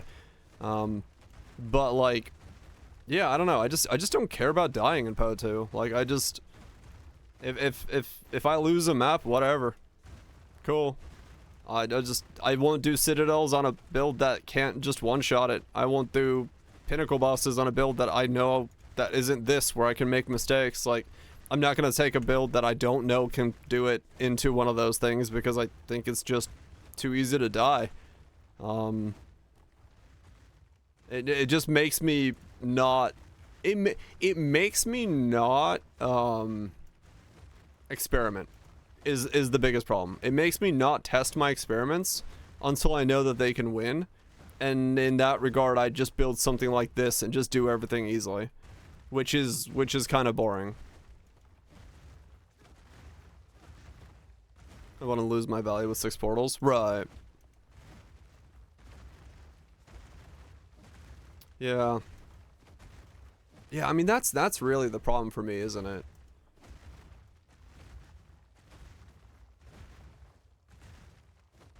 Six live game builds. Hopefully, Nips, yeah. Maybe that's gonna help more. I don't know. I think that's the biggest. Well, the problem is that I still can't save it. Like, if the build is not ready, if the build is not able to go in there, I can't come out of that map and try again. I'm always going to lose it, and as long as that content has value, like, you know, 7 divine worth of audience of the king value, I'm not going to want to test it on a build where I can't save it on something else, right? Like, that's the reason I can test that's the reason I test all my characters in PO 1 against everything, is because I know in the back of my head, if I get down to 1 portal, I can come in, save it, and I save that value, right? Because it's still a value game. You're still there for the value of running that boss, what it drops, what it loots. That's the reason you're doing it. As long as you know that you can save it, you can experiment a lot easier, which is what I like to do. If I know I can't save it by switching builds, I'm still not going to experiment. I'm still not going to go in there with a character that might be underpowered just to try it out to see if where I am, because I don't know if I'm going to lose the value of that map. If it's a 7 divine map, that's a fucking expensive experiment. So separating the two, I mean, yeah, separating the two games is going to be very difficult, especially when you call it Path of Exile 2. But maybe the saving part's what they have issue with. Maybe, I don't know. To me, having the ability to experiment and test out a build. I don't know, Viraj. Bosses don't give that much shit, so I actually don't know what they're wanting us. Maybe the boss tree is getting reworked or something. Maybe bad builds need to be punished. Yeah, but like you need to be able to have a measuring stick at some point. You need to be able to go in and test something. And sometimes builds are just designed differently. I don't know. They're wanting more on the passive tree. Bosses give a fuck ton. Maybe with the changes, yeah. Making bosses one. No, bosses are still one entry attempt in, but you get 6 revives and less revives depending on if you upgrade it. So the higher it's here, less revives in it. You cannot come out of a boss portal once you go into it. So once you go in, that locks you in to saying, like, if you die, you get 6 revives, but if you come out, that's it, GG. Right? So you can't go in with one build and then come out and go in with another build. You have X amount of revives on that one entry. And only the party leader can attempt revives. So it's not, you do not get 6 portals for a boss. You don't come out when you die. You get a button that says respawn. So you cannot go save. You can still do the quit to character select though. I don't know. But from what they said, it is you go in. Yeah, you lose the boss. Yeah. No, yeah. No, they specifically said that. Yeah. It's specifically in the video. You go in, and if you go in with a party, the party leader can initiate the respawn button, but if you come out, that you lose the boss. You don't go back in. You don't get multiple portals. You get 1 attempt in and 6 respawns on that attempt, and that's it. No, that's everybody. Like there's no coming back out of it. Like you as one player cannot go to character select.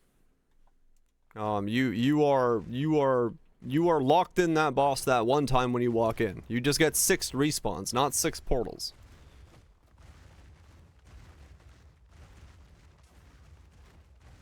For the selection of the video? Sure. If you log out, it will close the boss counter. You're done. You don't come back in. This bug caused bows and players have noticed is that there are less keys from Farad'n Where is Citadel it? in the keys. To address the problem of only having 1 attempt, on the Arbiter of Ash you will now get up to 6 respawn attempts. Respawns can only be triggered by the person who put in the keys, and everyone on your party will be respawned at the same time. Leaving the map still forfeits your attempt, so you'll still need to fight the boss with the build you walked into the map with. You'll be respawned at the same time. Leaving the map still forfeits your attempt, so you'll still need to fight the boss with the build you walked into the map with. Higher difficulties of the boss will lower the number of respawn attempts you get, but you should know the mechanics of the fight by then, right? Mm-hmm. If you leave, you lose the fight. GG. If anyone in the boss fight, you still got 6 portals, but it resets the boss? No, like if someone leaves, they can't come back in. I'm assuming is what it means. Like if someone dies in there and they're just gone. Like you walk in once and that's it. You can log out to dodge a mechanic, but you can't die and go to character select. Are you sure? Because that sounds to me like if you leave, you forfeit the attempt. It sounds like they're making it so you get 1 walk in.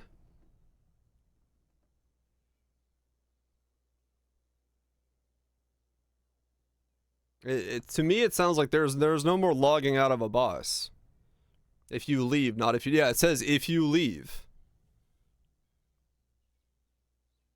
Like, it sounds like you literally walk in once, and if you log out, get DC'd anything, you lost it. You're a coward and don't deserve the win. Yeah, I think it's one walk in. You walk in and you got 6 lives. However you use them is you use them. If you leave, die, disconnect, GG. That's what you get. So yeah, like I don't want people thinking that you're gonna be coming in with like saving this or getting someone in there or anything like that. I think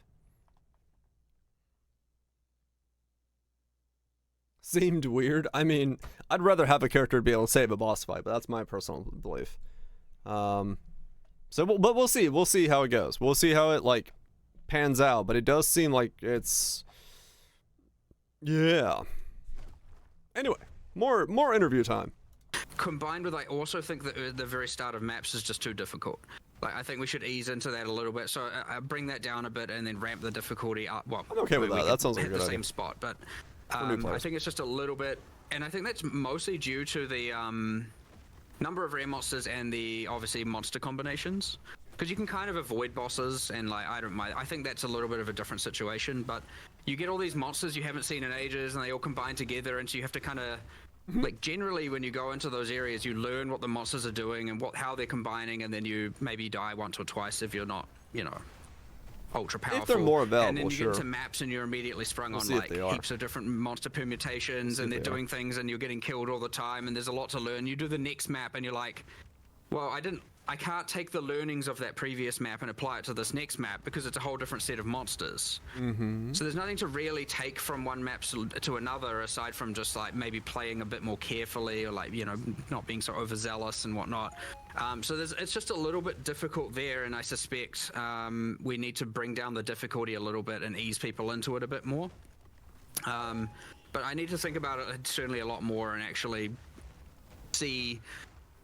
get a little bit more analytics on it as well, and actually see what the actual problems are. And again, I read Bust a out lot the more charts. feedback, honestly. Sure. It would be nice if there was a way to deal with the fact that, so I mean, like, okay, the penalty for not clearing a map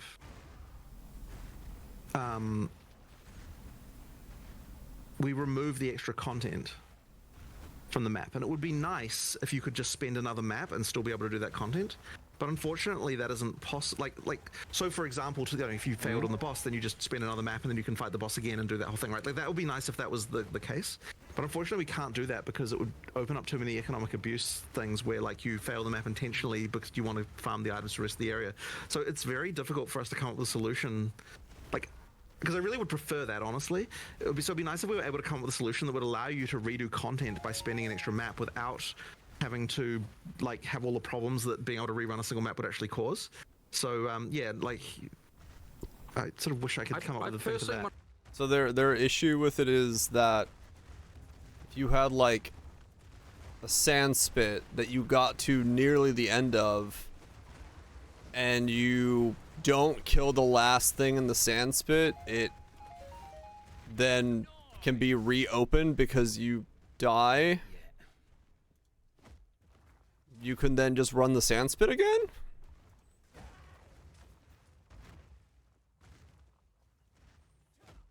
Yeah, without no other monsters. Right. And then it closes it and you could run it again. You can Giga Juice one map.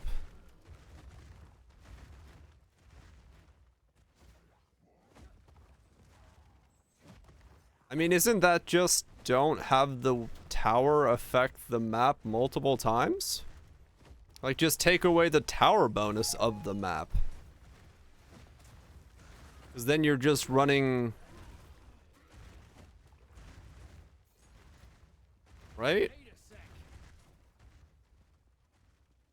There's inherent stuff. I get what they're saying. I just don't know if it's actually that big of a problem. Cause like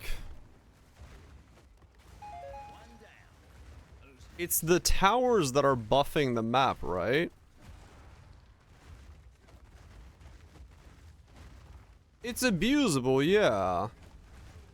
But the map, like a base map, just a basic map, not a towered map, but a basic map that has like, this map has one breach.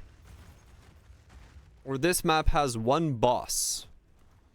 I don't see that being, I mean, maybe it is, but like I don't think the base of the map is if it doesn't get a tower effect again. But I don't know, man, maybe like you find a map that has like, maybe you find a map that has a boss on it that's T16 corrupted and you just keep running that and resetting it.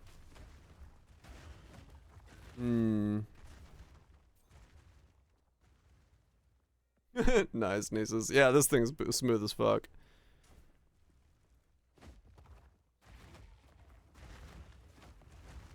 It allows someone to do Untainted over and over again? I mean, I wouldn't care. Yeah. I get where they're coming from. I don't know. I feel like the solution there is just to incentivize you not to run the same map over and over again, but maybe that it's harder to do that than I say it in that statement.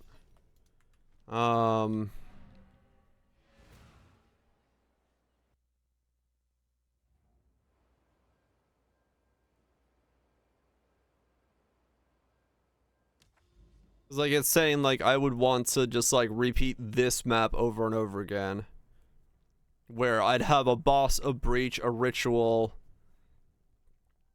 And before I kill the like last rare, I would flop myself over and respawn it. Guess, yeah.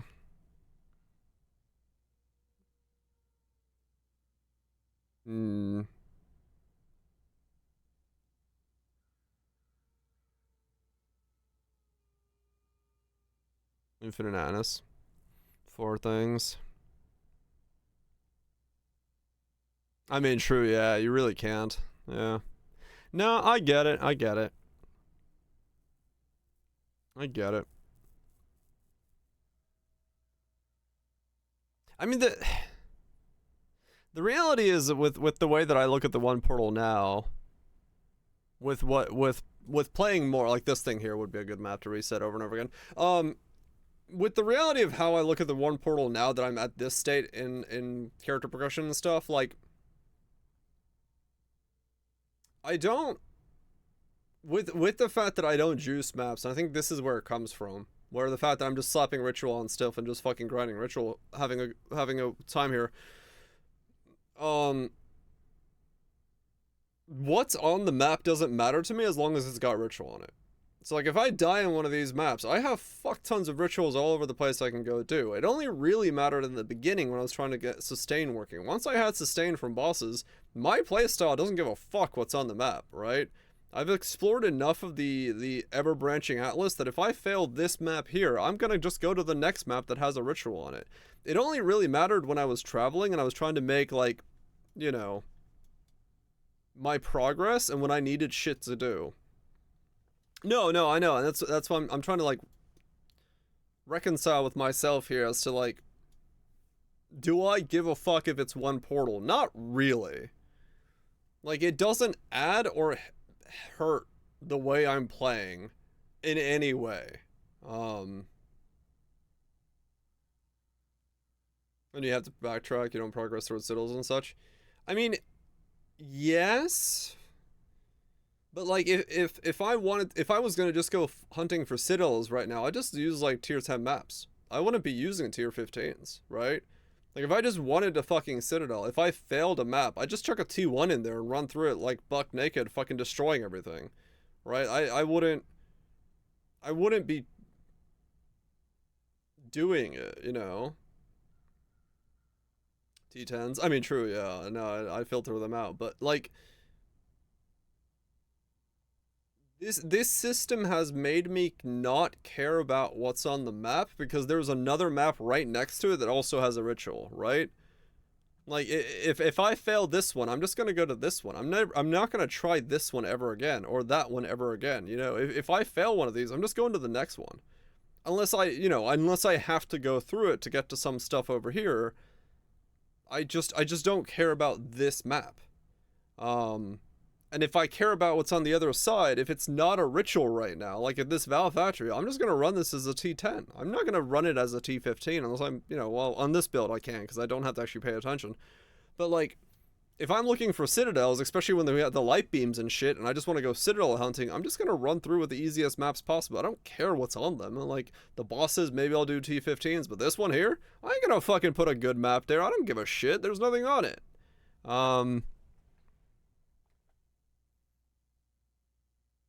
We need sequential map components. I mean, honestly, that might make me actually give a shit about something. Like,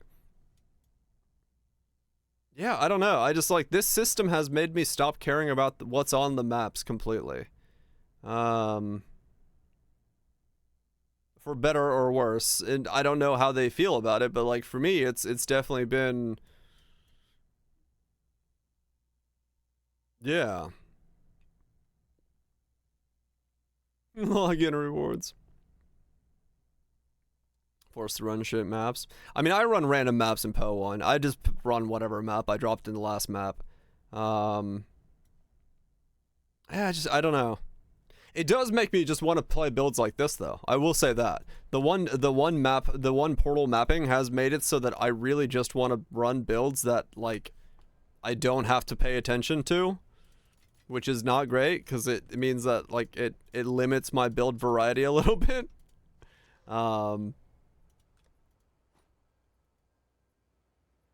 He doesn't even chisel. I don't chisel, no. I do not. But, it has made it so that I do want to focus mostly on builds that make it so I don't have to pay attention. Versus PO 1, I would be more willing to make something that is squishier or dumber. Like more hands on deck to play. Here I just kind of don't want to play something where I can't look away from my screen.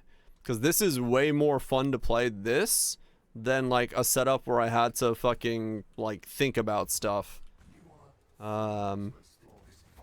Which I think is definitely also kind of in its own right a negative for this system, where,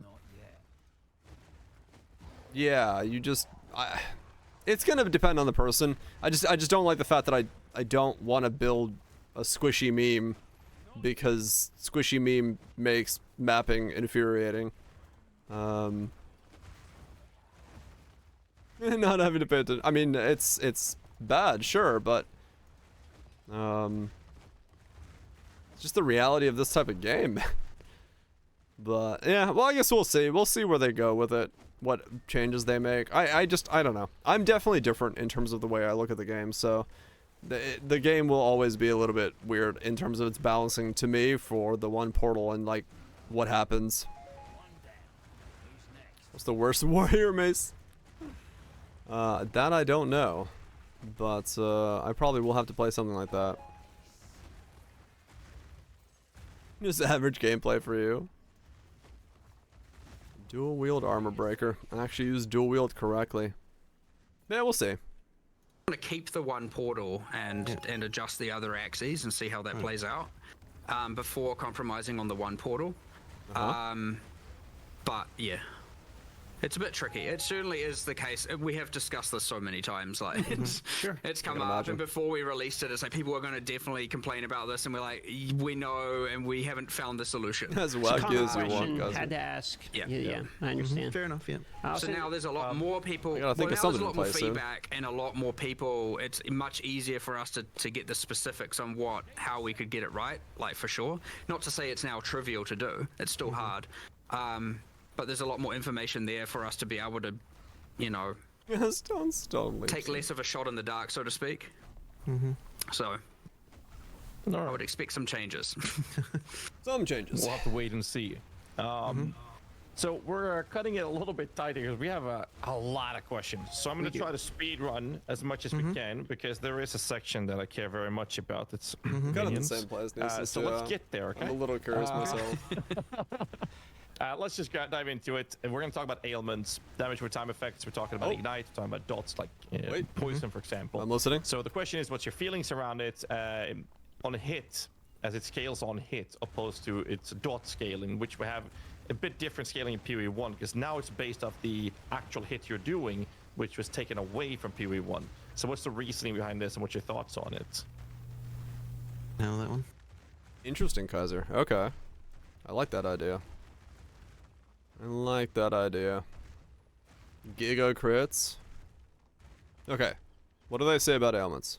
Well, I can't remember the history of PoE1 too much, but I understand the difference. I mean, I personally prefer that the heavier the hit, the more the dot. The issue we run into is, of course, then you just get... It's either balanced around the extremely hard heavy hitters, and everything else can't really scale them currently. And then you get into the thing, or you go down the PoE1 route where a bunch of skills have ailment penalties and a bunch of them don't, and that more normalizes it so you can play any skill to do the dots. That's what Path of Exile is I would say about, I prefer the asymmetry where it's like, here are the skills that are generally better. No. The problem is, I'd say that's, you know, again, I mentioned the bleed Hammer of the Gods thing earlier, where it's just now the bleed one-shots the monster, and you know, you get into that kind of situation. So there's a whole bunch of balance here to get right, but I don't want it to just be like, well, implicitly I don't want it to be like you can play any build and bleed. You should have to have some combinations, and there's more mechanics and more things we need to add, or more unique items and all of that stuff. What? Specifically, It's tricky because generally speaking, when we're doing first pass balance things, I really like to avoid... I like the bumpiness where we've got like different skills being better at different things. And I really don't like it when we end up in a situation like, for example, in you know, you've got the whole like damage effectiveness on spells in PoE1, and it's like, this is a thing you do to solve a balance problem. And, like, this is unrelated to ailments, but like I'm saying, it's just another example of one of those things where you like, oh, I've got this problem where these skills are sort of all out of line with each other, and so we have to do this like sledgehammer to it. We're like, okay, we're gonna go and we're gonna normalize everything, and I kind of hate that type of thing, and I really try to avoid it wherever we can. And it's kind of one of those annoying things where as games get like, as you do more and more of this balance stuff, you kind of end up with more of these kind of normalization procedures that go on, and so it's nice if we can find ways to avoid it if we can. And that's kind of why I like to try and pitch everything. Like we started with in PoE2 with a lot of things having like going back like certain skills. Yeah, but like to me that's the essence of Poe, right? Being able to just grab skill X and make it work with skill like thing Y. I don't know. Like I don't want the Diablo 4 thing of this is the thing with thorns. Or this is the thing that ignites. Yeah, like I still want to be able to make the weird wacky thing. Like I don't Yeah, I'm not I don't like that. I don't like that. So rather than being hard guided, yeah. You can't scale crits, yeah. Has to be crit at least. Yeah, I really don't like the crit thing right now. I don't know. I don't agree with that. I don't agree with that. I'll let them speak more, but like yeah, I'm here for the sandbox of Path of Exile. Don't tell me that this is the ignite skill. I really don't like that as an idea. Let me either give me tools to not make like get me out of the sandbox that you've predetermined or something. I hate the idea of like this is the ignite skill. Yeah, that would be the one thing where I'm like, how do I build this? Oh, this is that skill and I build it like this? Nah. They won't go to that, but like yeah, I don't like that. Kind of lunch, yeah. Like the reason I fucking love Path of Exile is because yeah, we could just fucking meme some stupid shit into existence.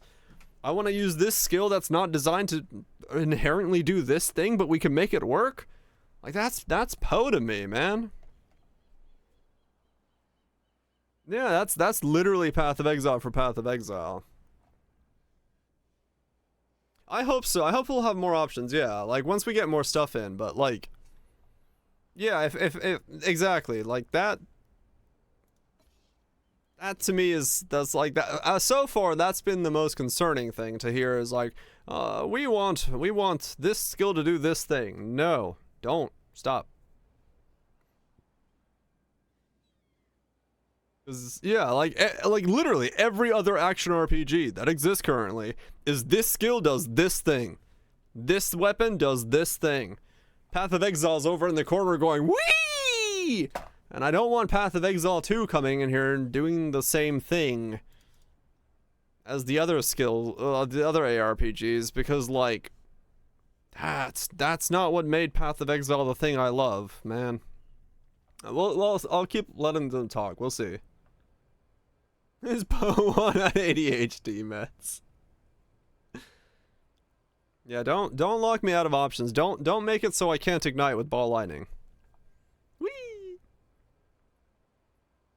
Dex casting room. One has a bow, the other has a spear. Why can't we mix? Why? Yeah. I mean, no, it's an outlier, but no, I mean, like, you know, the problem is they're also talking about like putting in the fucking scaling shit. It was like, oh, we have like spell scaling on everything to make it so it works. You already have ball lightning with a 750% more multiplier to its shock because it can't shock right now. So like you're already putting in stupid scaling to make certain things work, even in their like designated archetypes, because of the way that thresholds work. So it's not like it's not a thing that's already being put in. It's already being put in because of the way that the hit-based system is causing issues with skills that literally can't hit for that much. So yeah. Kind of a lot of those sort of normalization procedures we did from PB1, and ideally we would be able to find different solutions that don't involve having to do that. You know, yeah, it's one of those things that I worry we might still having to do some of that stuff in order to fix problems. But ideally we can avoid it, and that's kind of why we went back on some of those normalization procedures for PoE2. So one point, just real quick here It's a about lot of bleeding in spirit, particular, because you're talking about bleeding. Since you can't bleed on energy shield, bleeding style element builds are basically disabled against energy shield types of mobs. So feelings on that? Is that something that's just like, well, that's as intended? Can't bleed on energy shield. If you're running like unless you're breaking the energy shield, your hit's not going to apply bleed on energy shield, for instance. What? I thought that I don't think that's even true. I thought that the thing with bleed was it's supposed to bypass energy shield. What? It does, but you can only apply a bleed if the hit deals damage to the life pool. So if you're playing CI, you're essentially immune to poison, care, and bleed. I will take your word for that, but if that is how that works, that is not how that is meant to work. Yeah. I only say this because yesterday I heard someone upstairs talking about this and going like, people are just wrong. You can apply bleed to energy shield. Look, and then I was like, okay, but I'll confirm that after this. And look, if that is how that works, that is like bleed was actually supposed to be like an anti-mage mechanic, not a like, you know, like as in like you could bleed someone past their energy shield. So like that was kind of the idea there. So and I'm wrong, then Quinn has thrown me under the bus because I asked that question from him. So nice Quinn question. Yeah, no, 100%. You cannot bleed something with energy shield right now. Because yeah, you have to break energy shield before you can start bleeding.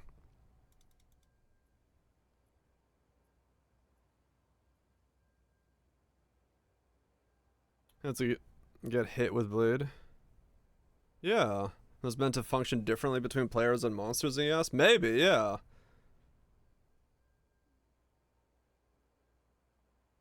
Weird. Okay. I mean, I guess we'll find out what that means. Cause yeah, right now it's like. Right now, if something gets extra as ES, you are fucked as a bleed character. Because a monster, you just like, you have to break their entire energy shield pool. One life, no shield, mom. Right, because your health isn't being hit. Weird, okay.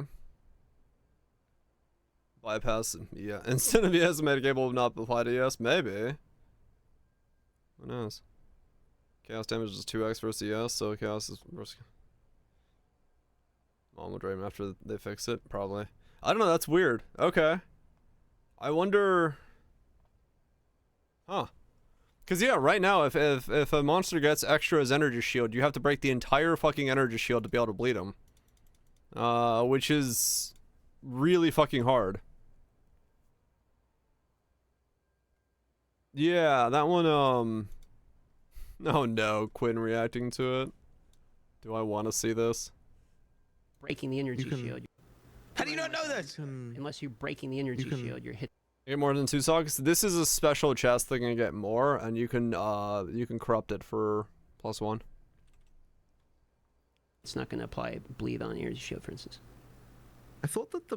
I don't think that's even true. No, what? The hit bleed was supposed to bypass energy shield. No, but you cannot apply a bleed. Apply a bleed if the hit deals damage to the life pool. So if you're playing CI, you're essentially immune to poison, and bleed. I will take your word for that, but if that is how that works, It that wasn't is how it was not intended how to be, that how is it was. meant to work. Oh my god! I only say this because yesterday I heard someone upstairs talking about this and going like, people are just wrong. You can apply bleed to energy shield. Look, and then I was like, okay, but what? I'll confirm that after this. And look, if that is how that works, that is like. Bleed was actually supposed to be like an It is, anti-mage mechanic. It must. You know, like as in like you can bleed someone. It is how it works. Like that was kind of the idea there. So. And I'm wrong, then Quinn has thrown me under the bus. I'm not. No, that it has to be that they have an internal build that works on, but ours doesn't, because 100% you cannot bleed something with energy shield. I've been absolutely fucked on that in the beginning of the bleeding concoction build, where like I could not get something to bleed because it had ES on it. Like straight up, I 100% know that's how it works. I even have to say it in my guide video. So yeah, no, like that's straight up not how that works. I would assume CI is gonna be fine. They're just gonna have to tweak it so that, you know, their player is different than. Yeah, I think it's X-Mention YouTube. Do we have a short version of it? I don't know. Yeah, I think it has to be like. Yeah, okay. Interesting.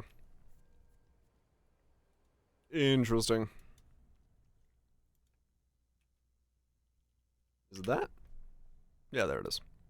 Yeah, there's the video for it.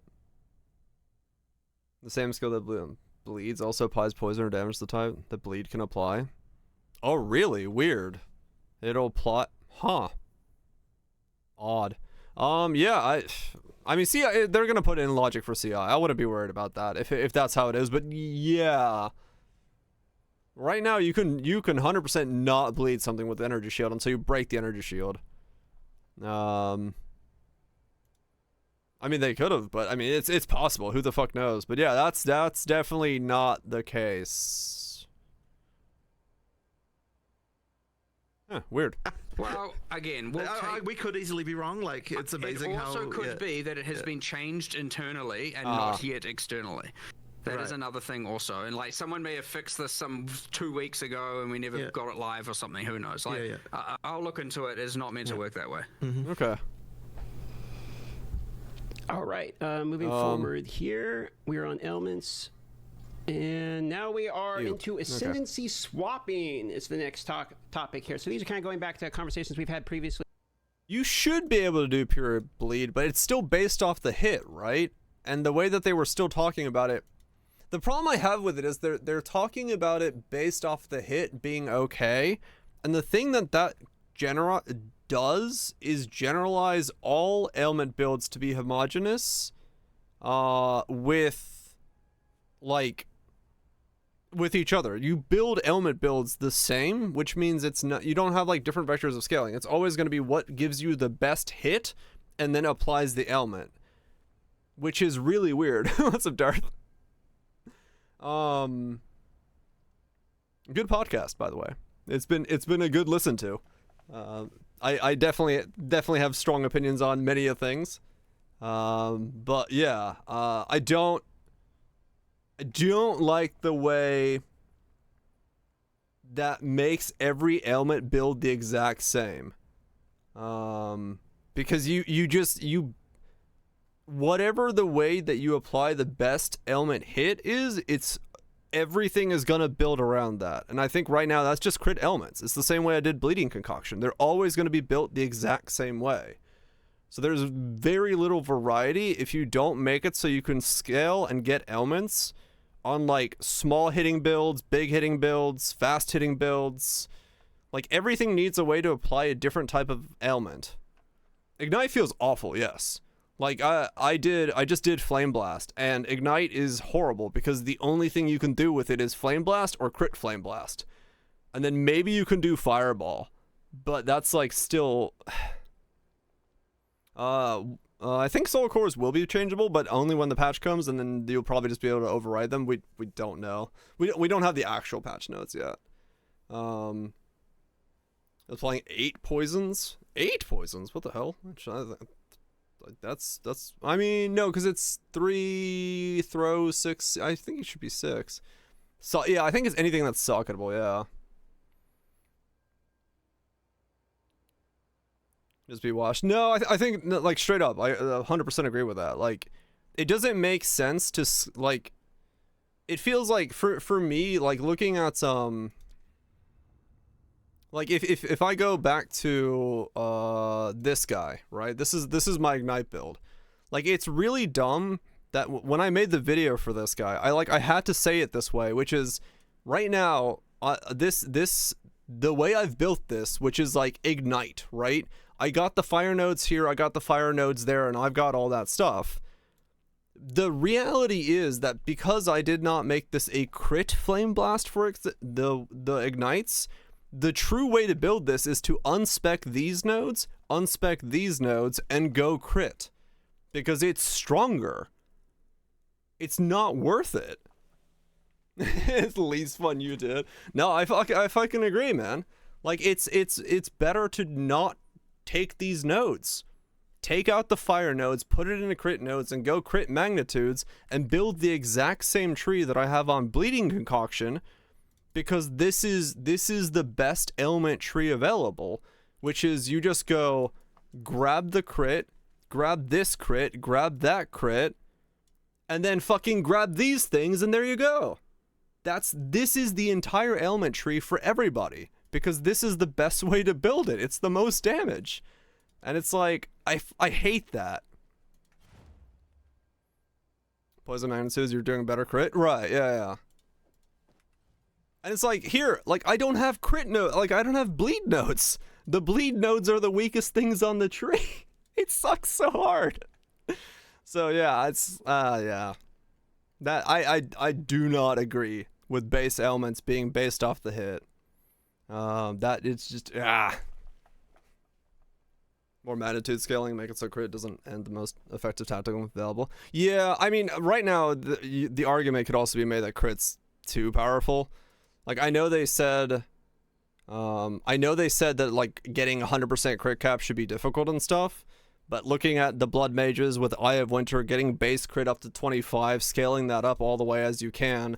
Like, I think a lot of that is also kind of in a bad spot, where you kind of get more scaling than you're supposed to from that. So I don't know. It's a lot of stuff that they need to like tweak overall. But I as someone who loves Ignite in Poe 1, I do not agree with the base ailment thing being the way that Poe 2 works.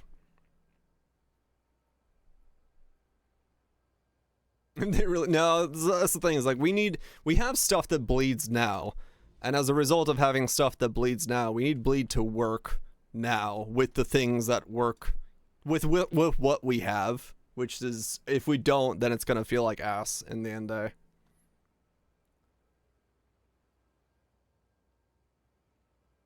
I'm like Poe 1 without perfect name. The crit just doesn't. It matters in scaling the tree, and gear would be fine. Maybe, yeah. I don't know. I think Perfect Agony was a bad change in Poe 1. It's really fucking strong. It, like, in Poe 1 right now, it's so fucking powerful, especially for if you can guarantee crit and stuff. I just think I think Perfect Agony kind of does the same problem for Poe 1, which is the best way to scale crit in Poe 1 has now become ailments is to scale perfect agony. Takes so much gearing, it's unreal. No, you just do lightning tendies. Lightning tendies guarantees a crit. You don't have to worry about it. You stack 800 crit multi, you have the best ignite in the fucking game. Like it just sucks that like.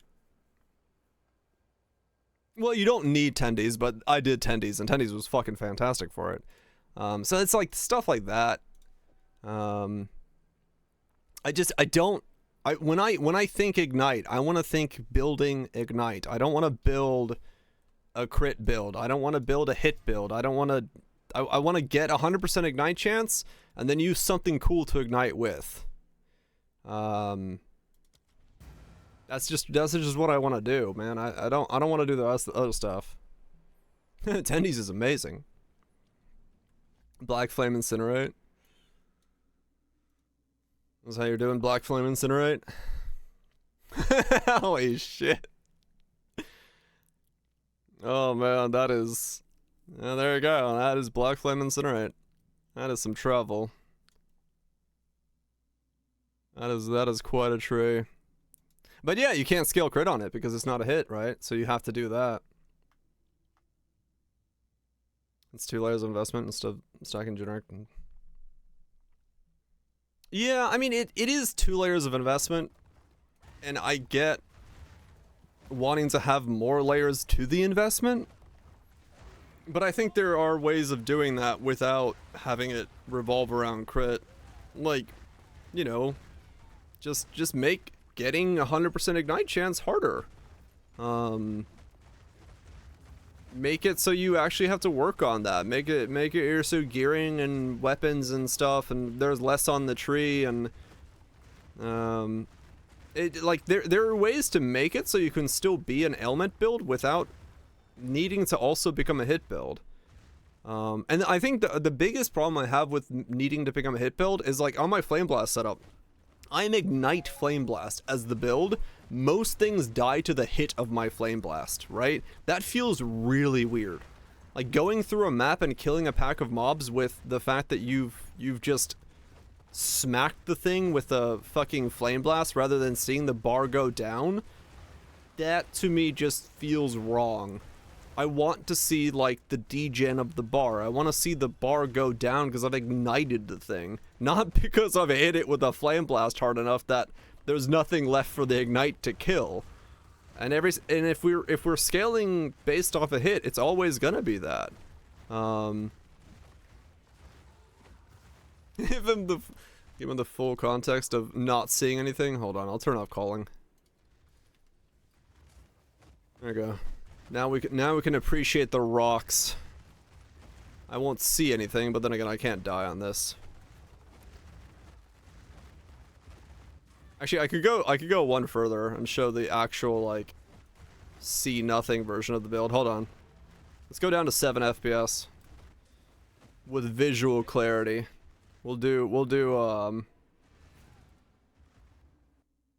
Dude, this thing is so easy. This is like the most straightforward thing I've built so far, and I just read chat, and I don't even have to think about anything. But it has a little bit of a problem when it comes to visual clarity. Welcome to 7 FPS. This is why I have dynamic culling on, because you literally can't see shit with this build. This is how bad this can get. This is with for some reason. Yeah, I've become rock popcorn. The popcorn of the quarry.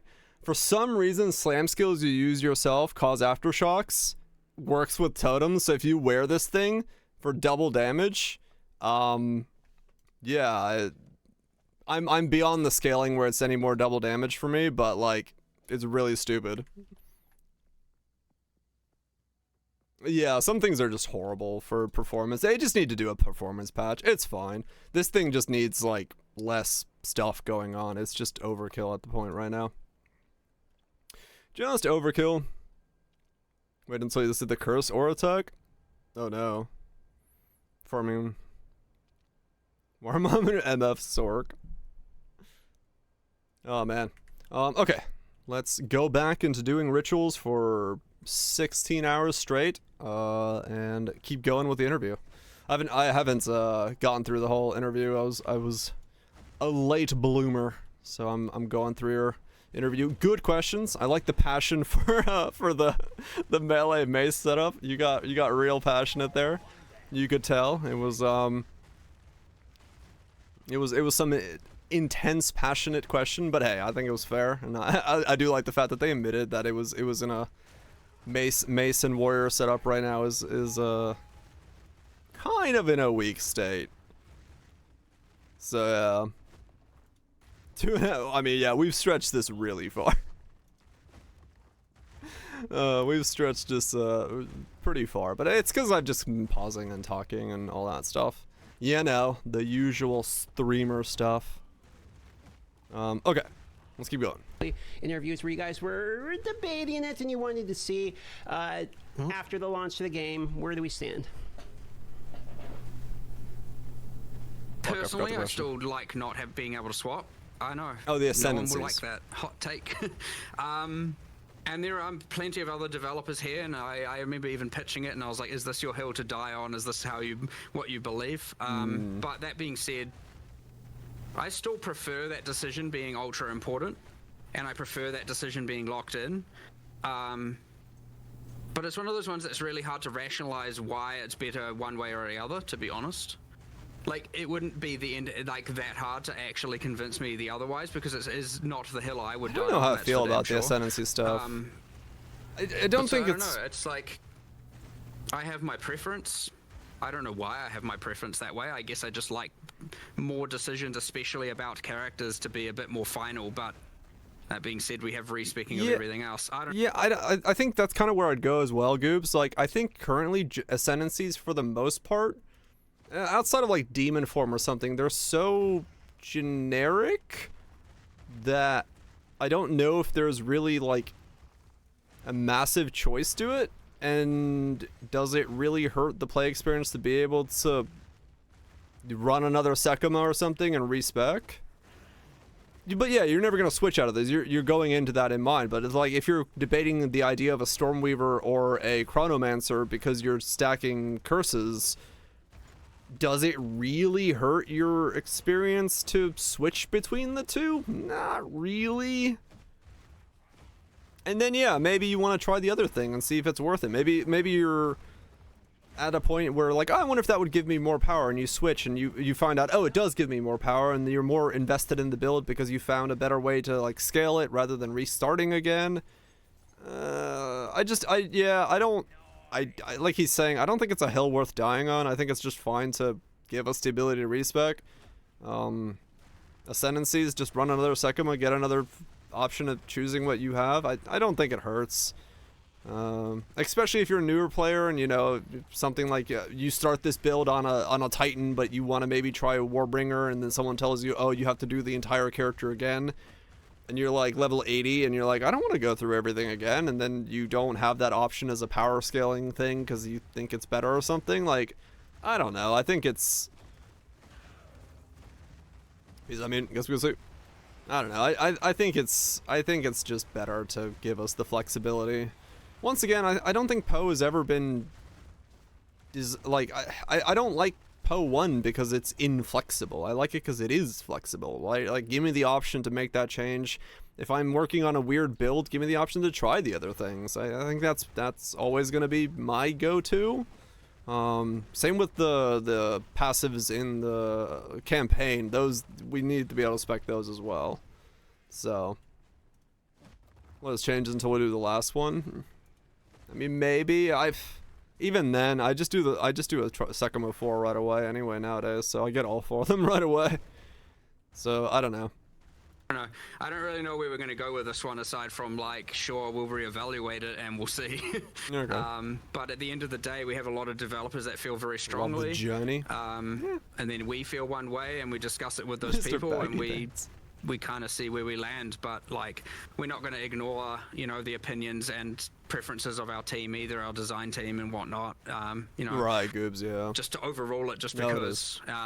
That being said, I sit on one side of that fence for sure that probably the majority of players do not sit on. I mean, I'm 55% in favor of re-rolling ascendancies personally, so it's very hard for me to argue against it when I would say that I would allow it, but I'm also once One's again, like other people on the maybe we team should feel look more into that. strongly. I mean, what I would be open to is like, I understand you have to go online to have a look at what those ascendancy classes are, but I would be more open to hell having yeah, in-game it's awful things right for you now. when you're creating your character.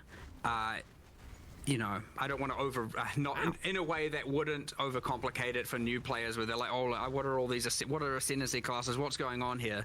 I'm not really in favor of that argument personally, because I don't think that you are equipped at the point of the start of the game to be able to assess what the ascendancy classes are. So it kind of doesn't. I don't really think that really holds up. Well, it's less for new players, I guess. But then again, I mean, experienced players already know how to get that information. So I don't know the right solution there, honestly. But Just let us respec you can it. bet it's going to come up in discussions another. It's just let us respec it. 55 times this year. So I mean, yeah, like no, Sure, he makes a really good point there. It's like, oh, you know, new players are gonna be confused by this. He's like, well, new players don't know what the fuck they're doing anyway, so it's not like they're gonna be confused. They're gonna go, this looks cool, and they're gonna select it. So it's like, you know, it is true. It is true that the respecking of ascendancies really only affects people who are in a state where they're struggling and trying to find some new power that they can do easily, or people who are trying to like hyper min max and like go through the campaign at like this ascendancy, and then, you know, it's really just going to be for people who are trying to squeeze a bit more out of their build, or think there's a better choice, or they want to experiment. And I think anything getting in the way of somebody's experimentation is always going to be bad. Or a new build, and you just want to switch between the ascendancies, and you just don't want to re-level. I mean, I get it, yeah. I'm in the camp that like I would never use respecking for that purpose, right? Like I'm always gonna level something new because I want the experience of going through it and solving the things as I'm going through. But I also get it from people who have like limited time. They're like, okay, I've built this thing, I've used it, I enjoy it, but I want to get some fresh life out of this character I've put all this time into. Let me spec into something different, and so it's fine. And to spend another 16 hours to change my mind. Make it a build for each ascendancy. Oh, I mean, true, SSF. SSF is a different ballgame as well. So yeah, but it is nice that they're so like open about it. They're just like, yeah, I feel this way, I feel this way. We got this back and forth. We can kind of go through there and figure out where the middle ground image. How much time do you need to go to get one lab 1? I mean, it's not so much just like one lab. It's like when you're 4 ascendancies in and your character is like level 85 and you're thinking, oh shit, maybe I should have gone the other way. You know, maybe it is better to do this as a chronomancer or instead of a stormweaver. And then you want to give that a shot. You want to try that. That's when it really comes in, because when you start thinking on a level of what I should change my ascendancy, you're deep enough in an understanding of your build where it's like, okay, maybe it is the synergies I'm getting from my ascendancy, even if they are generic, that those could work better in a different set, and being able to go into that and change that on the like doing it would be really, really big. No, yeah, no, we're not talking like struggling through the wall in the campaign. No. Like we're talking like changing ascendancies when you're like in the 80s, in the 90s. Because I think that's really when you start doing it. I think if you're struggling in the campaign, your ascendancy isn't going to change it, right? Like if the first node is not going to make it, so you're going to go through the campaign better. We're talking like 3 nodes in. That's when you really start questioning, like, did I make the right ascendancy choice? And that's when you're going to want to switch. That's when you're going to think about it. But you're still like 85, 90 on a character when you're making that idea, in my opinion. So expensive on the gold cost? Maybe, yeah.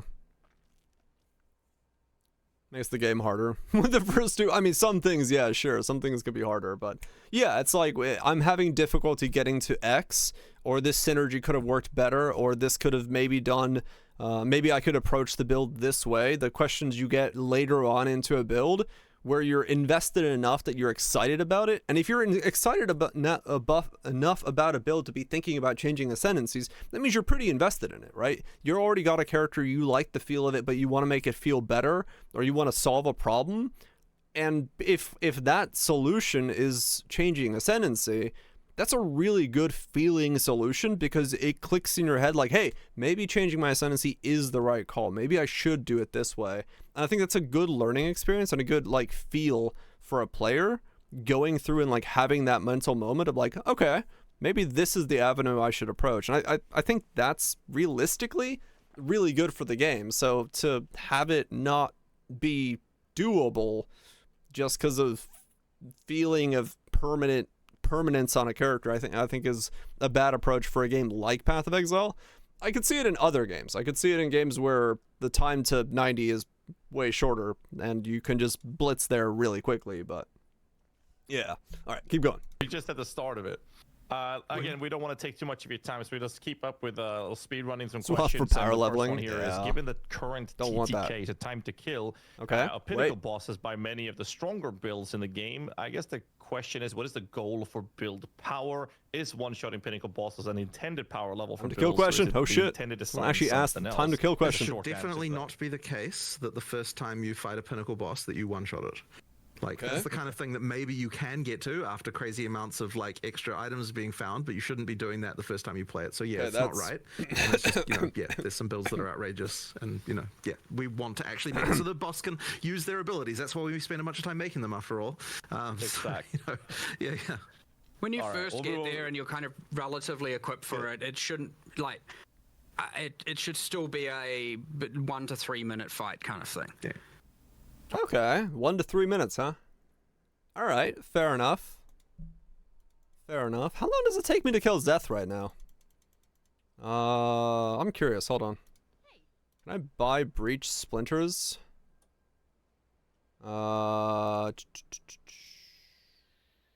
Breach splinter exalt. I need like 5, I think.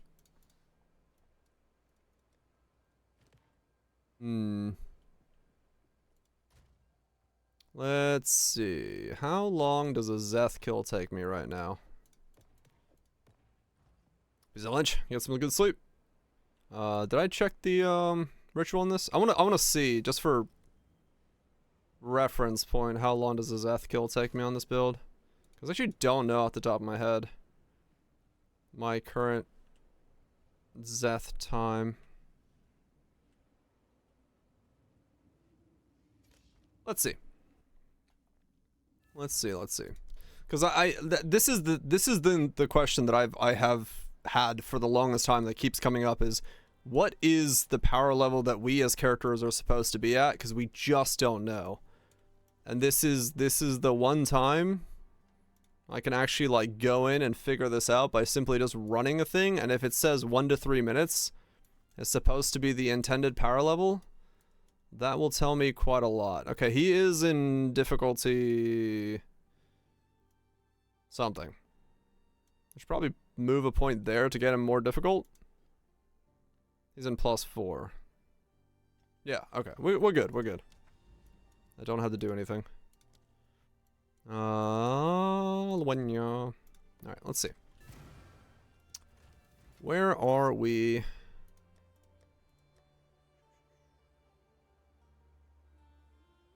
Oh, I don't have a helmet. Whatever. You get in there. Okay, let's see where we are in time to kill on this current setup. Because I am actually curious as to what my time to kill on Zeth is.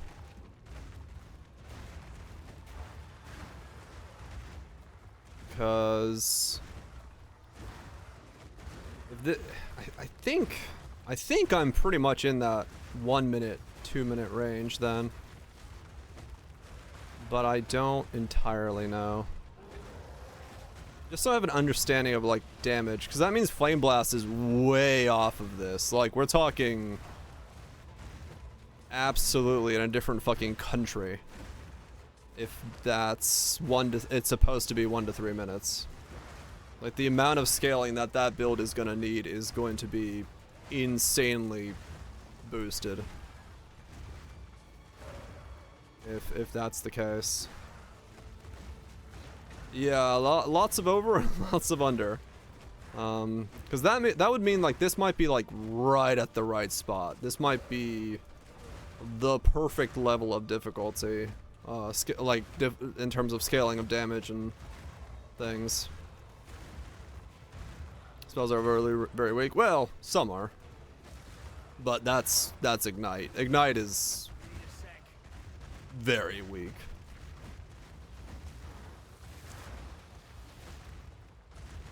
Yeah, I'm actually very happy if this is the aggressively average build, right? Like, that would make me quite excited for the fact that I found out the very middle of builds.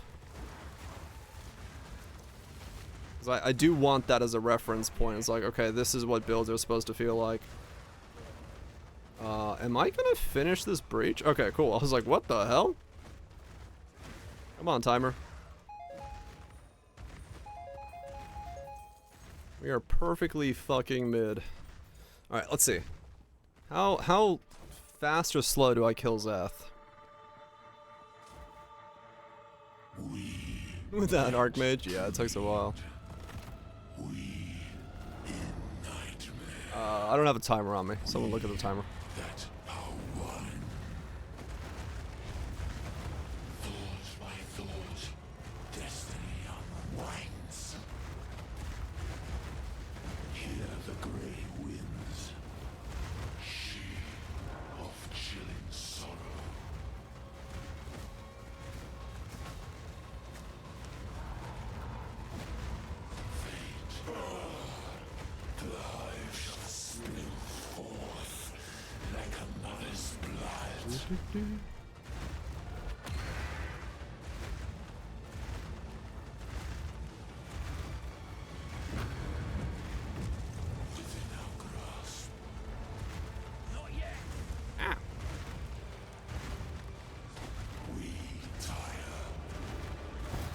Ow. Still ate that.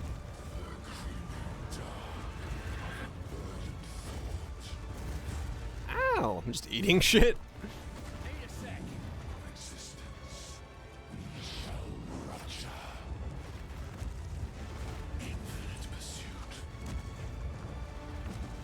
Too much shit going on.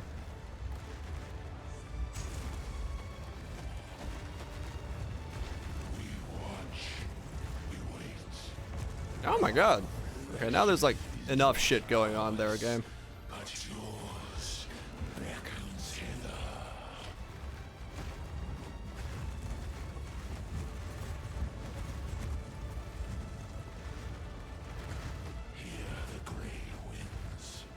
Do.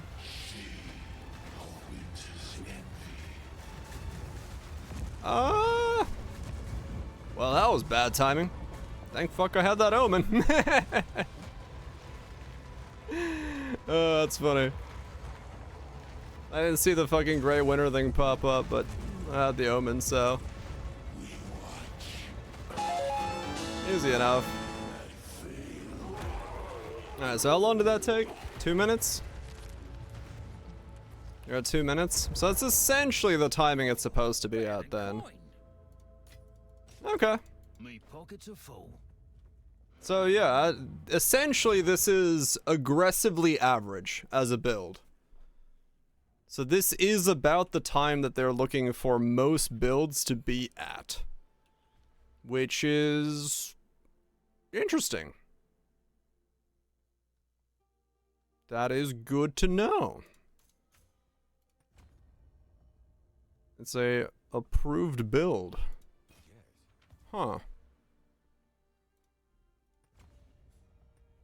Average build or average gear level? I mean, I don't know. Average damage, survivability, build? I don't know the entire, like, what it is, but in terms of time to kill, this is exactly average. So that is good to know. That is very good to know. We are aggressively average.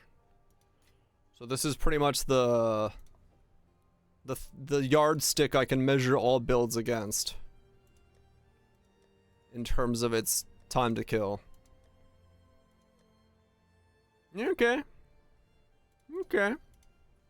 Okay. That's And a I'm good, not talking about reference. 1 minute of emerging. I'm talking 1 to 3 minutes of actual skill combat. You know, not like. Okay. Well, that's a good time of reference we can use moving forward, knowing that's the kind of the goal going for the vision. Next question is: given the difficulty of, I mean, that does mean that if this is average, then there's a lot of stuff that is overstepping average. Like, or the goal point. If that's the pacing, it does mean a lot of stuff is over the line. Like, a lot of stuff is over the line. Yeah, like there's quite a lot of things that will have to be tweaked. If this is within the line, then there's a couple zeros that come after my DPS for some setups. Oh boy. Requirements to get the 7th and 8th ascendancy points. Is this intended to be something that not all average players can acquire? We definitely wanted the final ascendancy points to be something that was like a significant like goal. Like, this is an awesome, you know, like it's supposed to be quite a thing when you get the last 2 points. Yeah. I mean, as for an average player versus not, that's kind of hard to answer. I mean, I don't know if the average player gets halfway through maps really. So like, yeah, it sort of depends on the definition. But we wanted it to be a big thing that you get. So, map clear conditions, talking about that for a moment. Clearing rare mobs are effectively like the only real map clear condition at the moment. Is that the plans to continue that going forward, or is this sort of one of many conditions and is a placeholder, or how do you guys feel about the map clear condition being strictly rare mob clearance? I suspect as we get to answering the exact same thing we talked about before with the more objective driven and learning and tutorialization, we'll probably expand on that. The ideal world is there'd be a whole, a nice cool set of different things you're doing in each map that isn't just killing all the rares, but they're actually a surprisingly large amount of work to do those and to do them well. Otherwise, you just end up with this thing where it's like, oh, I like this one, but these other 4 are terrible. You don't want bad ones of these, and killing the monsters is at least something that you already want to do. So that's kind of part of the reason why we sort of went with that in the end. Okay, that makes sense. Yeah, there's certainly more work. Sorry, go. No, okay. So the Atlas tree currently is gated basically behind Pinnacle boss progression. Kind of the same type of question as in clear conditions. Is this going to be mandated in the same moving forward, or are you guys looking to add in more iterations of progression on the Atlas tree outside the Pinnacle boss clear? We did discuss changing how the core of the Atlas progression is, but as for the actual Pinnacle, like as for the individual league trees, I think we were still keen to sort of have that be the kind of extra stuff that you really get at the end of that to get thing. the Pinnacle boss's tree, it should be killing the Pinnacle boss. We want to keep that for sure. Sure. And for each of the contents, but yeah, I want to upgrade the core Atlas tree for sure. I think it's quite boring and flat right now. The core sucks. There's not a lot going on there, and part of that is to do with as we add more content, it will make it more interesting. But there's certainly a better job we can do of that, and how you acquire the points again, getting away from that grind and getting into more like, all right, like do this 2 points, do this 2 points, do this 2 points. Not that'll make a huge grind benefit, this 2 points, grind this 2 points for the actual core tree. For the sub-trees, for the leagues, I actually do like them being behind that, but ideally each league would then have its own meta system within it to amplify itself in some way, which we don't currently have a lot of, so it's something we'd be looking into in the future when we're upgrading existing content as opposed to adding new content. All right. I bet all whoops. Where did I just jumped through somewhere? With that, I don't know. Doing ritual in the way, like having to get multiple audiences with the king to then improve your audiences with the king chance and stuff like that. Like, it's probably just a numbers game. There's like how many audiences with the king you have to do and stuff, but it does feel like in the beginning you're kind of sandbagged for no reason just to find the first king. Yeah, maybe it'll feel better, but like, I don't know, I think... What is it, granular? I honestly, I just wish it...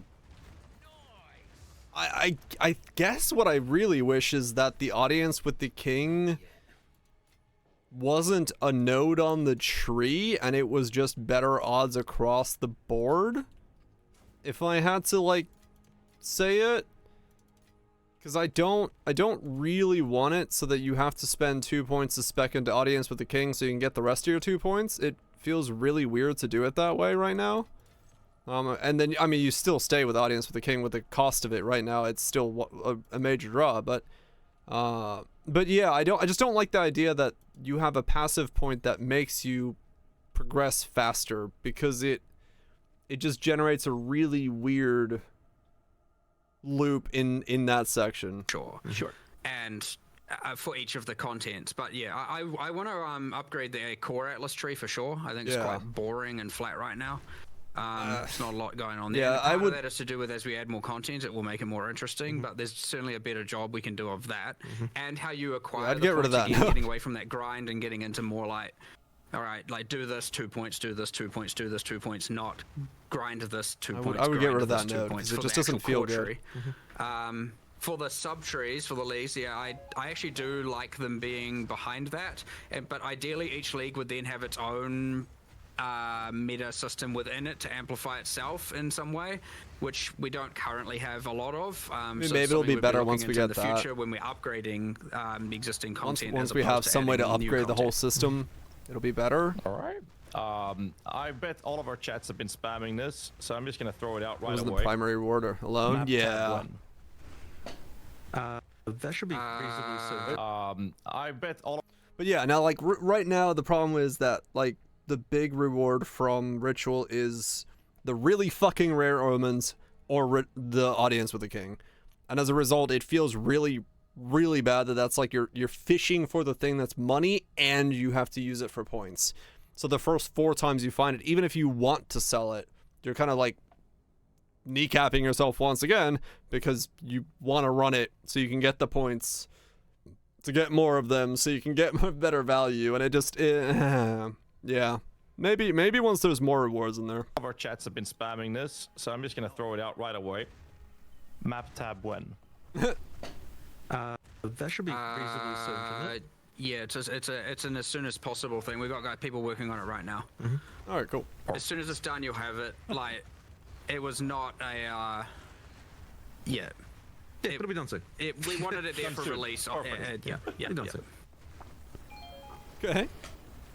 Good to know. Let's go to tech questions, optimizations, and bugs, kind of a little category we have, and then I'm going to do some minion questions for you guys as well. Appreciate you guys taking the time. I know we're going a little bit above the time here.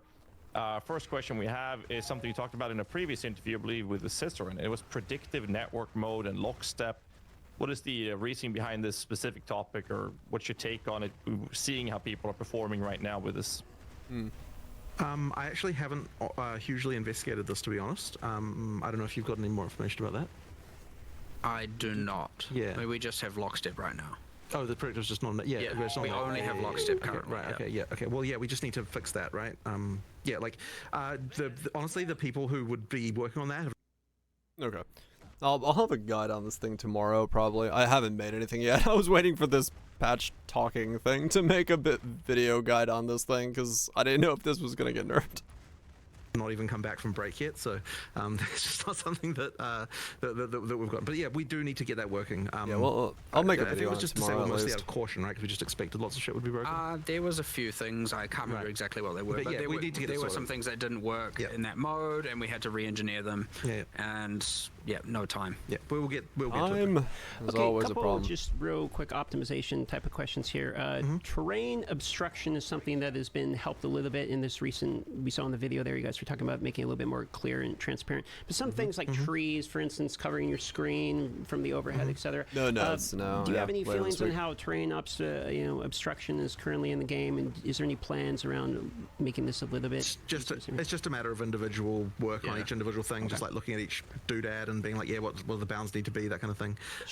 That some trees don't fade out until you're like intersecting with them, Sure, and it's just- annoying because yeah. you get more, and the faster there you won't be move, the any major more you will nuts or be something like obscured, this. and so there's some timing changes, there's some proximity changes, there's It's just a matter of individual bunch balance of things. you To be know, addressed. there's still some areas. Who knows, yeah. And then as far as optimization is concerned, I mean, we'll just keep working on it, right? I mean, in the background, you've got the engine guys working on things. There is one very annoying crash that is very, very hard to debug that happens on, I believe it only happens on NVIDIA cards.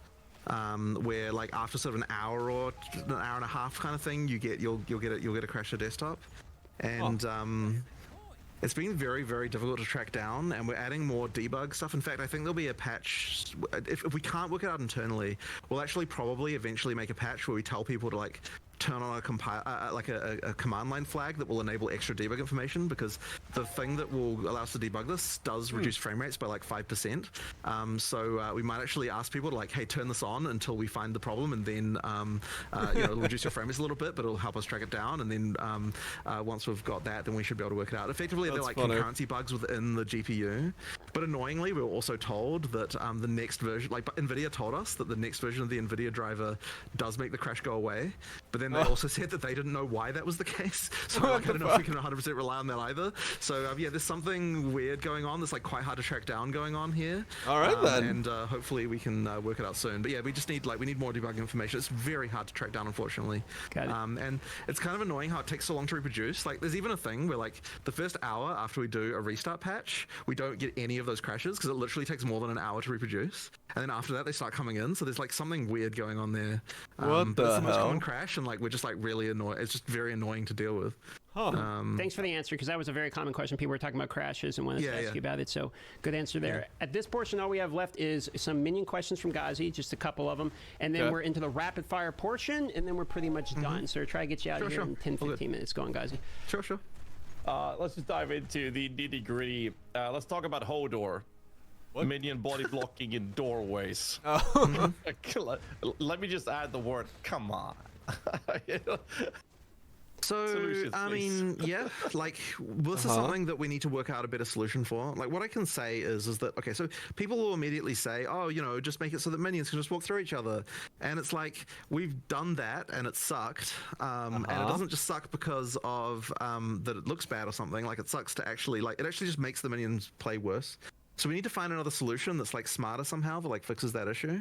One thing we are planning on doing, just as an initial test that we've got, I believe someone's doing at the moment, is at least making it so that when minions die due to distance, that they respawn immediately near your character rather than it waiting till the next refresh. Thank fuck. So like that'll at least maybe help a bit, but I don't know if it's like the full solution by any means. But there's something we have to do around this, but I honestly don't know quite what it is yet. And as I said, like all of the obvious solutions, as you might say, we have tried and they weren't great.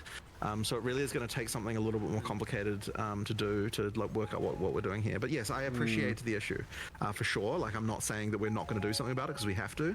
I'm just saying that like it's not clear Matches out of yet what that magazines. is. And at the very least, in the meantime, we can do the respawn instantly from old timing school it, shit. the distancing out, which will help a little bit maybe. But yeah, more needs to be done. It's one of the big problems people complain about with For the build. sure. But them rubber banding to you resurrecting is much better than them dying, because that is part of my other question I had here. Yeah. However, in PoE 1, there's a feature added as a modifier on well-telegraphed boss abilities that you're supposed to, as a player, dodge where your minions can't because you can't control them, so they do less damage to them. PoE 2 doesn't seem to have this based on the data mine I've been checking, which seems to be that they're just expected to literally just die, and then you have to sit there and wait for them to resurrect. What's the reasoning for not giving us convocation, which would also assist in the whole minion body blocking doorways and tight corridors? Are there not minion things in the AI? We did do some of that. Not that I've seen.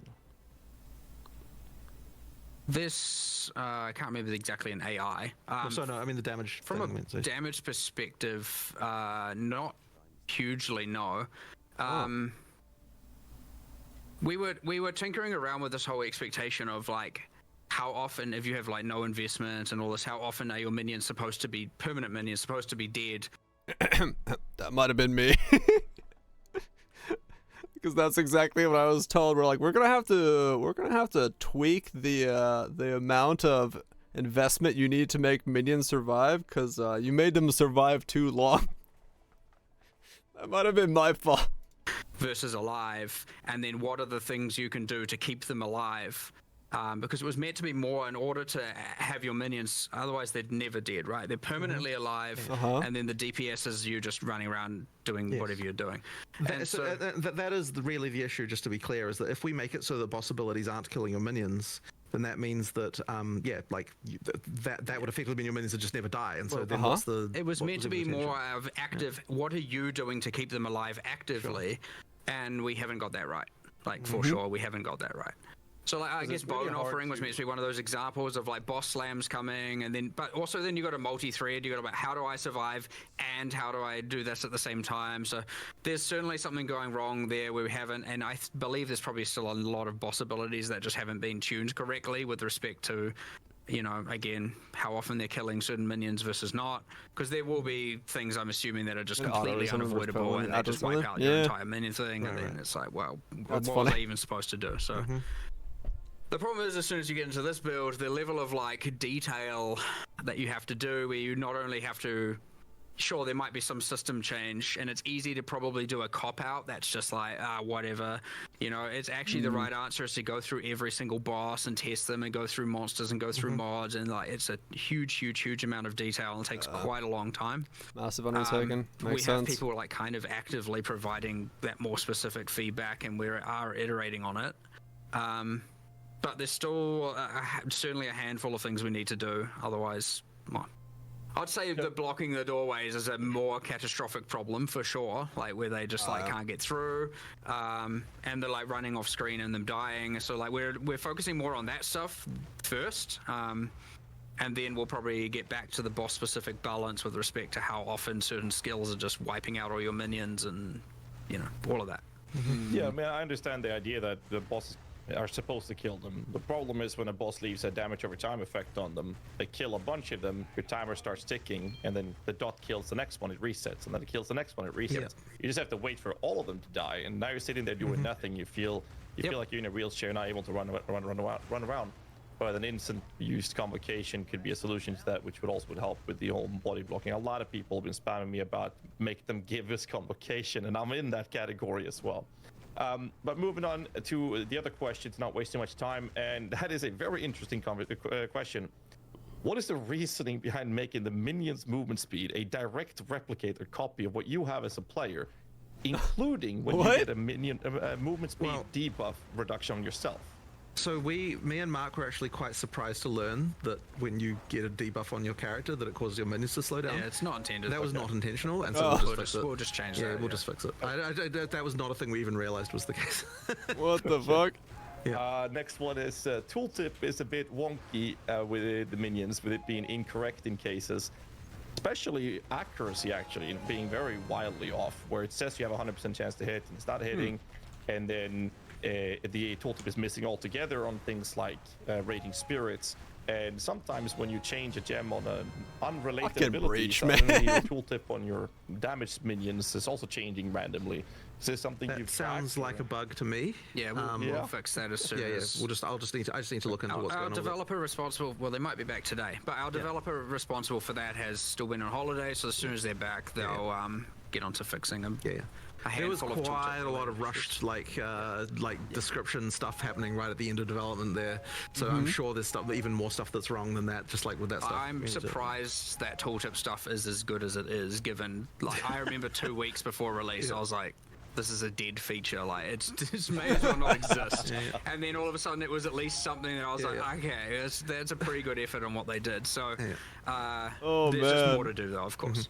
Yeah, I got plenty more other minion questions, but I'm just gonna go with the one that's been spammed the most, and that's funny. Spectres when. So the sample was made. Fairly soon. What? It took more work than we expected, actually. Like there was just a lot of there was a lot of specific shit we have to do, but it won't be. It's not too far away.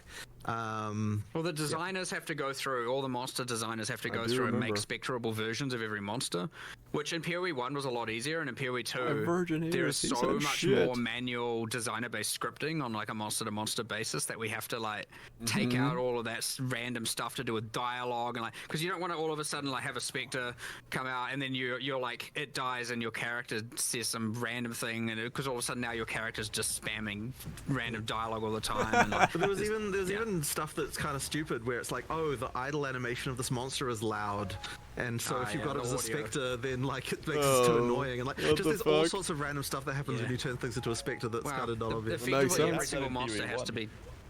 Yes, that is still, true. Well, we don't want to repeat those same problems, right? Oh, not this bug ideally, again. Yeah, the audio team actually gets time to do proper spectre mastering, so to speak, on all their audio for all the monsters. But no, I believe the designers are almost done with their part, which means it's then just audio and then a whole metric, which has been happening in parallel, but a whole metric ton of balance testing to make sure that we're not just, I mean, which is a lot, by the way. There's a lot of stuff that can go I left the wrong fucking with loot on the balance and ground. the spirit cost of each. I should have picked it up. Of each of these. Yeah, It's going to be and interesting. testing it with every array of support gems.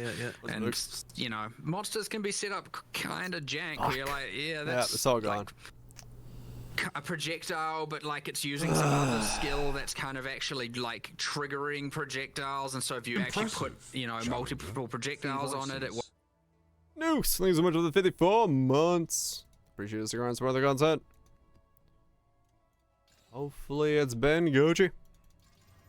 might not affect it in the way you think, and like from a damage perception of like I take less damage from projectiles, that's fine. From an avoidance perspective, it's fine. But then there'll be some weird thing where, because with like player skills, we actually code every single skill, like exactly here's how it's meant to work. It's like quite intricate with monsters. Not that long. I've made it ballistic and just set them up to make sure that they're good. And then all of a sudden you're like, oh right, we had to make a spectre of this. Okay, well, and then you have to hack a bunch of stuff together. But it's also what allows us to be able to make a ludicrous amount of monsters all the time. But yes, now you have to make spectres of all of them, which is. You're almost done. We've almost caught up to where we were. Almost caught up. I'd say, soon, whatever soon means. Not too Valve time soon. All right, so we are in the last portion. 5 minutes, some rapid fires. We'll fit whatever we can in within this 5 minutes, and we're done at this point. Thanks for going 10 minutes over at this point. So That's all right. I'm just going to pick random ones here. Search feature on an atlas, so you can search like. Yep, we definitely should have that. This was something we even said before we even released, but we just never got time to do. But yeah, we'll do that at some point. I like that. Sounds good. Tornado Bird in the game for Ultimatum is the hardest boss in the entire game, in my opinion, personally. I believe that's resolved, and 011 does have changes to that one. It's ridiculous. I saw it on the list. I saw it on the patch notes. All right. Yeah, I just can't remember what skills. Yeah, it was the tornado. Like it was more avoidable or something. There was some stuff. It is in the specific boss balance that got addressed in this. Really cool after that. Just a bunch of generic information. Okay, so Auction House. We're getting spammed about this all the time. You've answered many questions. How are your guys' feelings about Auction House or in-game purchasing or buyout on the website or anything related to that? I mean, I've talked about what we could do before. I don't have anything to announce right now. House stuff, it's never going to have We'll anything. discuss this more. I'm sure this will come up again. Sure. Yeah. Accessibility question. Red-green color blindness is the most common in the world. It's my understanding. Obviously, red on green is a very common thing within Path of Exile 2, specifically in Ultimatum, which is a mandated ascendancy trial. So for any plan. Yeah, essentially, what Kaiser is saying, like this build is the average. This is where they want things to be. A time to kill of like 1 to 3 minutes, which is about what this is on a T4 boss. Like this is the average. Now I know what the average is, which is really good. I have a reference point. Like, okay, this is what I should be aiming for on all my builds to be competitive. This is where they should be. And then ES apparently was supposed to bleed, even though ES doesn't bleed, so that'll be a thing that's get fixed. And then just a bunch of things about like one portal stuff that I disagree with. Base element stuff, they kind of like where it is right now, but they need to tweak stuff and see if it's doing it. Feels weird, but we'll see. It's just a lot of like their explanation for things, and I go, okay, interesting. I don't agree entirely with everything, but we'll see where they go. It's just nice to know kind of like the reference for stuff, and a lot of things need patching. Some things need to be brought down. Some things need to be, more stuff needs to be brought up than things need to be brought down. Nothing massively major buffing nerfing wise coming in the newest patch. That's more reserved for the reset patches. They might touch some things that are like very big outliers. What's the too long didn't read? I'm not angry, no. I'm, you know, just it's definitely a different type of game than I initially thought it was going to be, and with where things are going, it may be closer to Poe 1 in terms of speed than I would like, but I also would say, yeah, I wish the game was slower than GGG wants it to be, which is saying something. And yeah, I hope they don't remove the customization fluidity of Poe 1 out of it by locking too much stuff in, but I don't know, we'll see. It's all a waiting game. We have more information now than we did, but it's still wait and see for real impacts of changes they're making. But yeah, that's where we are. I'm gonna finish this off and see what they say. Features for this. Well, effectively, that's usually what we do for the stuff. Is rather than having a mode for it, we tend to just make sure that each thing, like we test it on people who are actually colorblind. So I just need to get probably Reese to just test all the stuff specifically because I know he's red-green colorblind, and just make sure that they're actually distinguishable. The one guy in the office. I generally prefer rather than having modes for it to like have people with that colorblindness highlighting the area. So ultimatum, as you said, being bad gives us a target, and we'll start someone there. Yeah. Sure. Speaking of visibility, rare and blue mobs. Can't really tell they're rare and blue mobs, or magic mobs, I should say. There's no highlight on them like in PoE 1. You know how there's like a little highlight around them? So you can't. So the intention is that you can tell when a monster is based on the effect of the actual thing itself. There might be some cases where we're just not being successful in that regard, and so we just need to improve it. We're going to do more there, and we are going to try some things that give them magic and rare identifiers that aren't. The glows just really took you out of the, like when you're in a dark dungeon and you're exploring it, like just, and honestly, what the heck is this glowing beacon of light over here? I just wish Fresnel glow was just banned in games generally. Like it's just everyone just relies on it. Like, oh, we need to make this more visible. Add a Fresnel glow to it. Like it's just this freaking it's a cancer in games generally. Sorry, this is just a random side rant from me, but I just hate the fact that everyone lazily goes to Fresnel glow and freaking everything.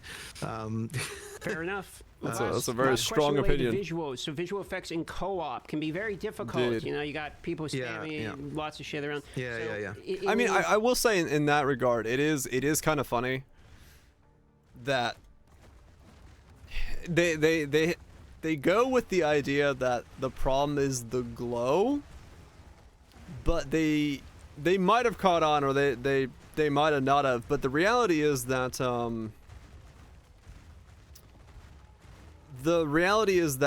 the problem is that you can't tell that you fought a rare or a white mob sometimes, right?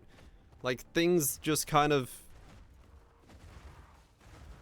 even like realistically you should be able to tell that there's a rare on your screen without having to worry about it glowing, right? Like it should be noticeable enough that you're fighting a rare. So it's like if there is no distinction between a white mob and a rare, then that alone in terms of their power seems a bit weird.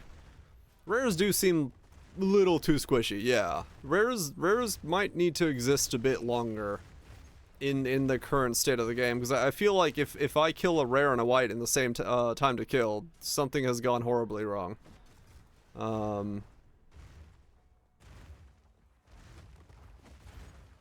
Yeah, at worst we go glowy, but yeah. Do we mouse to move players? Got a stop button. They'll probably iterate on the controls, and we'll probably get more options with the controls once they get the swap control system into between controller and keyboard, and maybe that'll improve odds both there. Yeah, I think so. I think rares should have more HP. They should exist longer, which is, you know, something that needs to be looked at, because if this is the average time to kill on a boss, which is 1 to 3 minutes, which this build is, I don't notice rares on this build. Like everything is the same to me. It's just the only reason I know I killed a rare is because it drops some loot every now and then. I go, oh shit, look at Exalt dropped that. That must have been a rare. It's just like Yeah, they need some work on making it so rares exist on the screen as more than just a blinking thing. Like maybe that was a rare. I don't really know. It dropped the bone one though. So it's like that to me feels really weird where I really don't know if I'm fighting a rare other than the fact that it's then highlighted on the mini map once you get too many things killed in the map. Which, oh man, no one asked any questions about like the direction of mappings. But maybe that's to do with once they add more content to maps and have you do different things that isn't just rares, that's kind of the same thing. Icon over the head. I mean, yeah, it's also immersion breaking, right? If we're going down that line. Yeah, I mean, you don't know ahead of time if you should be worried about a rare. That's true as well. Rares that are instantly spawned by mechanic. I mean, that's also true. Like breaches and rituals and stuff popping up rares. You don't know that there's a rare like 5 feet from your face. Yeah, I mean, just in general, I think they just don't. Rares don't have enough of an impact right now. Everything feels the same. Even on a build like this.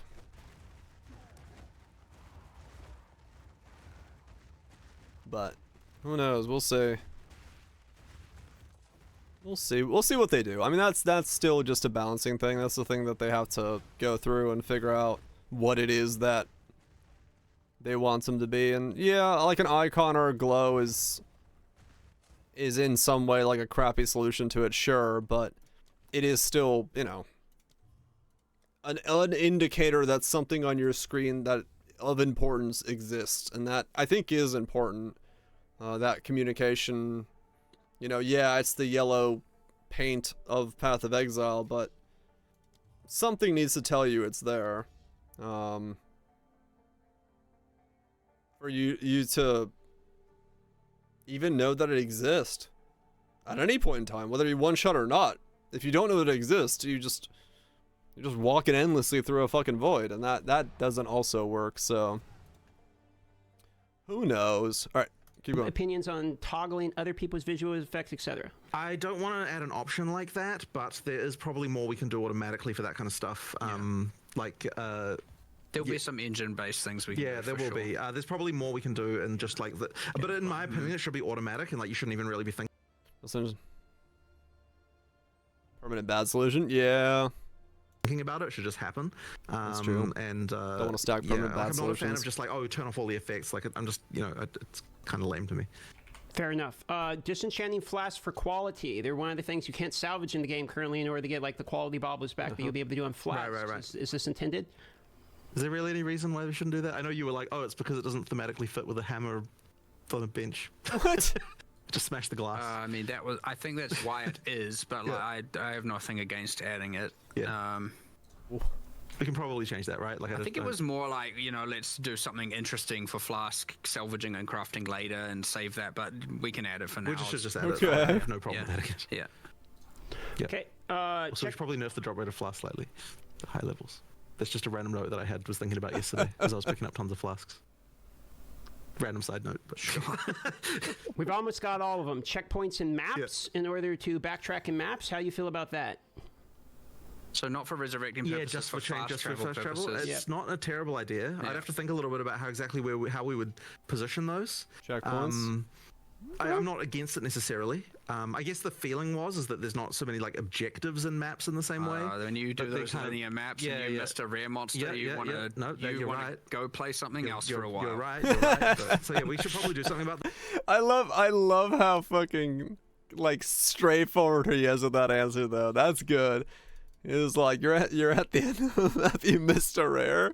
He's like, I'm gonna go play something else. Fuck this shit. I don't want to walk back. So yeah, no, I mean that's fucking fair. Like, yeah, it's he wanted to say something else, probably. No, it's like no, it is true. It is true. Like I think checkpoints would save a lot of that backtracking. You just go. But I don't have an exact understanding of what we'd need to do perfectly. Sure. Yeah. On the table, however. Okay. Being able to see gems without cutting. Currently, like you got to cut the gems. That'd be look nice. at the list of skills. I mean, I don't really have anything against it, but where the hell does the option go? I'll think about that. I'm not really against that. Yeah. Maybe on the G button, top, click at all skills. Yeah, maybe. Yeah, maybe. Right. Maybe. Gambler in the hideout. We have all the other vendors, but we don't have like a we gambler don't in the have that in the hideout. For hideout. instance, like Alva The normally does reason this. for that, what was the there was something very broken at the end, and we quickly turned it off. But I think we just need to fix one thing and then turn it back on. There was something very bad at exploitation tier, and so we were just like disable. It's like 10 minutes until deployment kind of thing. Oh wow. 4 left, minute and shit. we got through all of them. Okay, so Venom Quest is currently the only one that you can't reselect the rewards. So, for instance, you can reselect like the Titan Dome with the Life Flask or the Charm Duration. You can't select from like Chaos to Attributes or whatever. Any opinions on keeping that permanent, or can we reselect? I that? want to add a way to change that, which Oh, I know okay. people might be like, well, hold on, then why don't you want to allow a way to change the sentences? And the answer is I don't know. That's just how I feel. But We'll allow you to change it. I might feel differently. All later. right. But yes, I do want to add a way to change that. Fair for enough. Sure. Okay, movement speed on boots. Any feelings about having them be implicit, or I mean, basically movement speed interesting. mandatory on boots, or else you're really slowed down. So, how you guys feel about moving movement speed to implicits, or do you have any feelings on movement speed on boots? I mean, I don't think it's necessarily a problem to have a mod that's really, really valuable on an item that you definitely want to go for. Like, boots are certainly the case where that's like the most extreme, but I don't necessarily think it's a problem as such. So, you know, like, I personally don't have a problem with it, but I don't know if you feel differently. I like it. Yeah. I like having it that like, yeah. I think it's good. I mean, physical on a weapon. if you added move speed implicitly to boots, would you then be like, okay, well, like IPD on weapons, like you Oh, start just start getting boots. into funny territory in some sense, right? We're like, you know, so anyway, that's kind of our feeling on it. Yeah. Last two, UI customization option. I would say that I don't know, like use it right now. I don't have a belt on me. The movement speed on boost thing, I kind of have to go with the fact that I don't see its purpose as being a roll on there. Like, yeah, it's the slippery soap is always slippery, but I don't know.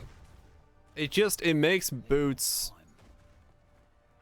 You have to have 25 or 30 on them, or otherwise they essentially have no value unless you're in demon form and you're just moving everywhere by using the dash.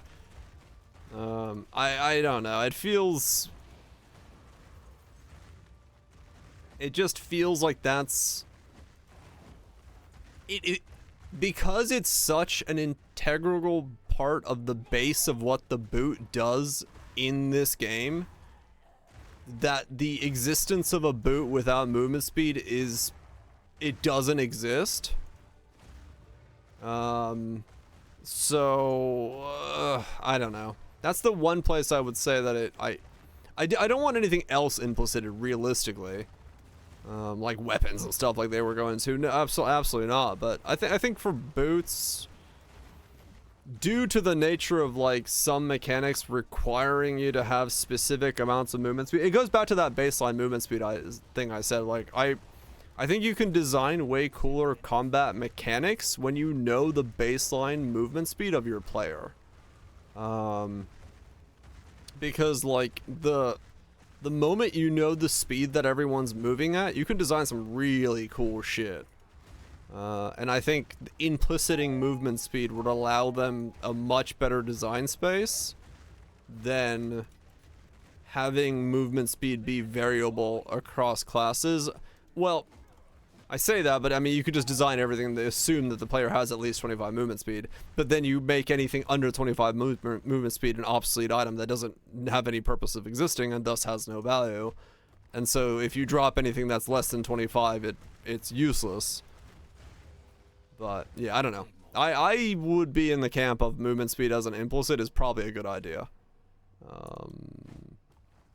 But yeah. Piece of potato, you guys will go to sleep. Is that potential? I mean, you'd have to be more specific. It's a balance point requirement for bossing, right? Like, yeah. if you're looking at like, you know, Like, we're not going to be World of Warcraft. Like, Make boots on 80% UI rare. mod type Sure. tier. But yeah, like if there's something specific, then you're like, I wish we could do this. Then maybe we'll think about it. UI It's just a stuff, question. yeah. More of a That's generic question I was getting. Okay, last one, boys. State of co-op and body blocking. Body blocking, you're you know, with co-op here. I think it's. There's something not right about it. There's something not right about it, I agree. But There's something I not do right think you about do it. need it. Okay. To make things feel more physical. But there is something not right about it. But there shouldn't be, considering that players are actually... No, because you know what it is? It's because we changed really, really close to the end of development the size of the player, instead of changing the size of all the monsters. And I think that probably results in like a situation. But yeah, but there's something not right about it. But I don't want to just completely remove it. We might end up with a solution where like the size of a player to other players is different than what the size is to other monsters or something like that in order to kind of like ease it. I suspect we'll do something along those lines. Yeah, I'll that is it. It wasn't really on my radar, I have to admit, but we should do something about this. Yes. Okay. And you'll forgive me for asking one last question that I'm curious about myself. In terms of microtransactions coming from PoE 1 to PoE 2, do we have any cadence or quantity or any information we can give them when we're going to be seeing more of our previous purchases? Well, the main thing is that by the time we go out of early access, we have to have all of them. As for the rate at which they come through, I mean, look, we'll try and get as many as we can in the near future. Honestly, just remove movement speed from boots and just give everyone baseline. And I haven't baseline. paid enough attention to them. That would be my. my To go catch up with them and ask them, hey, how's that thing job for it. going that I see you going on to? It's probably it turned into more work than we initially anticipated for sure. There's like a whole bunch of effects that don't translate one to one, so there's a lot of departments that have to do a lot of work. They are tuning through it. That being said, like, you know, it was certainly more complicated before when we were in that last like several month or 3-4 month like kind of lead up to release, and it was kind of like, okay, we need to have all hands on deck getting certain game content done, and I'm sure that hell of a time. We generally prioritize gameplay over microtransactions when, especially in those kind of moments. Makes and sense. So now it's going to ease up a bit, and we can allocate some resources, a bit more resources there to get more of them ported across. But yeah, it did end up being a little bit more work than we actually anticipated. It's not just like a copy paste job and it's done. Some things have to be like kind of re-authored to actually work in one over the other. Mostly due to like lighting, I suppose, really is what is the big difference. Then, you know, people are zooming around So, on I don't have an dodge immediate builds cadence for and- you, but yeah, we should maybe start that's getting them a coming out, thing. like rolling out relatively soon. All right, and I think that pretty much wraps it. I mean, we're getting spammed about Path of Exile 1's 3.26, but unless you want to talk about, you know... Bit of a long topic to get into at this point. Yeah, so I figured I'd just throw it out there, but that's it. Guys, you want to wrap it up? All right, let's just say thank you for coming. Hell yeah.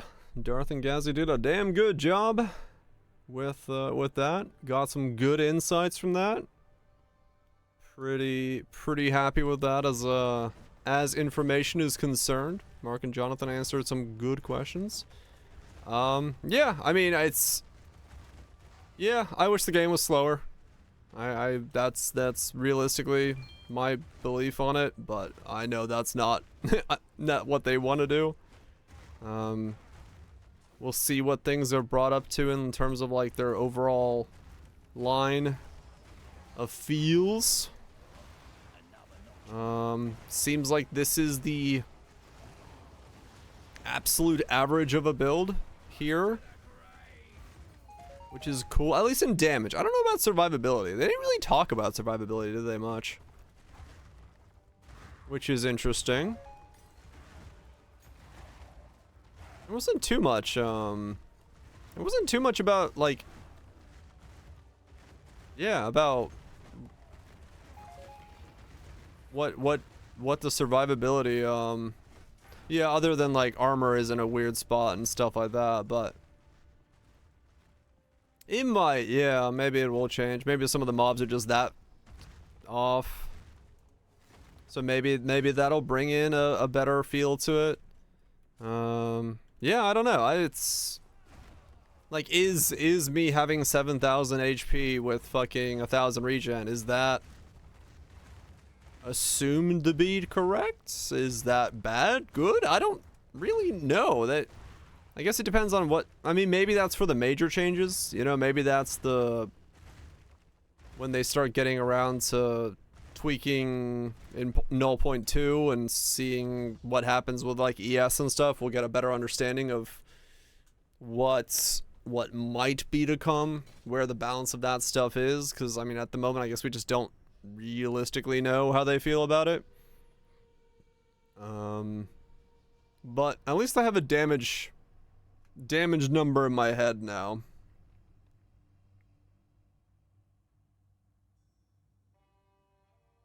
Yeah, I don't either.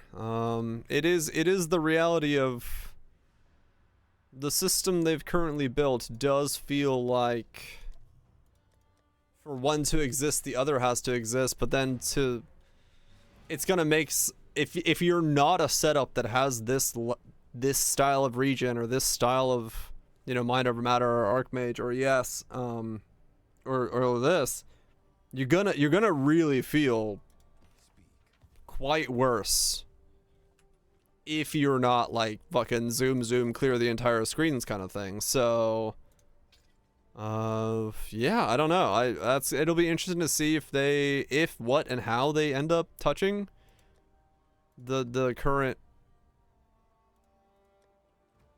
like layering of HP as a defensive setup, HP or ES, because it does feel like this is slightly too much, but we'll see. Bucklers. It does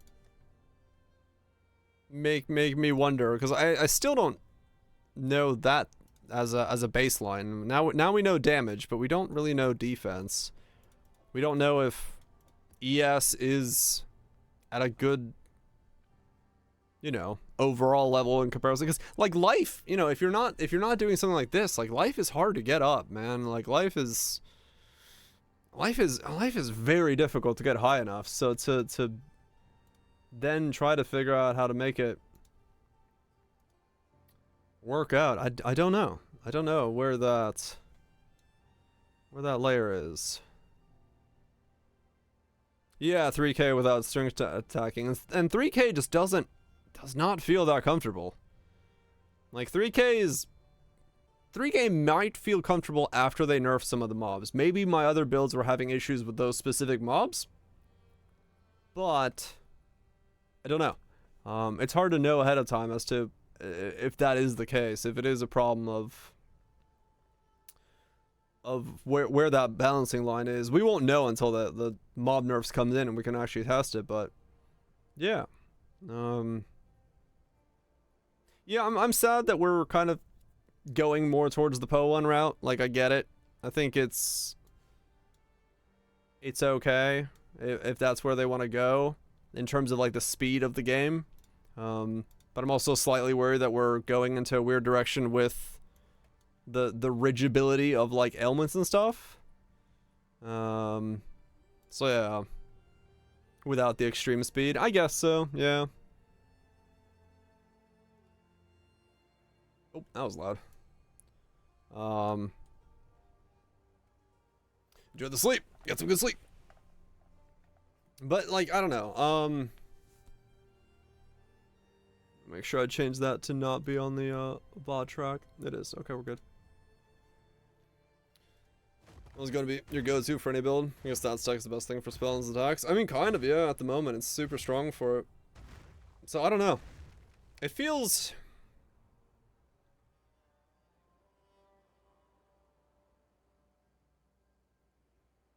Yeah. I mean, we'll just have to feel it out. Because making any kind of blanket statement's a bad idea right now. In terms of how the overall feel of the game as a whole is going to be with after the balance changes and things. Because I think 0.2 will really tell us way more than 0.11 will. We really just won't know enough in this patch. No, it's critical attack Infernalist. I mean, I might, honestly. Like I said, I don't really have I don't have another build planned. Bust out mega crit. We'll see.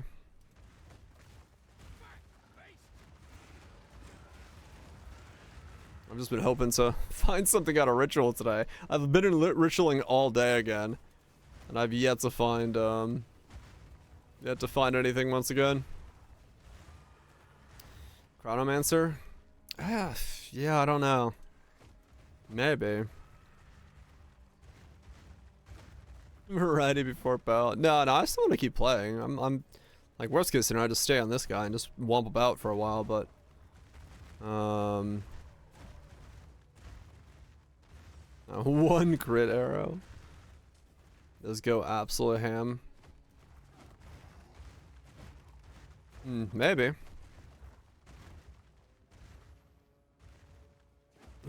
Yeah, I want to.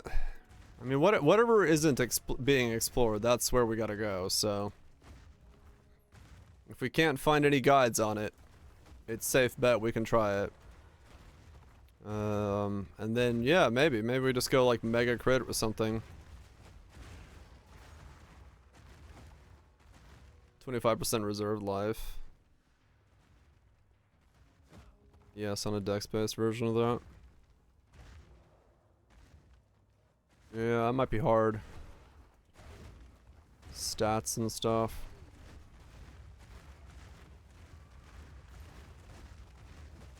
Oh yeah, that was something they didn't really, right, we have one reservation we need to take.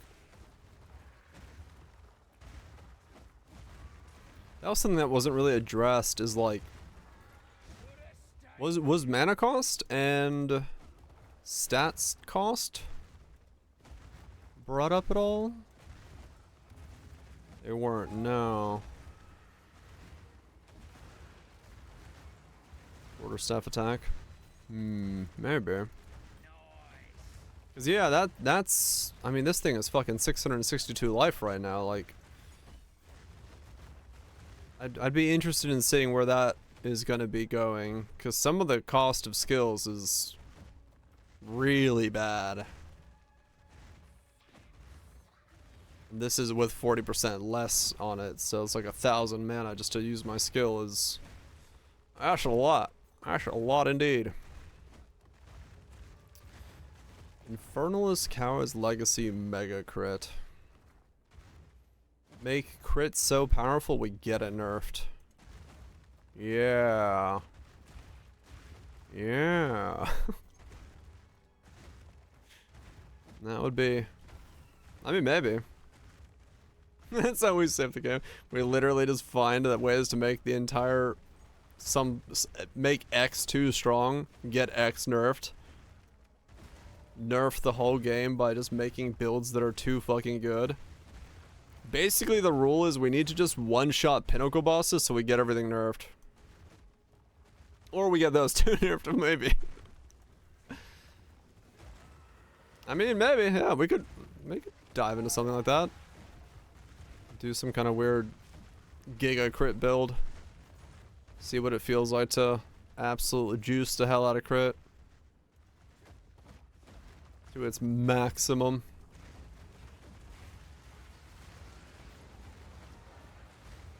Could be cool.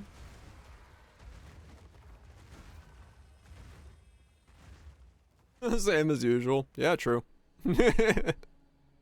Nothing new there. The normal shit around these parts. Yeah, I don't know. I don't know what to do about the,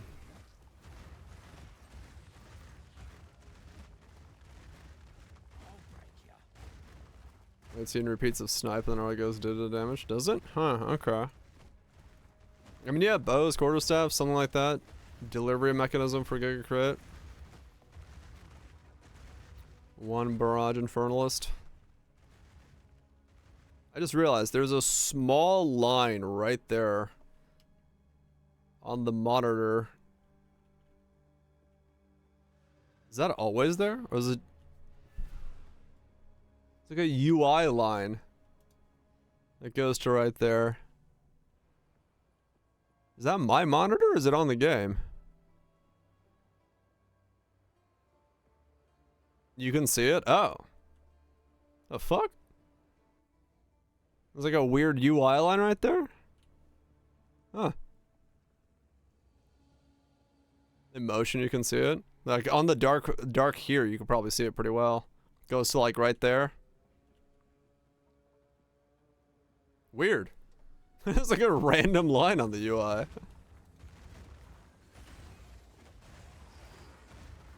Okay, good. It's not my monitor. I was like, shit. But also, the game's got a random line.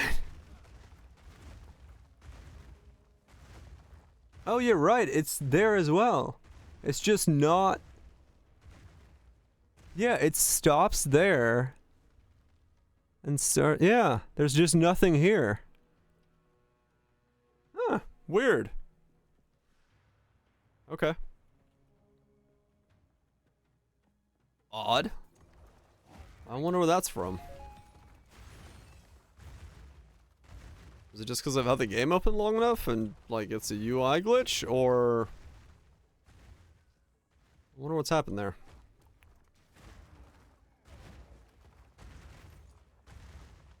Might be, yeah. Might have to give the game the old reboot. Because, yeah, I don't entirely know what that is. We're seeing CRT. What?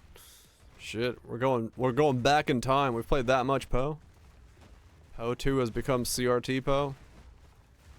It's now becoming the precursor to Diablo 2.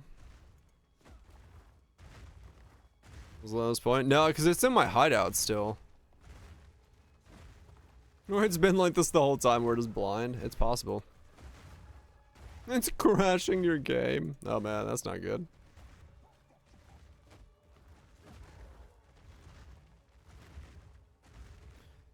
That's not good.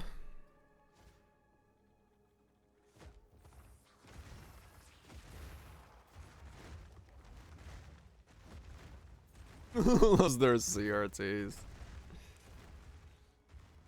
Nothing more powerful than the image of stacked CRTs in a pyramid playing random stuff in black and white that you see in all the shows and animes and video games. The true definition of the simulation. 'Cause that's totally how you would represent your monitors in real life.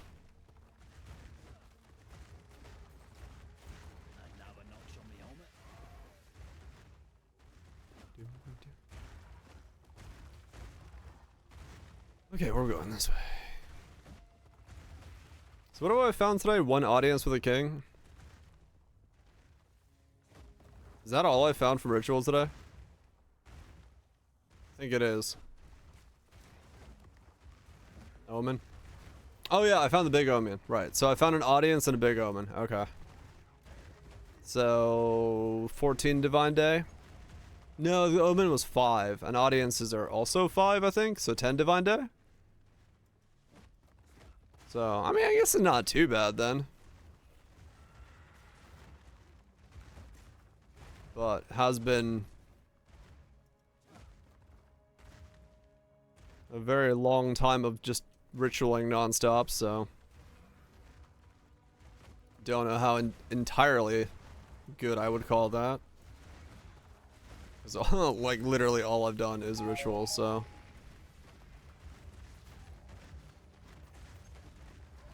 Fire conversion. I'm sure you'll be fine.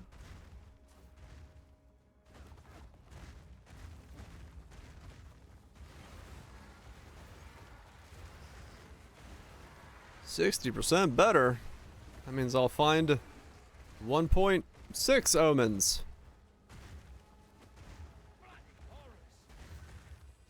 Yeah, I mean, you should be able to get pretty good weds if you get them on those.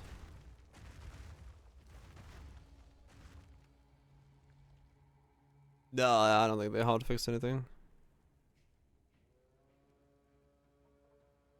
Not that I'm aware of. Yeah, 60 is not enough.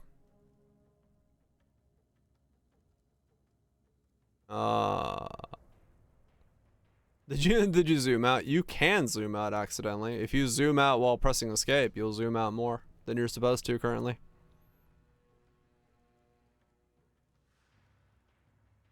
Yeah, 60% isn't gonna do it.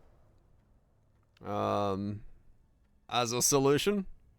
But I guess it's a start. It's somewhere. Unless I'm Completely wrong on what 60% more omen chance means.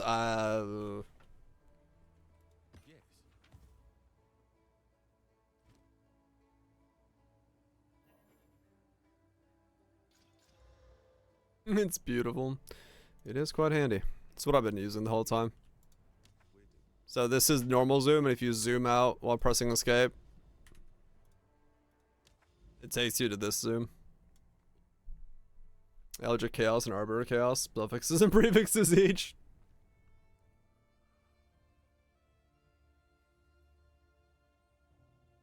That's a lot of crit. Reported for X. 60x, not 1.6x. Yeah. It's pretty... we'll see. I'll hold judgment on it. At least I'll really know ritual rates at this point, because that's all I've been doing. So, you know, I'll have some reference for it when we get the patch. So that'll be good. But yeah, at the moment, 60% more ain't gonna do shit to actually alleviate how weird ritual feels. I mean, none. I'm at the current rate of them, dude, man, I ain't gonna fucking use them. One of those, like, the 2 good omens I've had drop, I've sold them both instantly. Because there ain't fucking no way I'm using something that costs 7 divine for 1 click of a chaos.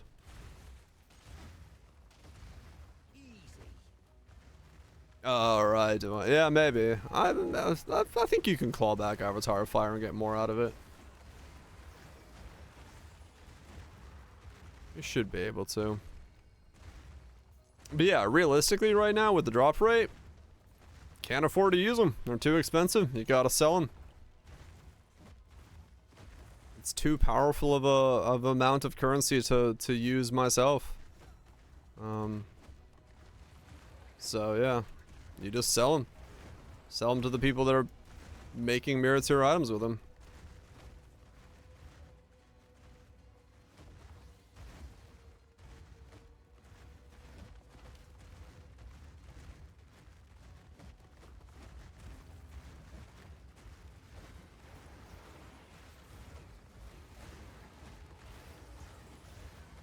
I was like, we don't know. Sometime this week. We don't know specifically though. Extra damage against fire. Yeah, you get some better supports than I have. Mine are just like flat supports. Yeah. We don't fully know their timeline. We just know something happens later this week. Was there Friday? They've said later this week before, and it's been like the next day. So it just depends on their timeline, how much they need to finish up, get out, where they are. You know, they're just giving themselves as much wiggle room as possible, which I understand. Why not? Why not go in there and see if you can give yourself more?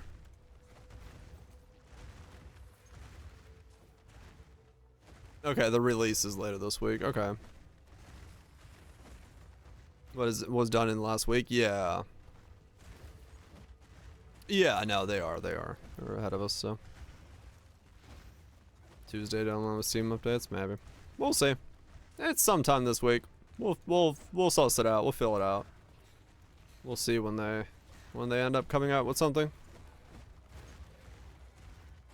I'm sure the next couple days are for a lot of people just kind of holding on and seeing how things go. But I think for most people, since there isn't going to be much of a nerfs or anything like that, like not massive stuff, I think everyone's going to be pretty safe to build whatever the fuck they want until 0.22 or 0.2. I added a random 2 to the end of that. So I think we're safe. Besides, you know, the massive outliers, maybe 40 comments a second is not supposed to be existing, so that might be tweaked, but that means I can make a video on this guy tomorrow. Fuck yeah. I know that this is absolutely average, and I love it. The greatest, most average build ever.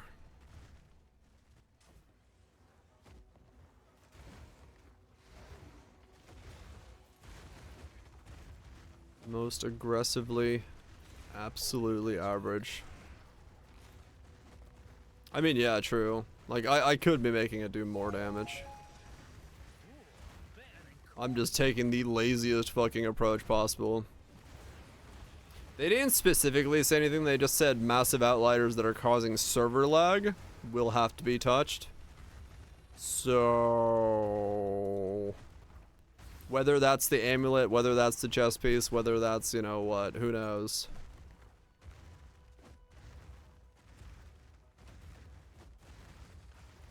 Boss into a significantly better gear. Just make this thing.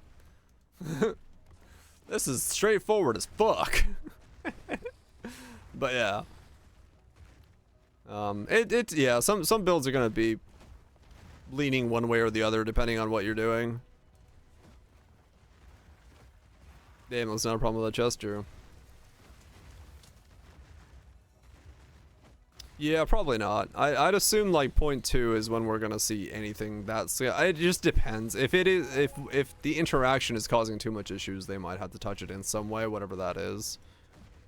Maybe they put a minimum cooldown on the amulet, so you can't go like below 0.3 or something.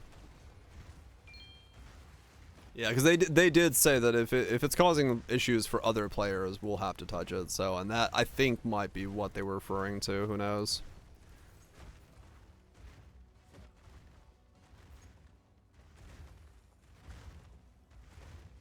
Oh, gotcha. You're doing that. Okay. Wait. So, what are you talking about having bossing problems with that? Fucking that's great then. Just use that. If it's doing better than this thing, then do that. This, I was just saying make this because it's cheap as fuck. If you were looking for something that's decent at mapping and good at bossing.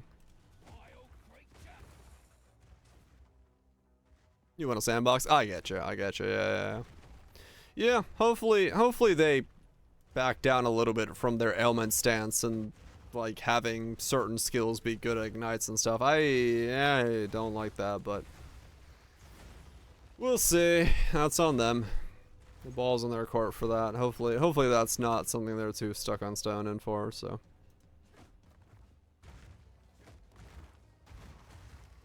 Hammer equals delete, please. One bleed hammering. Not the way to go about it. We'll see.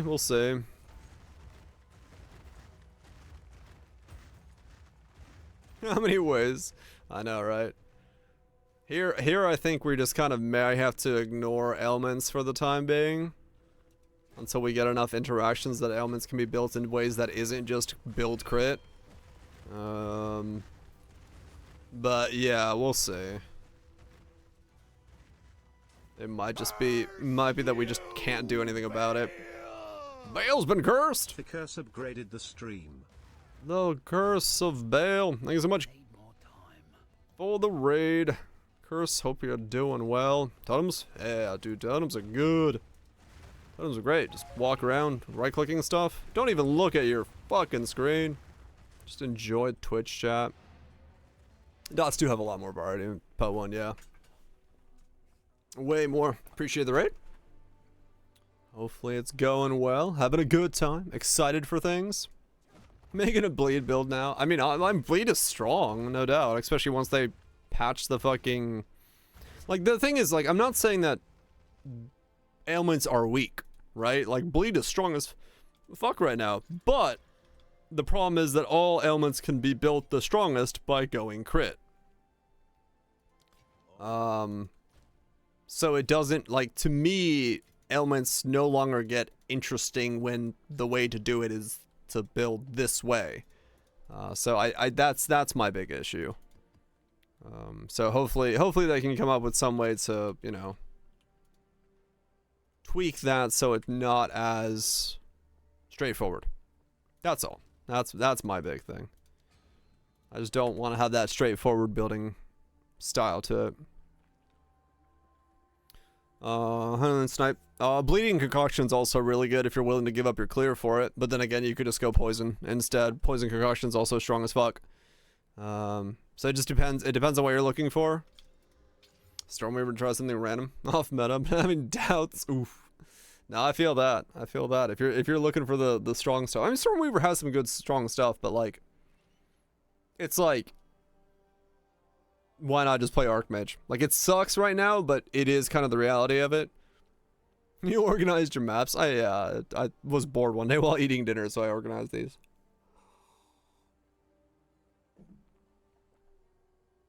Archmage is strong, man. Yep. It is hard to, right now, not just go Archmage with the state that it's in. I've avoided ES and I've avoided Archmage, and I'm going to keep doing that, but yeah, it's hard not to just go that. It's a big joint worth of organization. That? Nah, it was actually really easy to do this. I just did like search for T1, put in my inventory, put them in there. It's hard, but it's possible. No, you'll no matter what you do, at some point you'll have to overlap with the OP stuff if you make enough different builds. So it's whatever, realistically. But I'm just, you know, trying to explore the unknown is always more fun.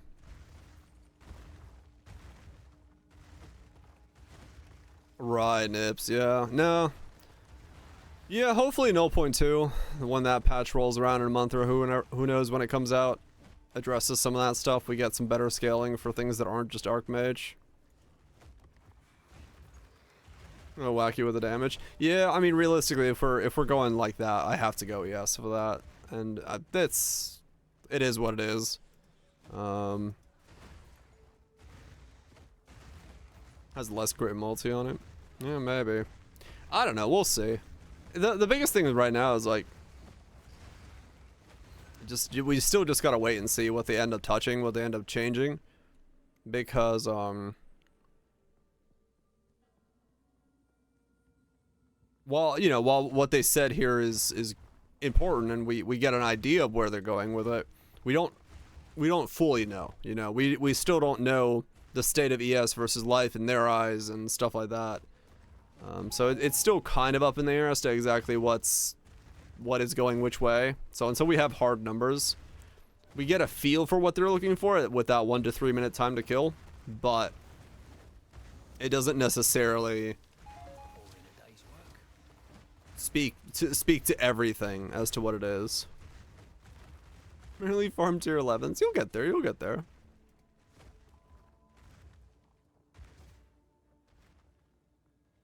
For hammer? I probably do, yeah. No, I wanted this to be as fucking easy as possible, man. I wanted one button, nothing else. Once I realized that I can get enough HP and regen to not look at my screen and just fucking chill and look at Twitch chat and fucking talk, man. Sometime this week is 0.11. We don't know when, but sometime this week.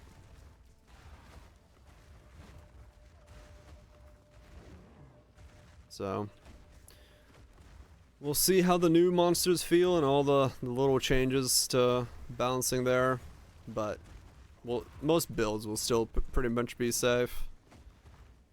We won't have to worry about that too much, but you know, at least it's something. Shake things up, make ritual worth running. Yeah, that's my opinion, Shanks, as well. Like, you should be able to get to this kind of state on most setups where you're able to just fucking chill, have a good time, kill some stuff, get some loot. If you're juicing, if you're doing stuff that's like supposed to be focused and you've got things to lose, then yeah, at that point you want to focus up and do something. But here, no, you should be able to get to this state.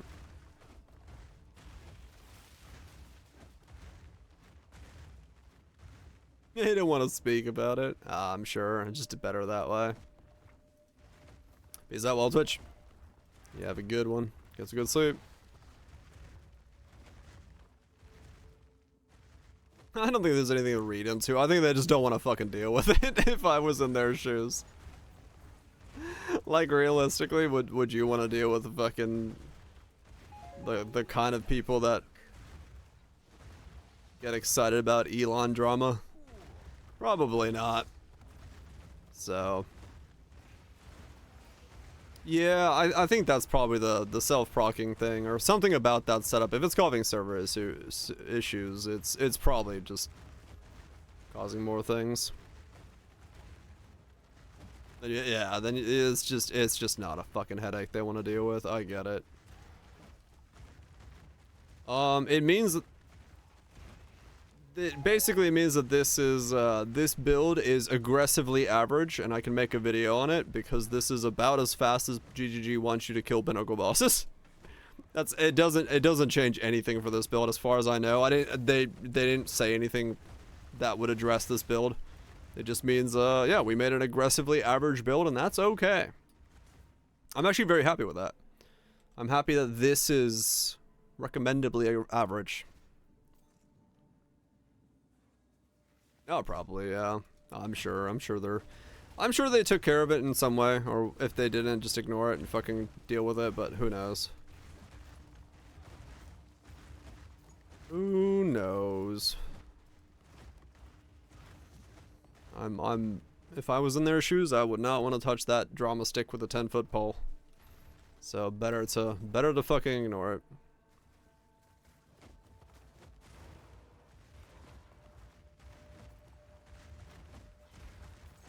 You don't like one button builds?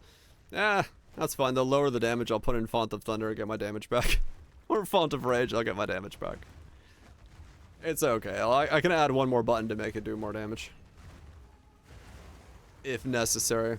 Does require me to like do 2 buttons of combat, but yeah, I could boost this thing's damage by putting in things if I needed to.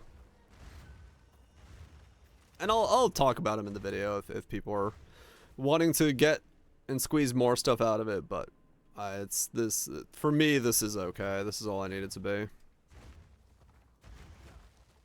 Just put him as cosmetic skills on the bar. Shh, the skills are there. Trust me. Don't mind the fact that you never see me using them. Oh, probably, yeah. If I wanted to, I could probably make it do way more damage. I mean, I'm only in a 38 skill gem, so if I got a 40 skill gem and, you know, did all that stuff, I'd be in a way better spot.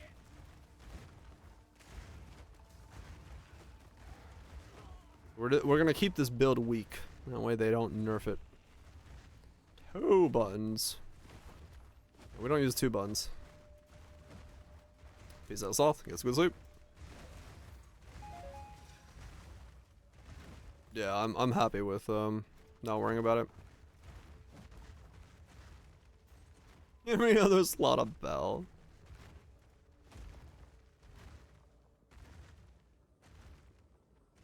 I mean, yeah, maybe, but those nerfs will come in point 2. They're not gonna come in here currently, so it's safe to recommend this for now. There's nothing in point 1 or point 1.1 that's gonna change this build. That's gonna be in point 2 if they're gonna do like that level of stuff. That's when things like, you know, level scaling and Archmage and all that's gonna be addressed.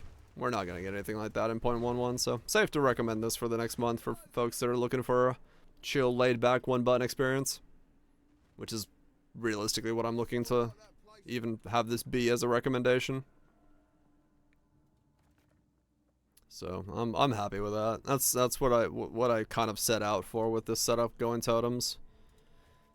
And yeah, it succeeded really fucking well. What's the budget? Not expensive. 20 divines for where I am right now. Realistically, could get you pretty much where the same thing I'm doing. And that's like pretty much the top end of the build. If you really want to go harder, you can go 30 divines in.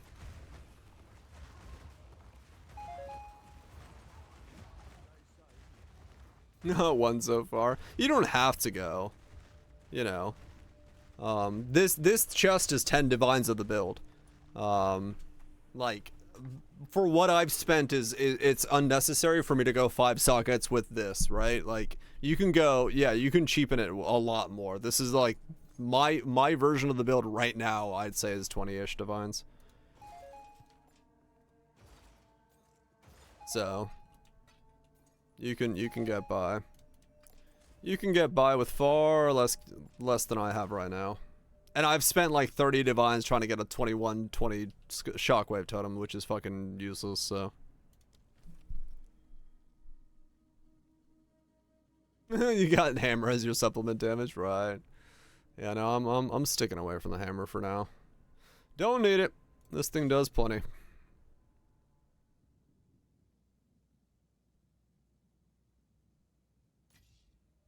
2120 is useless. Because it's not worth the money. Like it's 45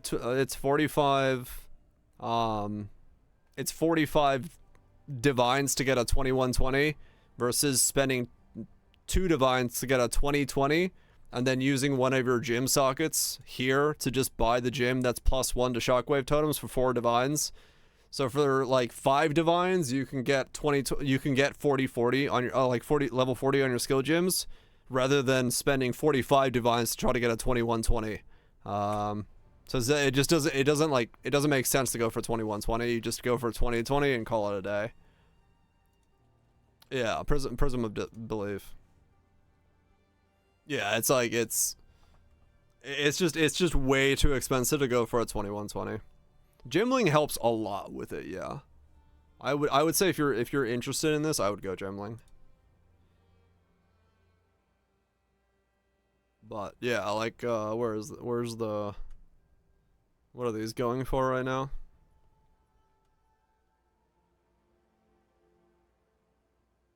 Impending Doom, yeah. I mean, this is the cheapest of these. I'm gonna see what it's worth right now.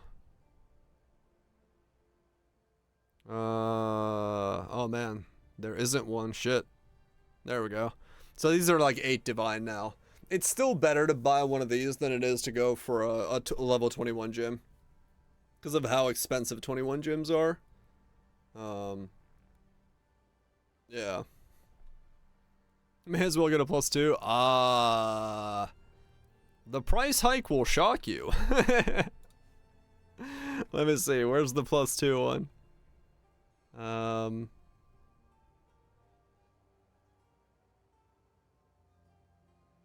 Farm and get a Gemling going. Hell yeah, do it. Where is the price for a +2?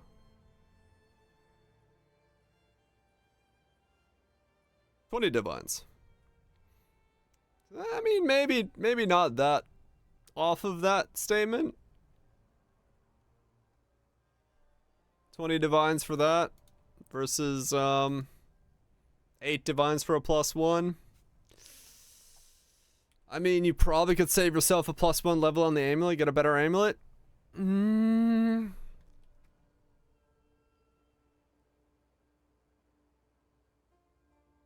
Let's go hard altogether, says the brain. Yeah. Yeah, I don't know. That's kind of a tough call in terms of... Yeah. You should play this game, yes. That's all there is to it. I don't know, do you like action RPGs? Do you like games where there's loot and stuff to kill? Is this your cup of tea? I do not know. I don't know how to read your brain over the internet. So yeah. That's a difficult question to answer. Mind reading of the internet kind, it does not exist yet. It may someday, but not yet.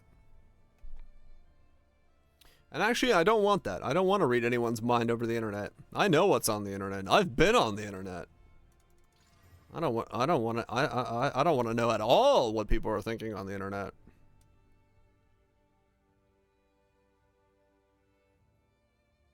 It may already exist. It might. That's a good point. We may be all linked in an amorphous blob of consciousness, which is terrifying in itself. They're in my head. They're in my noggin.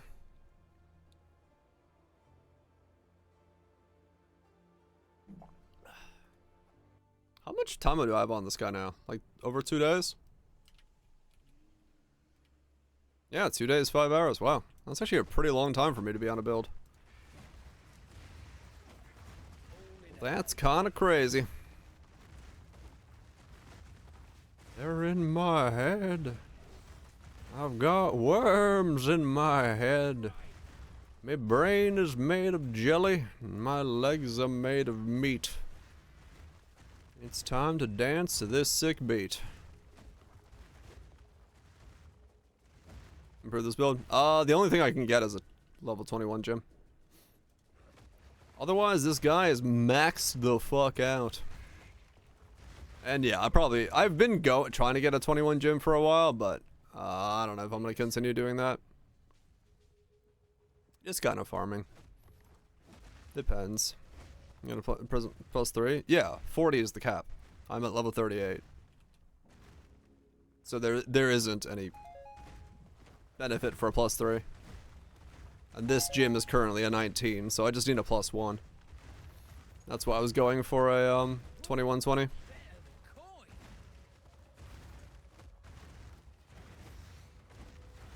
So I could either buy a plus 1 prism or go for 2120. But yeah, there's really nothing else I can upgrade on this. I've pretty much maxed it out.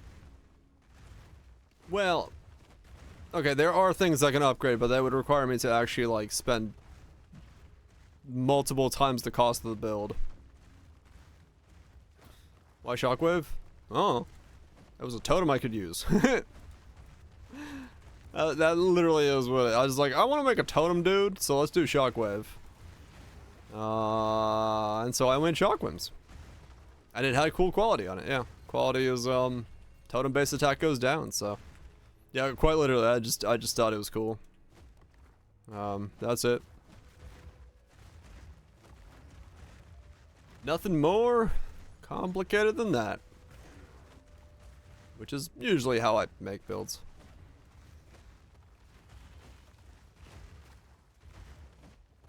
Just some interaction that looks neat. Let's see what happens. And this worked out well. Honestly, it worked out way better than I expected, but I'll take it.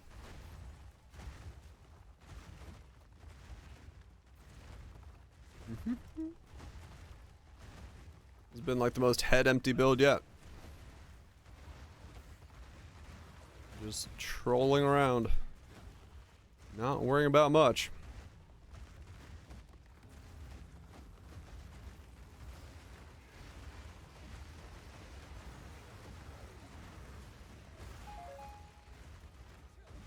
Land on the mountain of average. Hell yeah.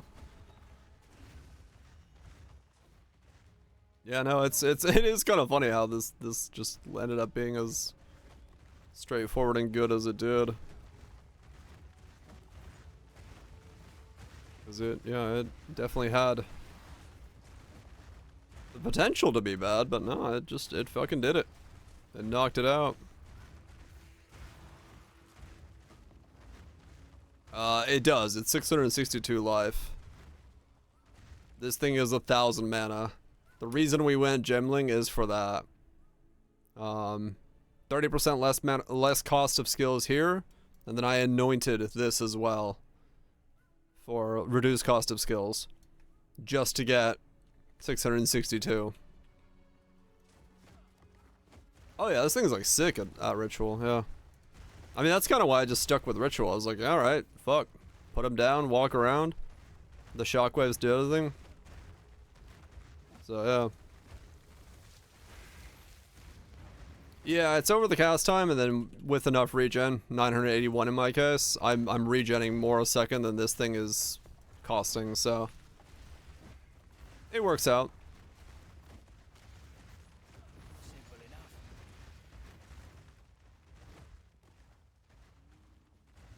Works out well for me in that regard.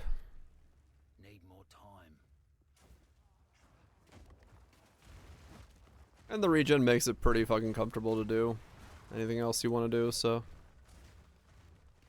it's a good feeling setup. Yep. 981 regen a second.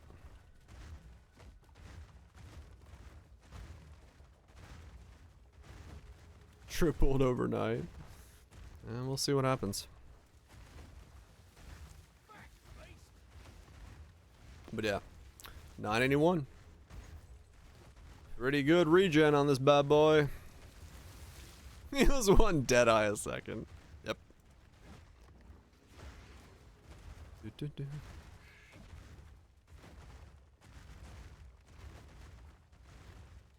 You can make the regen like way higher if you wanted to, if you like mega string stacked and moved some stuff around and got yourself to like 8,000 HP, but I didn't feel like that was worth the money to do. I'd rather have more damage. So, if you really want to be thick, you can make it thick as fucking molasses on a cold Canadian day, but I ain't gonna do that. Not worth the money for me.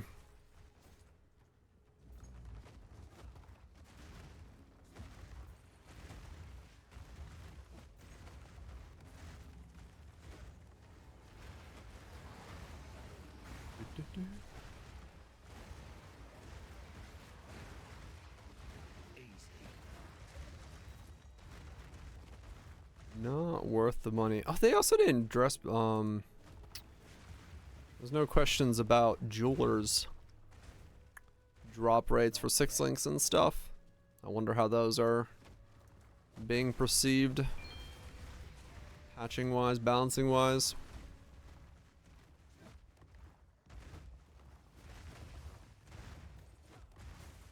I mean, that's the one thing they did say, is that the outliers that destroy the server are gonna be bopped down, so doesn't mean the Temporalis's complete kit is going to survive.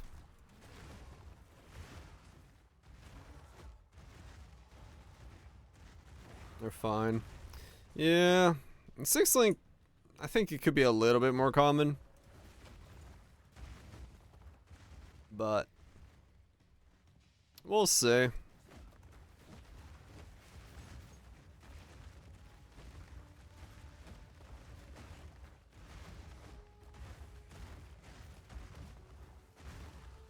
Do.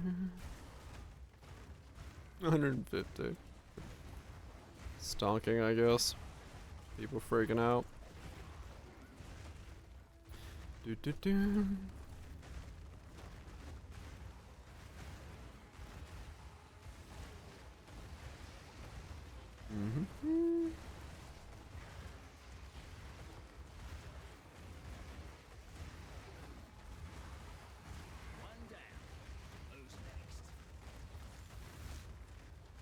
Melee Infernalist.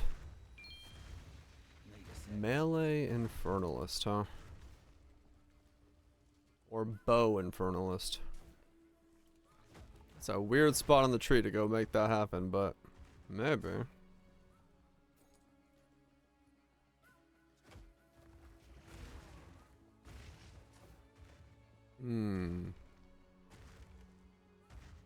Maybe.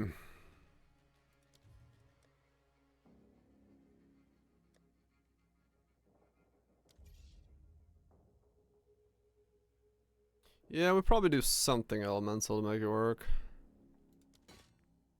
Whatever it is. Hey, look, another one of these. Yeah, probably.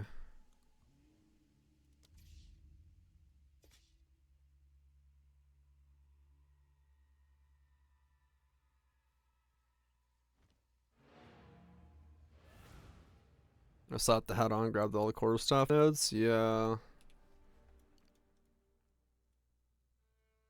Cause yeah, we'd have to go over here, don't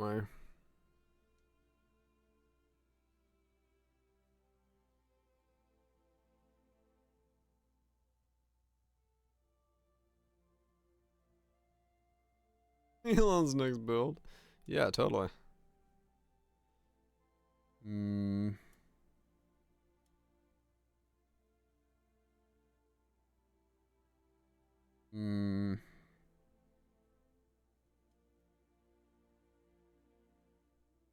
Something cool to share.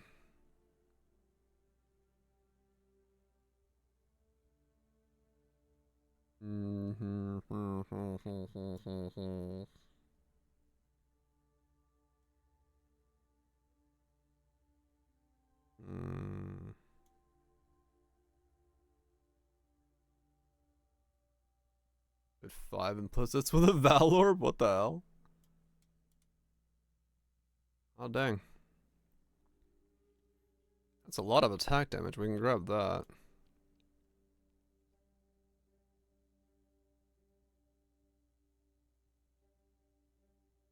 It turns to unique, only keeps 2. Ah.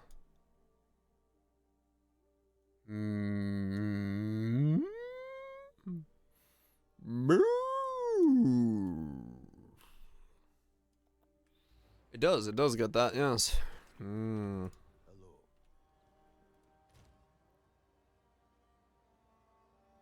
Put a hole in that thing.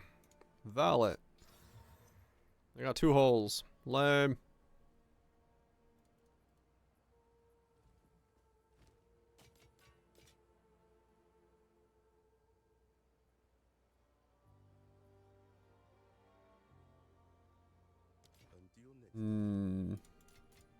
The claw notes.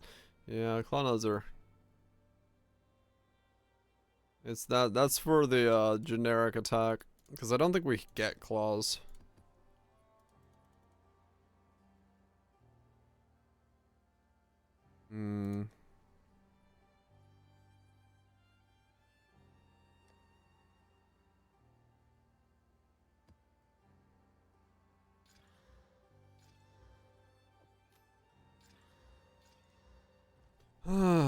Infernalist, huh?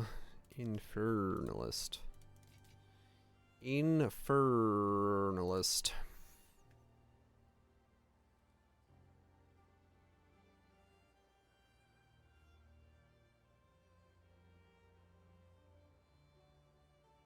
Go down there.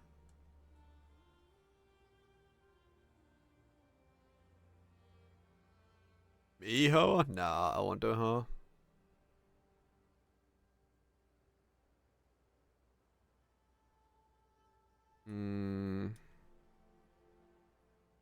Right, yeah, we gotta mitigate the ignite. That's fine.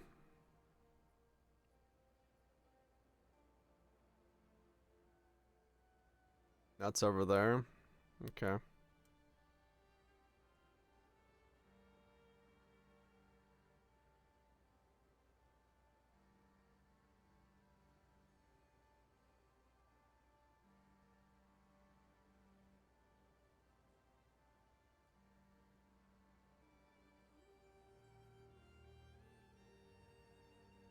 It's a tickle. Right.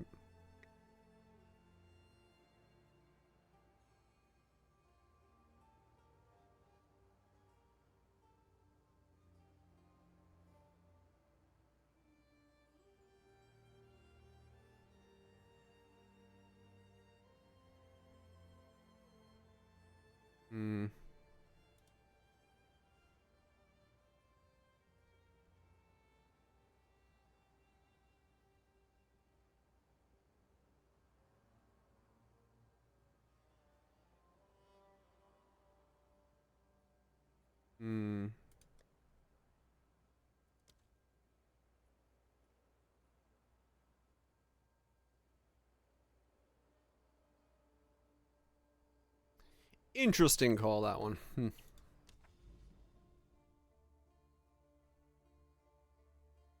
I ain't thinking shit. Nah, it's just slowly going through the idea that Kaiser just brought up. Just thinking about how would I even approach it as an idea. Yeah, I don't know. Yeah, it's a fun as fuck concept. Just gotta figure out how to make it work. How to make it work.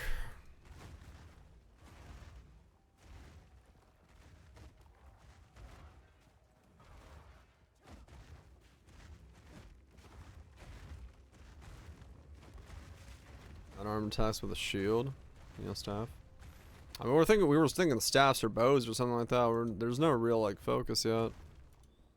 I have no idea.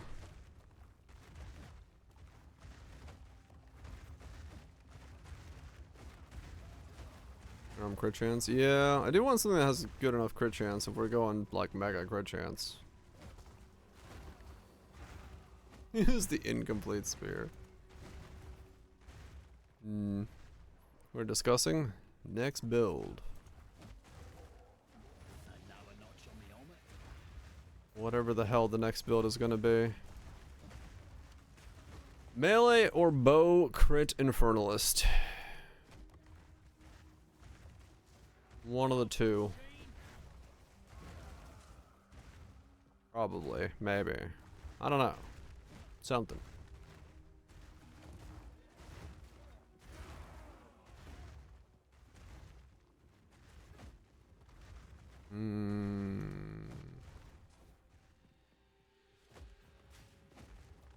But yeah, there's a lot of options. It just depends on pathing, layering, combos, stats, attributes. Yeses.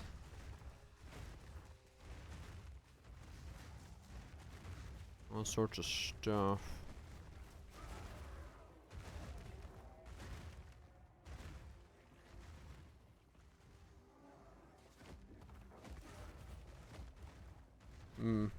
Yeah, I don't know.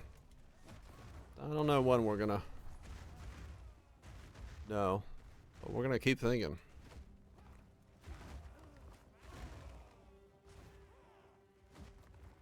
We're gonna keep a rinkin'.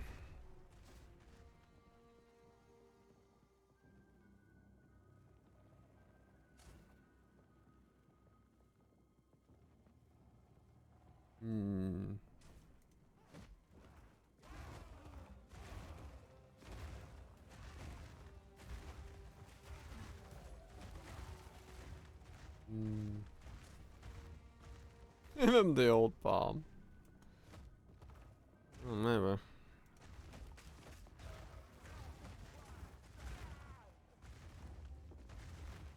Just being in front of his bitch slapping fools down.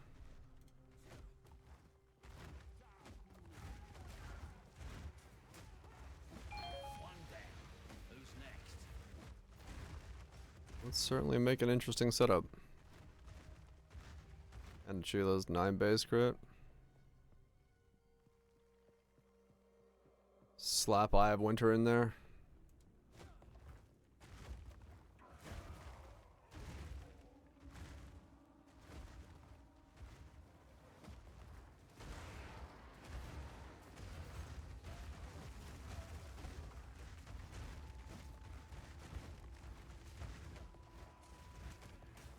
Whoa, hello. What the fuck just did that damage to me?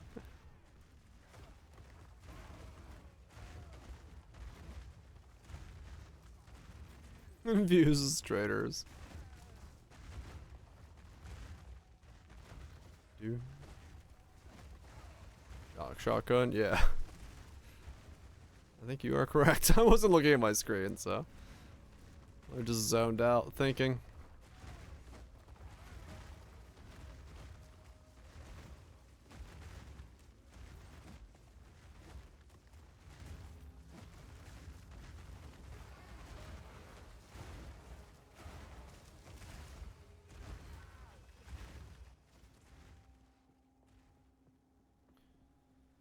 Twist his dick. Hell yeah. That's a real build.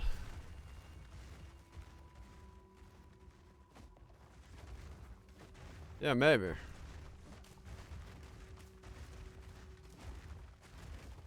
Maybe we give it a... Sir? You are a rare, but I cannot kill you.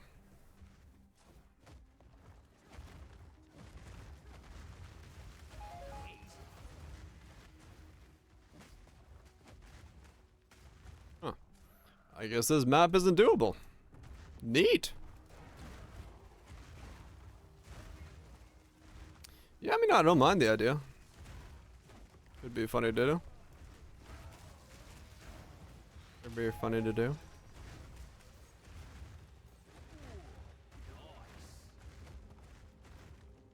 I don't know. Invertible is tanky. Well, I can't hit it, so I don't know if that's technically tankier. It's so pretty looking, is it? I guess. Can't see shit, but certainly looks good. Okay, interesting. Yeah, yes, shame, yes.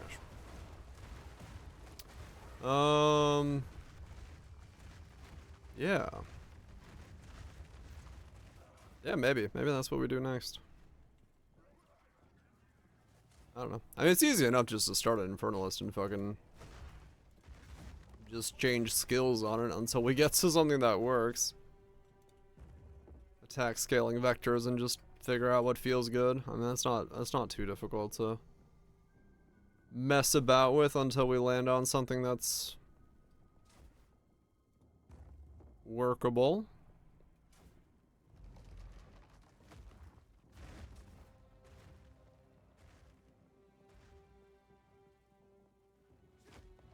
Oh yeah, no. I'd assume there's very few people doing fucking melee or bow Infernalist with that combo, so yeah, it would definitely be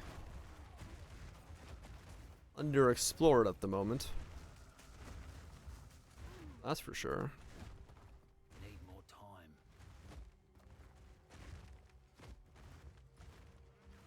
How many FPA allocated? Yeah, probably not a lot. Probably not a lot.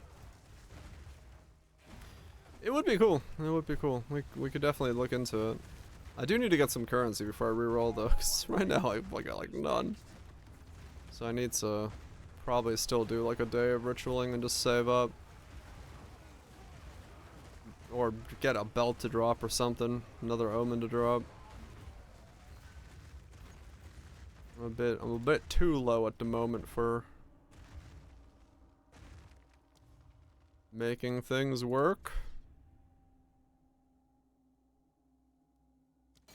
Also true, yeah. Probably best to stay on it to give people a place to ask questions in the event that they have questions. Which I'm sure people will have.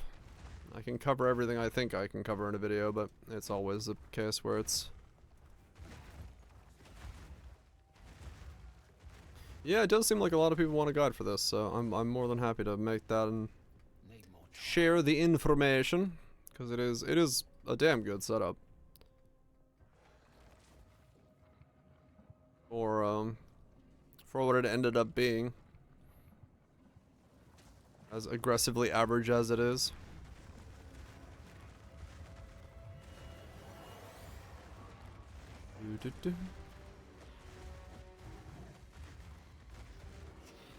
Stay stun locked in that corner.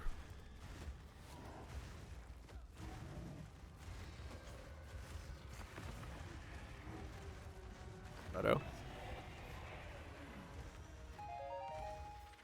Some boss he is. Neat.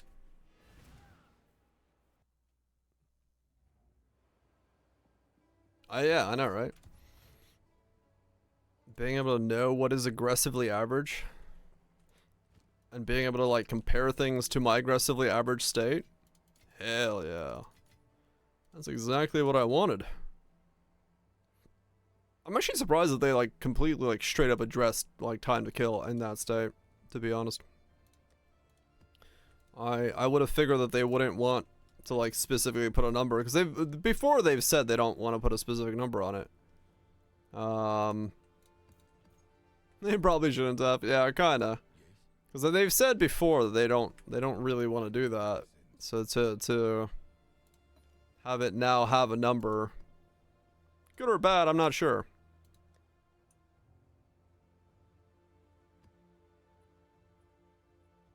Play with a summoner a bit? Hell yeah. Alright. But that's enough for today. That's enough